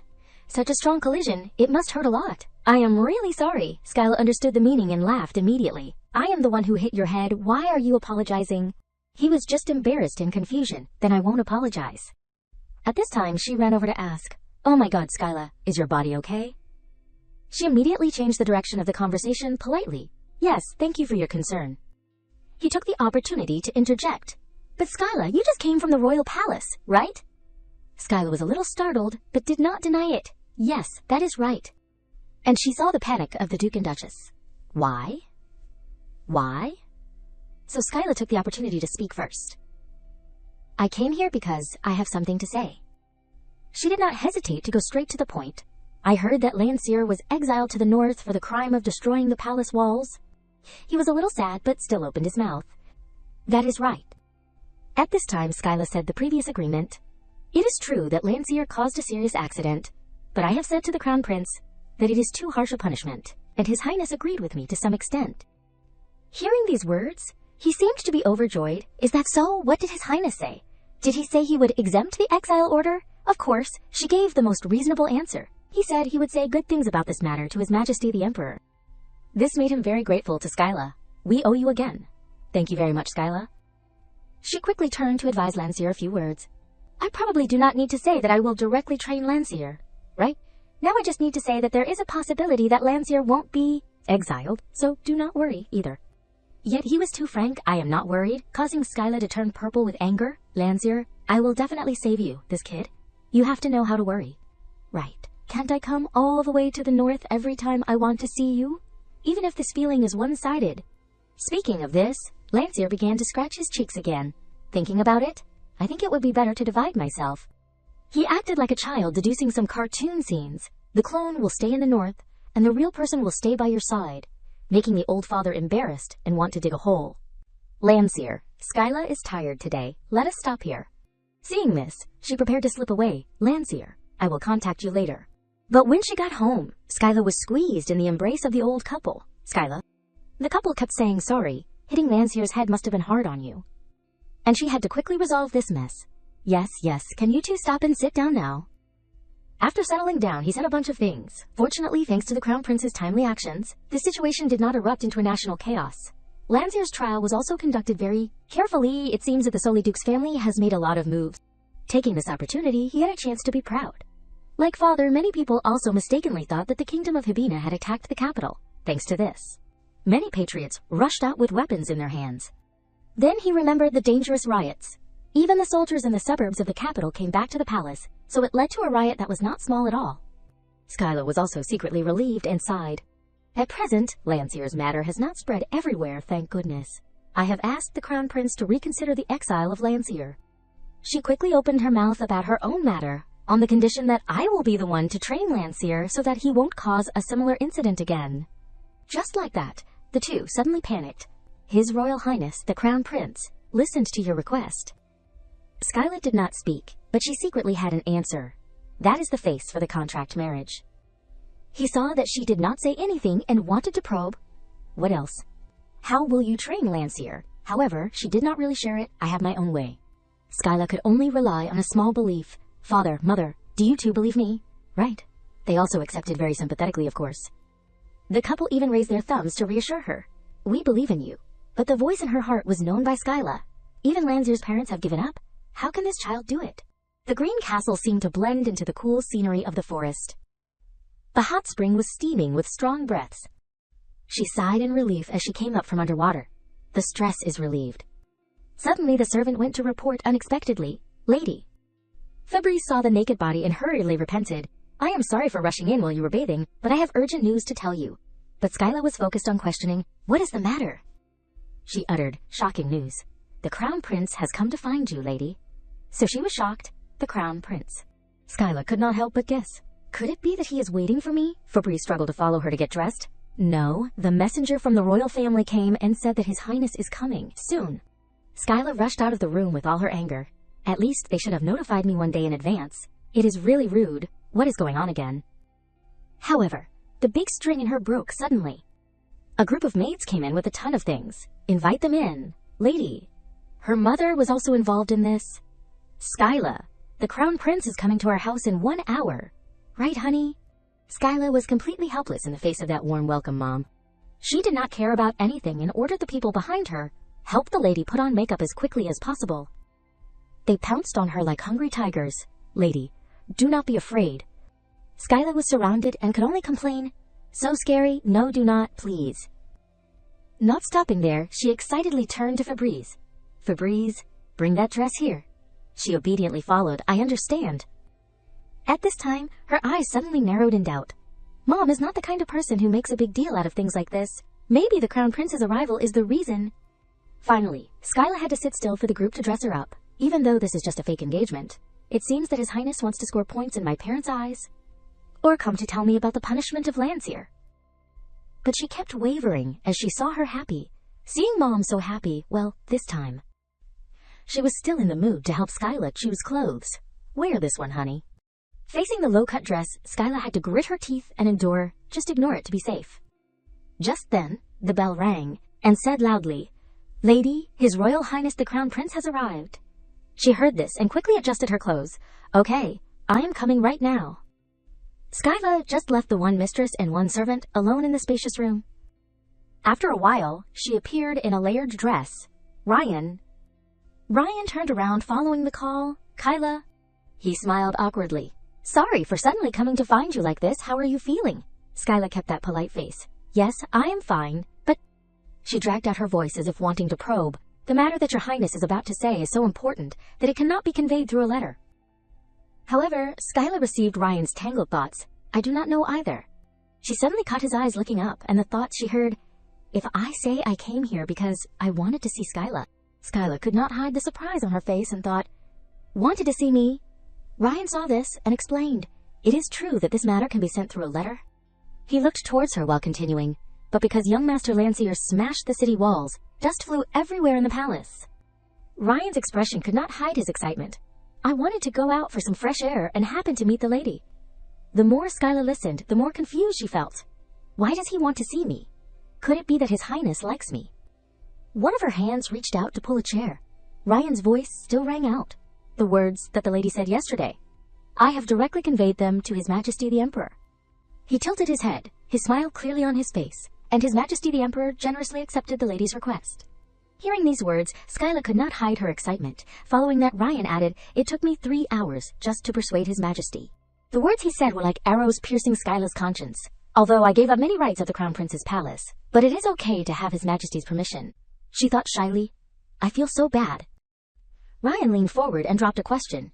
"The exile order of young Master Landseer will soon be revoked, so will Skyla listen to my request?" Skyla asked curiously. "Yes." He carefully put a fence up first. "If you find it difficult, you can refuse." But she had already made clear her views, so she listened attentively. But it is the price for getting acceptance in a legitimate way. Even so, a voice still rang in her heart. "I am Skyla's conscience. To be honest, I feel a little guilty." Then Skyla had to reluctantly accept Ryan's proposal. "I will do what I can." Looking at the face of the person in front of her, blooming like spring, she could not help but wonder, what will the prince ask for? Will he organize an engagement ceremony immediately?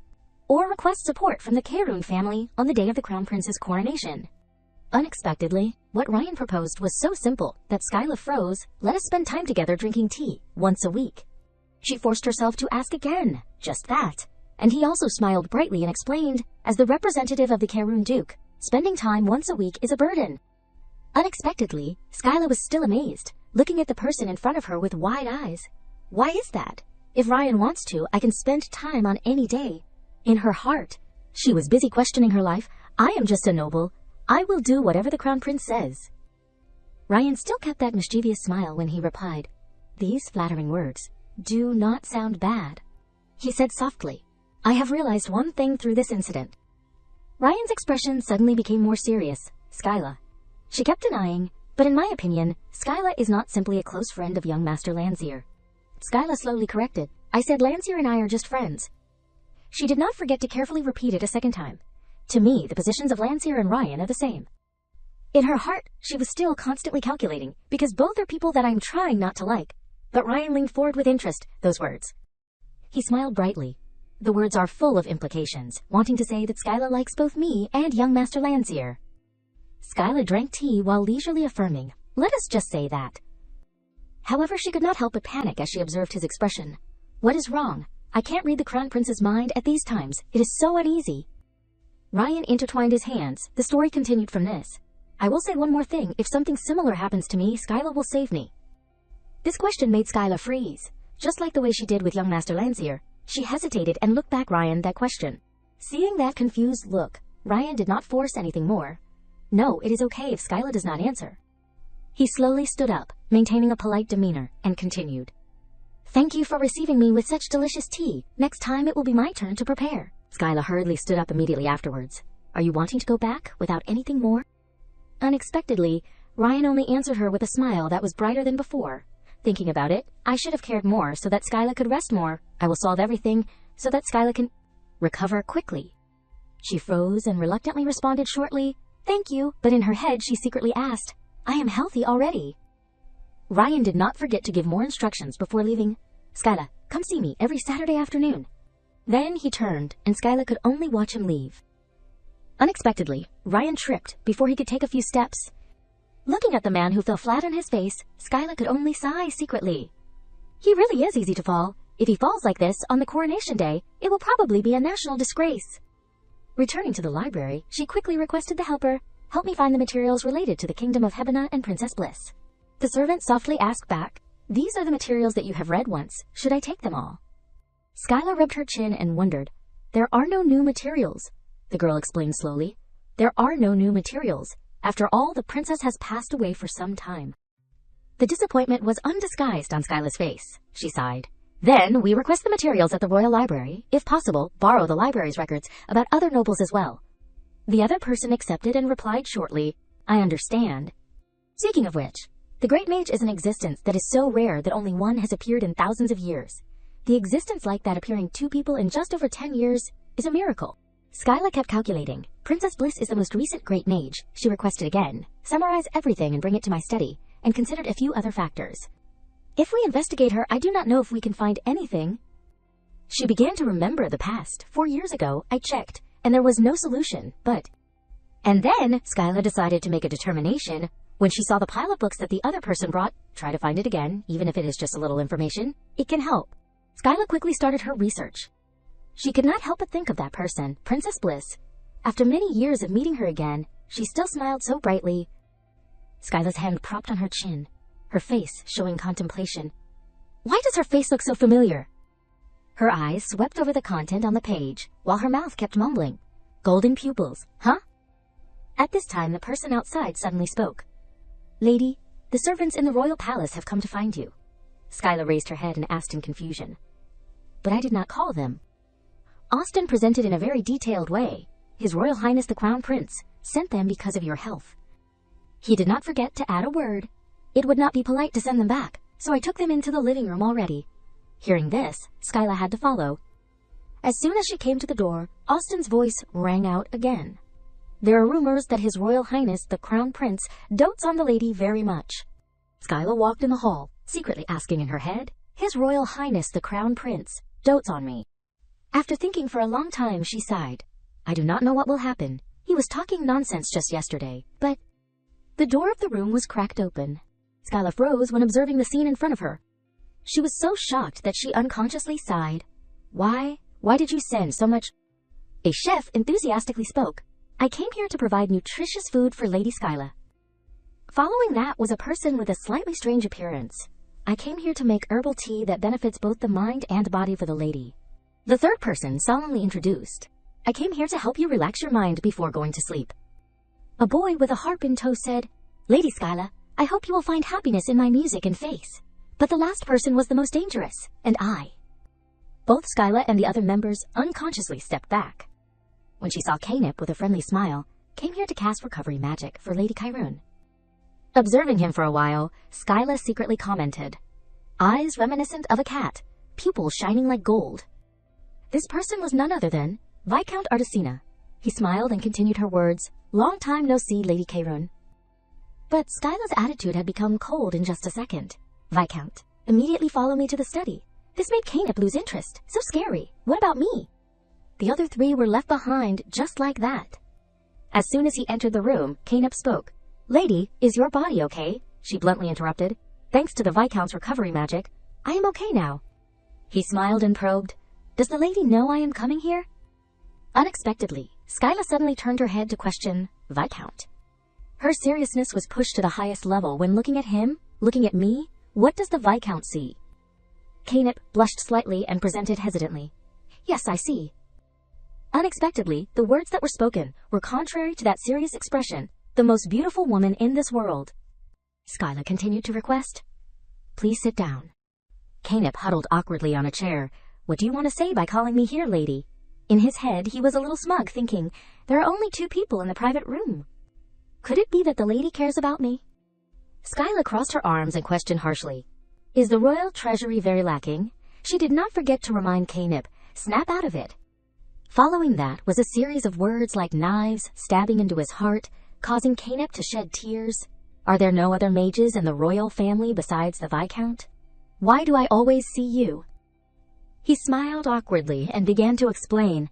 Actually, His Royal Highness the Crown Prince values my abilities, that is why. However, the true intention was more interesting to her. Actually, because he owes Dandelion, he is being ordered around by him. Skyla narrowed her eyes and looked at the person in front of her. The Viscount knows the Crown Prince's real name. The Crown Prince said that only his close officials know this. Apart from his activity, I do not see anything outstanding. Then she continued to count. Very suspicious, thinking about it. Viscount Artisina. Skyla carefully observed the person in front of her. Is he a new noble? She asked curiously. Are yellow eyes very common in the kingdom of Hebena? He froze at the off-topic question, but still quickly gave an answer. Yes. Even so, the truth hidden in her thoughts could not get past Skyla. Actually, only the outside and a few nobles have yellow eyes. She rang the bell while answering. Is that so, lady? Do you know the saying that if you meet 3 times, it is destiny? Kanep began to self-admire. Anyway, our destiny. And before the words flew far, at this moment a maid had quickly entered. You called for me. Skyla continued to block him with an invitation. Viscount, would you like some cake? Kanep repeated in confusion, cake. His expression also became strange, and the thoughts followed that entered her head. Unexpectedly, there would be a day when the lady would give me snacks? Skyla asked herself. What exactly does he see me as? She quickly clarified her intentions. I want to thank the Viscount for helping me in the royal palace ballroom, leading me to the place where Lanzier was in a state of magic eruption. The words were added with a friendly smile, and for using magic to treat me in the past few days. Kanep was suddenly so surprised that his eyes widened. She returned to the main topic, so cheesecake or chocolate. Many thoughts were poured into her head again. If the lady knew I liked chocolate cake, she would probably see me as a child, right? Kanep hesitantly suggested. Then cheesecake, and Skyla did not hesitate to follow his wishes. Chocolate cake, with black tea. The maid replied shortly, yes. Very quickly, the door was closed. She continued to ask, is the Viscount's body okay? If you are depleted of magic power, your body will be very tired. He smiled slightly, and the thoughts in his head continued to ring. The lady is caring about me. And then Kanep carefully replied, I am okay. My magic power is quite strong, Skyla muttered with a clear expression, as expected. She continued to ponder, letting the person next to her tilt his head in confusion. The magic power of the kingdom of Hebena is passed through blood. the person who possesses magic power will become a noble. Hebina is a country where the person who possesses a stronger source of magic power will become a higher noble. A conclusion was drawn by Skyla, and coincidentally, the yellow-eyed mage who possesses a strong source of magic power comes from the kingdom of Hebina. Just a moment later, the maid had brought the food as requested. She bowed politely and replied, "Enjoy your meal." Skyla, while raising the teacup in her hand, asked, "Why did you come to the royal kingdom?" Canep elegantly cut the cake slowly and continued, "This is a personal matter, but..." The explanation was uttered lazily. "My parents forced me into a political marriage, so I ran away." Skyla leisurely drank tea, but could not help but be shocked in her head. A political marriage. She slowly put down the cup and asked, "Viscount Artisina, what is your name?" He smiled brightly and revealed, "Me, Canep?" The question in her head continued to echo in Skyla's ears. She is caring about me again.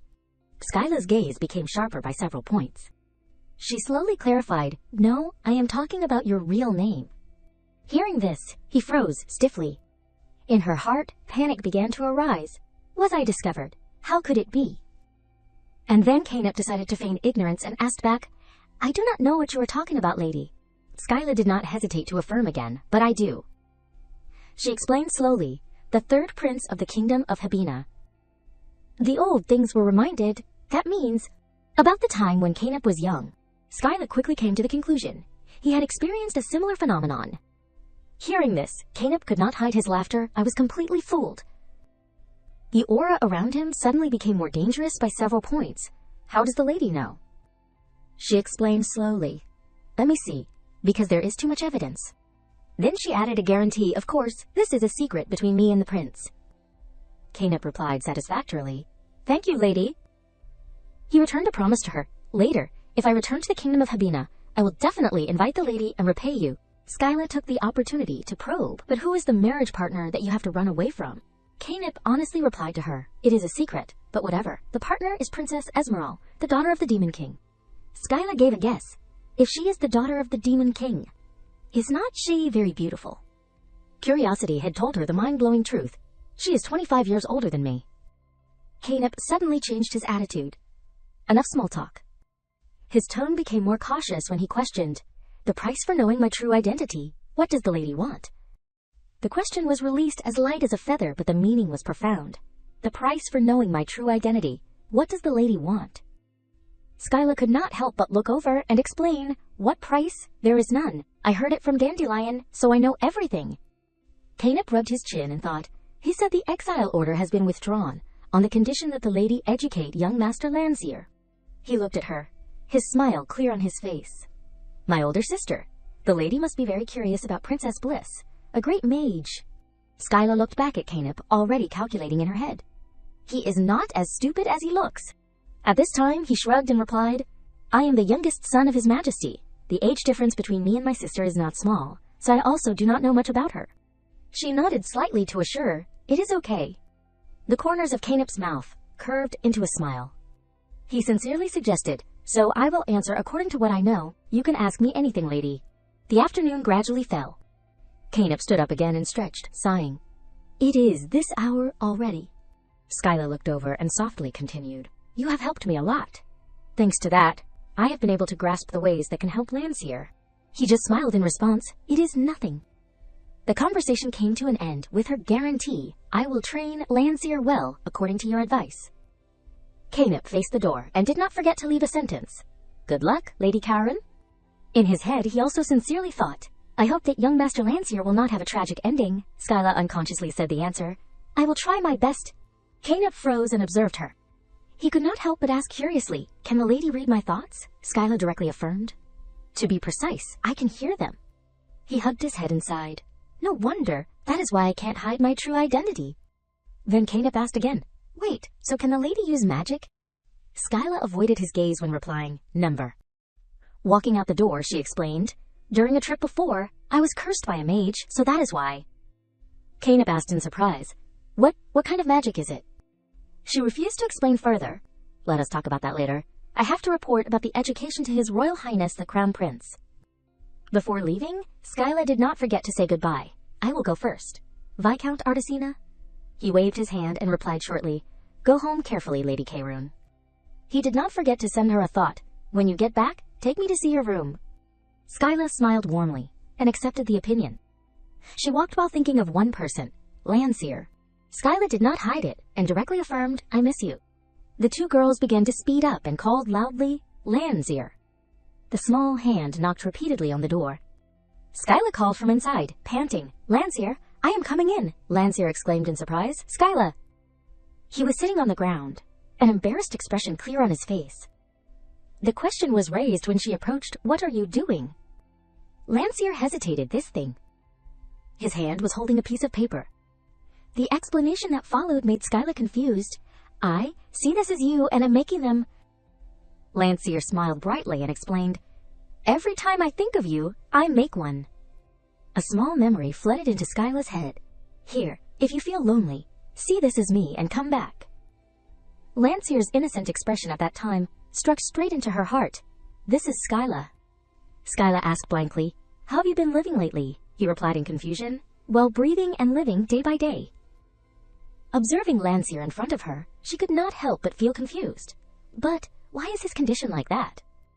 The worry gradually grew in her heart. He was still calm when the exile order was issued. What is wrong with him now? Skyla slowly sat down next to him and began to bring up the topic. Landseer, what is wrong? Is it because of the magic eruption?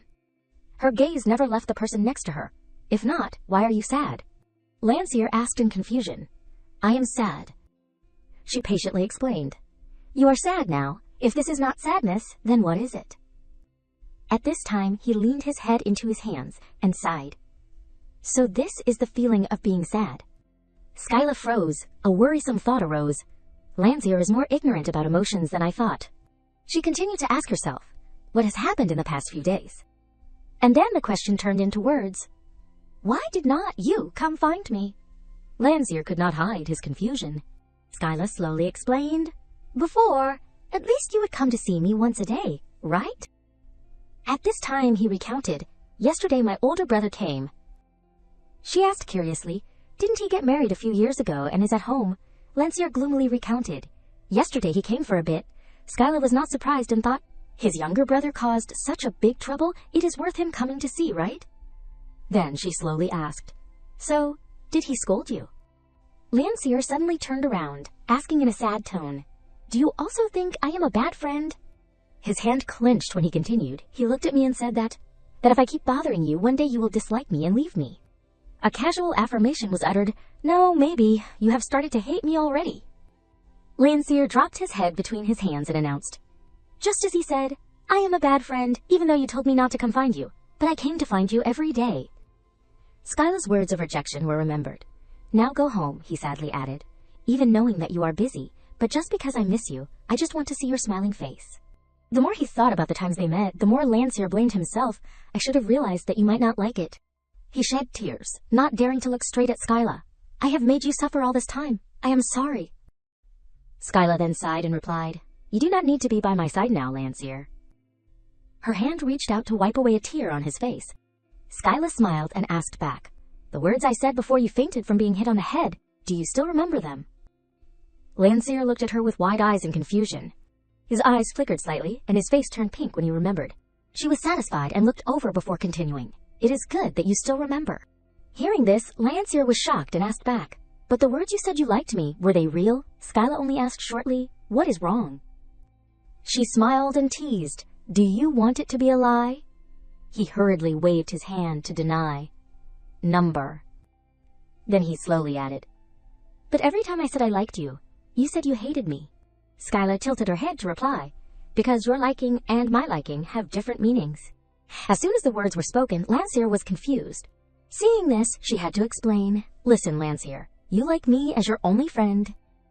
But no matter how much she said, he would not understand, and I like you as a friend of the opposite sex. Landseer asked blankly, What is the difference? She continued to open his mind.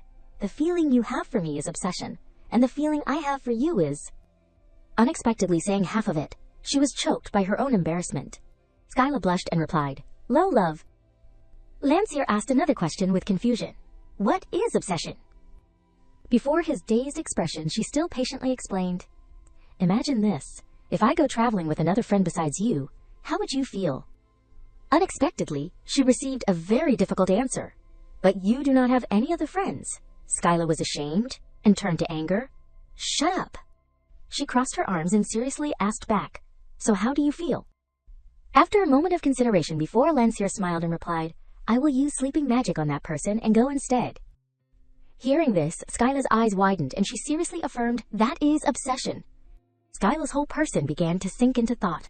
The old things that were recalled explained this.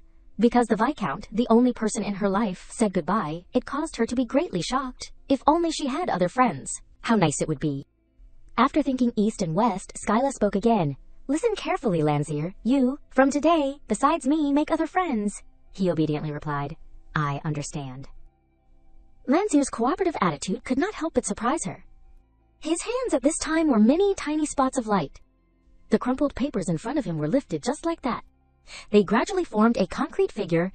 Lancier smiled and introduced the paper figurine that had just been created. Here, friend. Skyla was so annoyed that she swung her hand and punched her friend. She raised her voice and scolded. I told you to make friends, not to create friends. Skyla angrily instructed Lancier, or go to a job introduction center and hire a friend, but he still innocently asked back, Are we going now? Skyla's hands clenched into fists. Please, do not make me use violence on you. At this time, Lancier slowly stood up with an announcement. But other than Skyla, I do not need other friends. She cut off this thought. No, from now on you will need them. He slowly lowered his body and sat down. Then he reluctantly agreed. Okay, if you want, I will make one friend. A few seconds later, another question was raised. But how to make friends? Skyla was stunned for a moment. She became flustered when explaining, well, if you get along, the two will gradually become close. Lancier asked in confusion, Besides you, does Skyla have other friends? She boldly affirmed, of course. He looked at her intently. In Skyla's heart, she could not help but shout, Why not? Lancier only asked slowly, Who is the other friend? Skyla was still questioning herself. Do I have one? Why? Finally, a name was uttered that made the other person surprised. Is Ryan. Skyla continued to affirm again. I am close to His Royal Highness the Crown Prince. And then secretly sighed. I revealed the identity of one noble Blast. Lancier indifferently commented, You only danced with him once. Is dancing once enough to become friends? She had to follow that up and cover it up. Well, that is also a way. At this time, Lancier rubbed his chin and concluded, So the ladies who asked me to dance with them at the royal ballroom this time wanted to become friends with me. Skyla seemed to catch a lifeline. The excitement was written all over her face. Ball, that is it. She placed her hands on Lancier's shoulders and smiled at him. Skyla was awake at this time. Lancier has never appeared in social parties or tea parties. Is not this an opportunity for him to make friends? Her thoughts continued to go deeper. But the royal ballroom has just taken place, so there probably won't be a ballroom in the near future. She quickly made a suggestion to him. Lancier, do you want to come to a social party with me? Yes. Skyla's expression was unusually enthusiastic. Then tell the person to send all the invitations sent to you here. Lancier happily responded. Unexpectedly, only immediately after Skyla had to ask in surprise, threw them all away. The manager politely presented, even though her expression was rapidly turning ugly. Yes, I am sorry. Because the youngest young master has never participated, so ma you. Lancier suggested in confusion, I am sorry, or should I turn back time? Skyla replied speechlessly, No, the soul may be divided into two and fly away too. He hugged his head and cried, I do not want to. Lancier felt at a loss and sighed. What should we do now? You wanted to go to a party so much, but she had almost flown away. Not that I wanted to. Never mind. Skyla's eyes suddenly opened wide with a thought. Wait. She became excited again when she guessed. That is right. What if there are invitations sent to me? At dusk, Skyla stopped before a building. She looked around, very confused. Where is that scent coming from? On the other side, there were two people burning paper. Skyla came closer and asked curiously, What are you two doing here? Madame Keroon raised her head to look at her. My beautiful daughter. She continued to smile. It has been a long time since I have had private time with your father. Hearing this, she could not help but be suspicious. While the two of you spend 25 hours in one day to date. And be in love. At this time, it was Duke Keroon's turn to speak. Every time your mother eats marshmallows, her mouth is covered with it, so if I wipe her mouth, I will definitely kiss your mother. Skyla refused to receive any more dog food. She quickly went home. Austin bowed politely and greeted. You are back, lady, Skyla suddenly called. Austin. Then she hesitated and requested, the invitations I received for the party. Gather them all and bring them to my study. He raised his eyebrows in shock. Party invitations. The response to her was disappointment. Lady, I am really sorry. Austin explained blankly, but all the invitations sent to the lady have been burned. He hesitated when mentioning the reason, the Duke and Duchess. Skyla's expression was not surprised at these words. They said they would use it to make a bonfire. Austin bowed to admit his mistake. I am so ashamed. His thoughts reached Skyla's ears. If I paid a little attention to the usual invitations. She hugged her head and sighed. Then tomorrow, I have to report to His Royal Highness the Crown Prince. Thinking of the invitations made into props for her parents' love, Skyla was a little tangled. What to do? Immediately after, she saw herself in a strange space. This is... A voice rang out in the back, causing her to pay attention. Skyla. A letter with raging flames, the corners already scorched, appeared, causing Skyla to be shocked. It spoke accusingly. You have never valued social activities anyway. Then, without saying a word, it rushed to attack Skyla. She woke up abruptly and shouted loudly, Number. Only until now did Skyla realize that she had just had a dream. She slowly sat up. It took a while to recover. Then a thought flashed. Oh no. Skyla remembered a few things. Prince Cade asked me to keep the secret about his true identity, so does not that mean I can't do anything this week? Thinking, she made a decision. I have to talk to Mom about the party. Several thoughts shifted to Madame Karoon. If Mom used to be very involved in the upper class, then the current her can also be like that, but... Skyla was able to quickly confirm, Mom will definitely tell me to wear that. A voice rang out when the carriage began to roll. She decided to act rashly. Well, I will just say, what is there? Ryan was waiting in the room early. His expression became more radiant when he saw Skyla. Ryan's soft voice rang out. You have come. She bowed slightly and replied, Your Highness, Ryan. Skyla slowly sat down. He pointed to the plate of cake. Please. Skyla did not reply, only took the cup and used it. But Ryan's eyes never left her. He opened his mouth again. What has the lady done this week? Skyla put down the cup while replying. I investigated Princess Bliss of the Kingdom of Habina, the most recent great mage. She presented in detail. Princess Bliss has no friends other than Count Diurn. The story was told. Ryan was very focused. Finally, at the moment when Count Diurn left, she completely collapsed. And a conclusion was drawn. Landseer at this time is no different from Princess Bliss. Ryan was very absorbed in Skyla's words. Landseer must meet other friends besides me. Skyla yawned and said, However, I have not decided what social party is worth Landseer attending. Seeing this tangled expression of her, he also fell into contemplation. Ryan quickly made a suggestion. Let us do this. He calculated a distance in a few seconds. The 9th birthday of my younger sister, Princess Yuria, is coming up. When that time comes, I will invite you and Landseer to the birthday party. Skyla's face lit up in an instant. Princess Yuria's birthday party. She weighed this suggestion.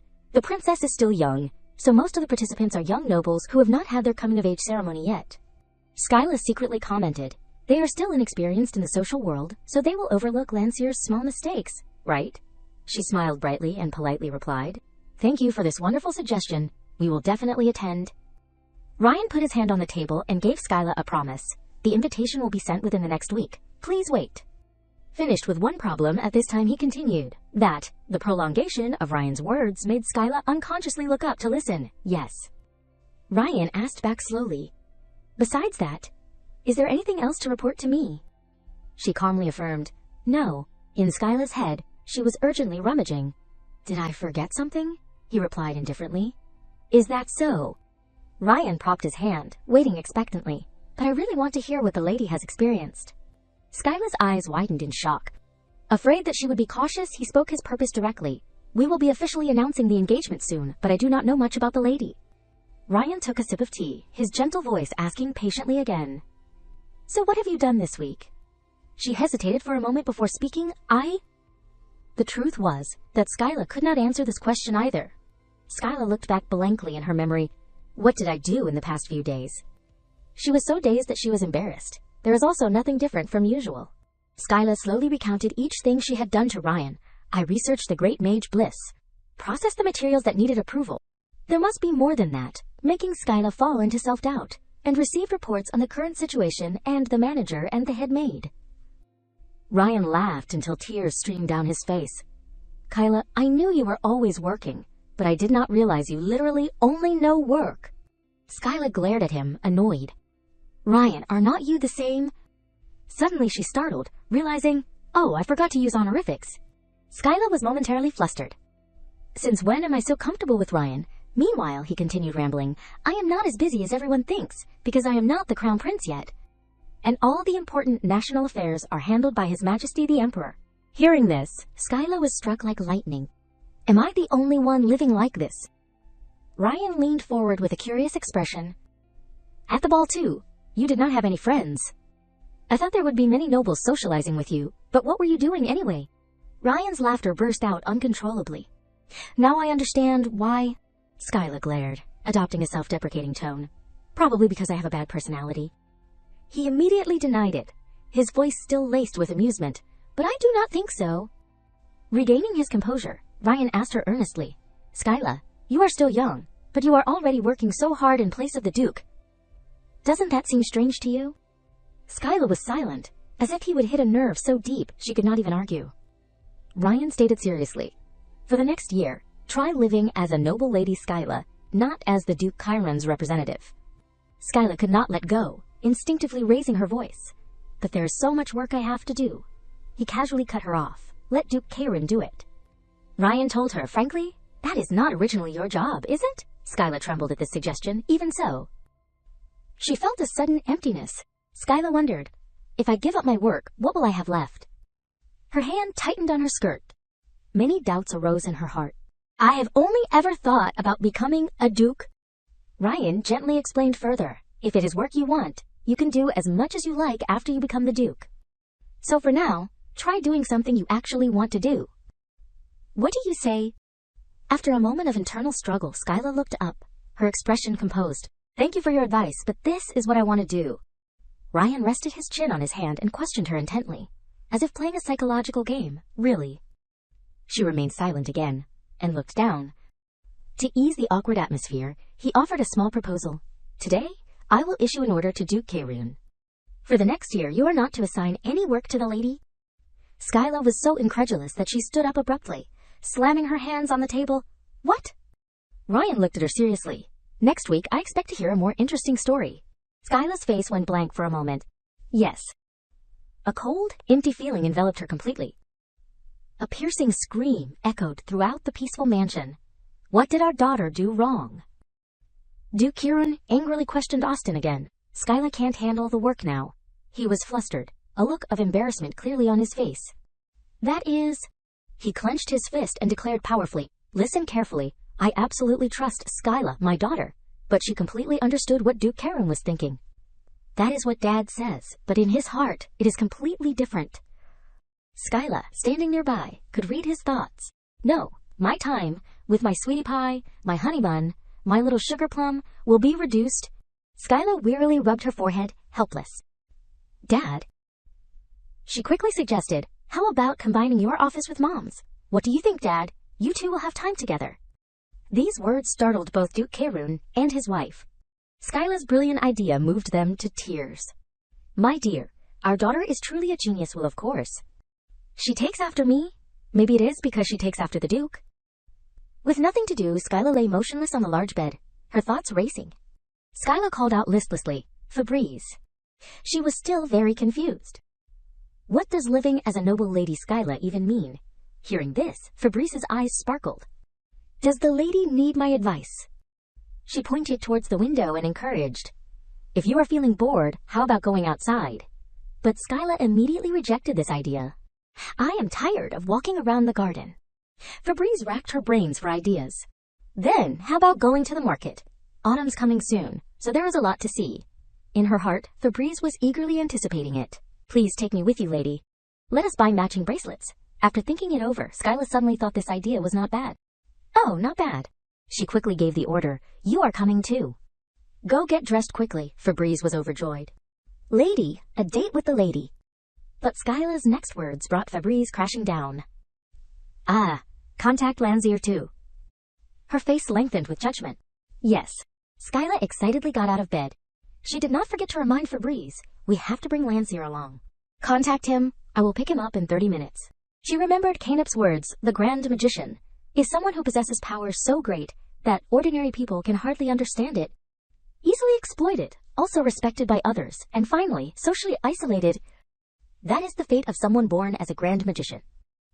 Skyla sighed in sympathy. Come to think of it, when Lancier was young, he had quite a few people around him.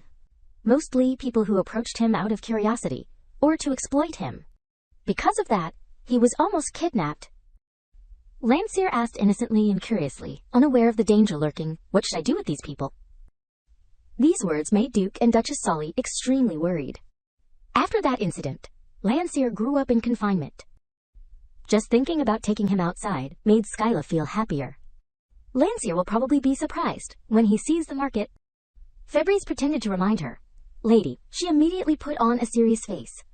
I am going to change into my outdoor clothes now, you get ready. The outside of the castle was extremely magnificent and splendid. Skyla, wearing a beautiful dress, stood waiting outside.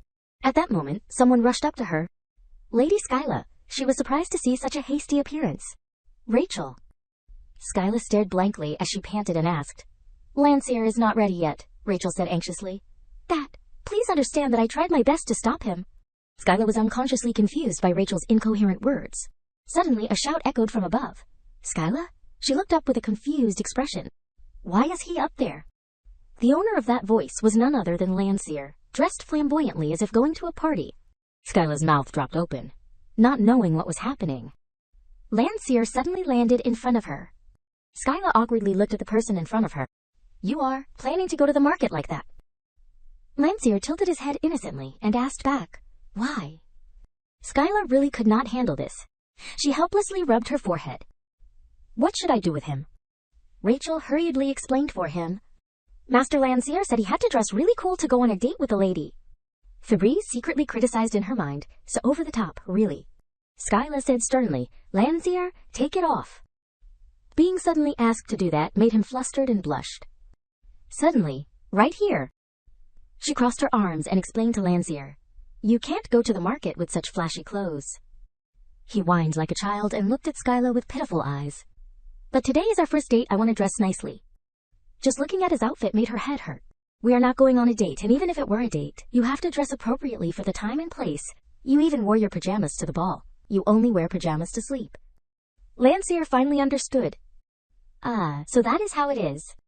Skyla lifted the hem of her dress and kindly showed him. When going to a complicated and crowded place like the market, it is better to dress as simply as possible. She gently coaxed Lancier. So you go inside and change into something normal, okay? Lancier silently looked at Skyla for a moment. Immediately after that, he smiled brightly and replied to her, I understand. Rachel immediately rushed over to diligently complete the task. I will choose this time. Suddenly, Skyla overheard Tisef's compliment. Today the lady gave such a clever persuasion. His next thought made her stiffen.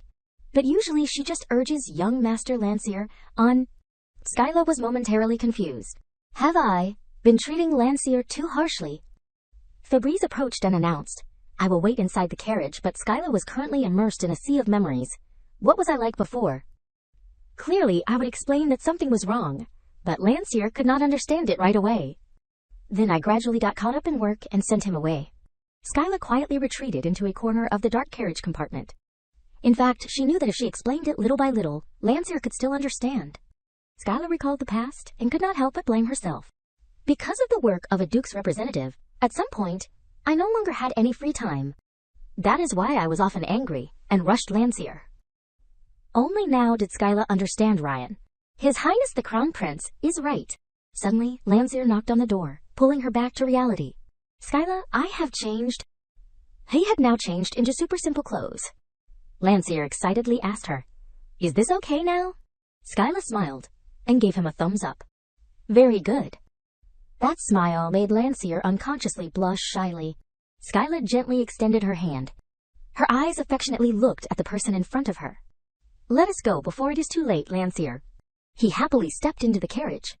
As soon as they were settled, the carriage rolled away in the warm sunlight. They quickly arrived at the market, where the crowds bustled. There were no luxury items here, but the atmosphere was still extraordinarily lively. This was also the first time Lancier had his eyes opened. He excitedly pointed for Skyla to see. There are so many people. Seeing Lancier's appearance, she could not help but exclaim, "Cute." Skyla tilted her head slightly. "You two go separately. Fabrice, Tisif." Fabrice was a little confused, but immediately agreed. Yes. Even so, Fabrice was very worried. "If the lady is in danger, then I—" Skyla looked at Lancier and casually asked back, "Danger? Me?" The two slowly strolled around the market. A fruit vendor enthusiastically invited, "Please take a look at these fresh apples. You can try a piece. I won't charge you." Skyla carefully observed her surroundings. Even she did not expect it. It is true, the clothing styles of ordinary people have changed. Now we do not need those heavy dresses anymore. Suddenly, Lancier curiously pointed in one direction. "What is this place, Skyla?" she gently explained. "The market, a place where things are sold." He innocently asked her, "If you want to buy something, do not you just tell the servants?"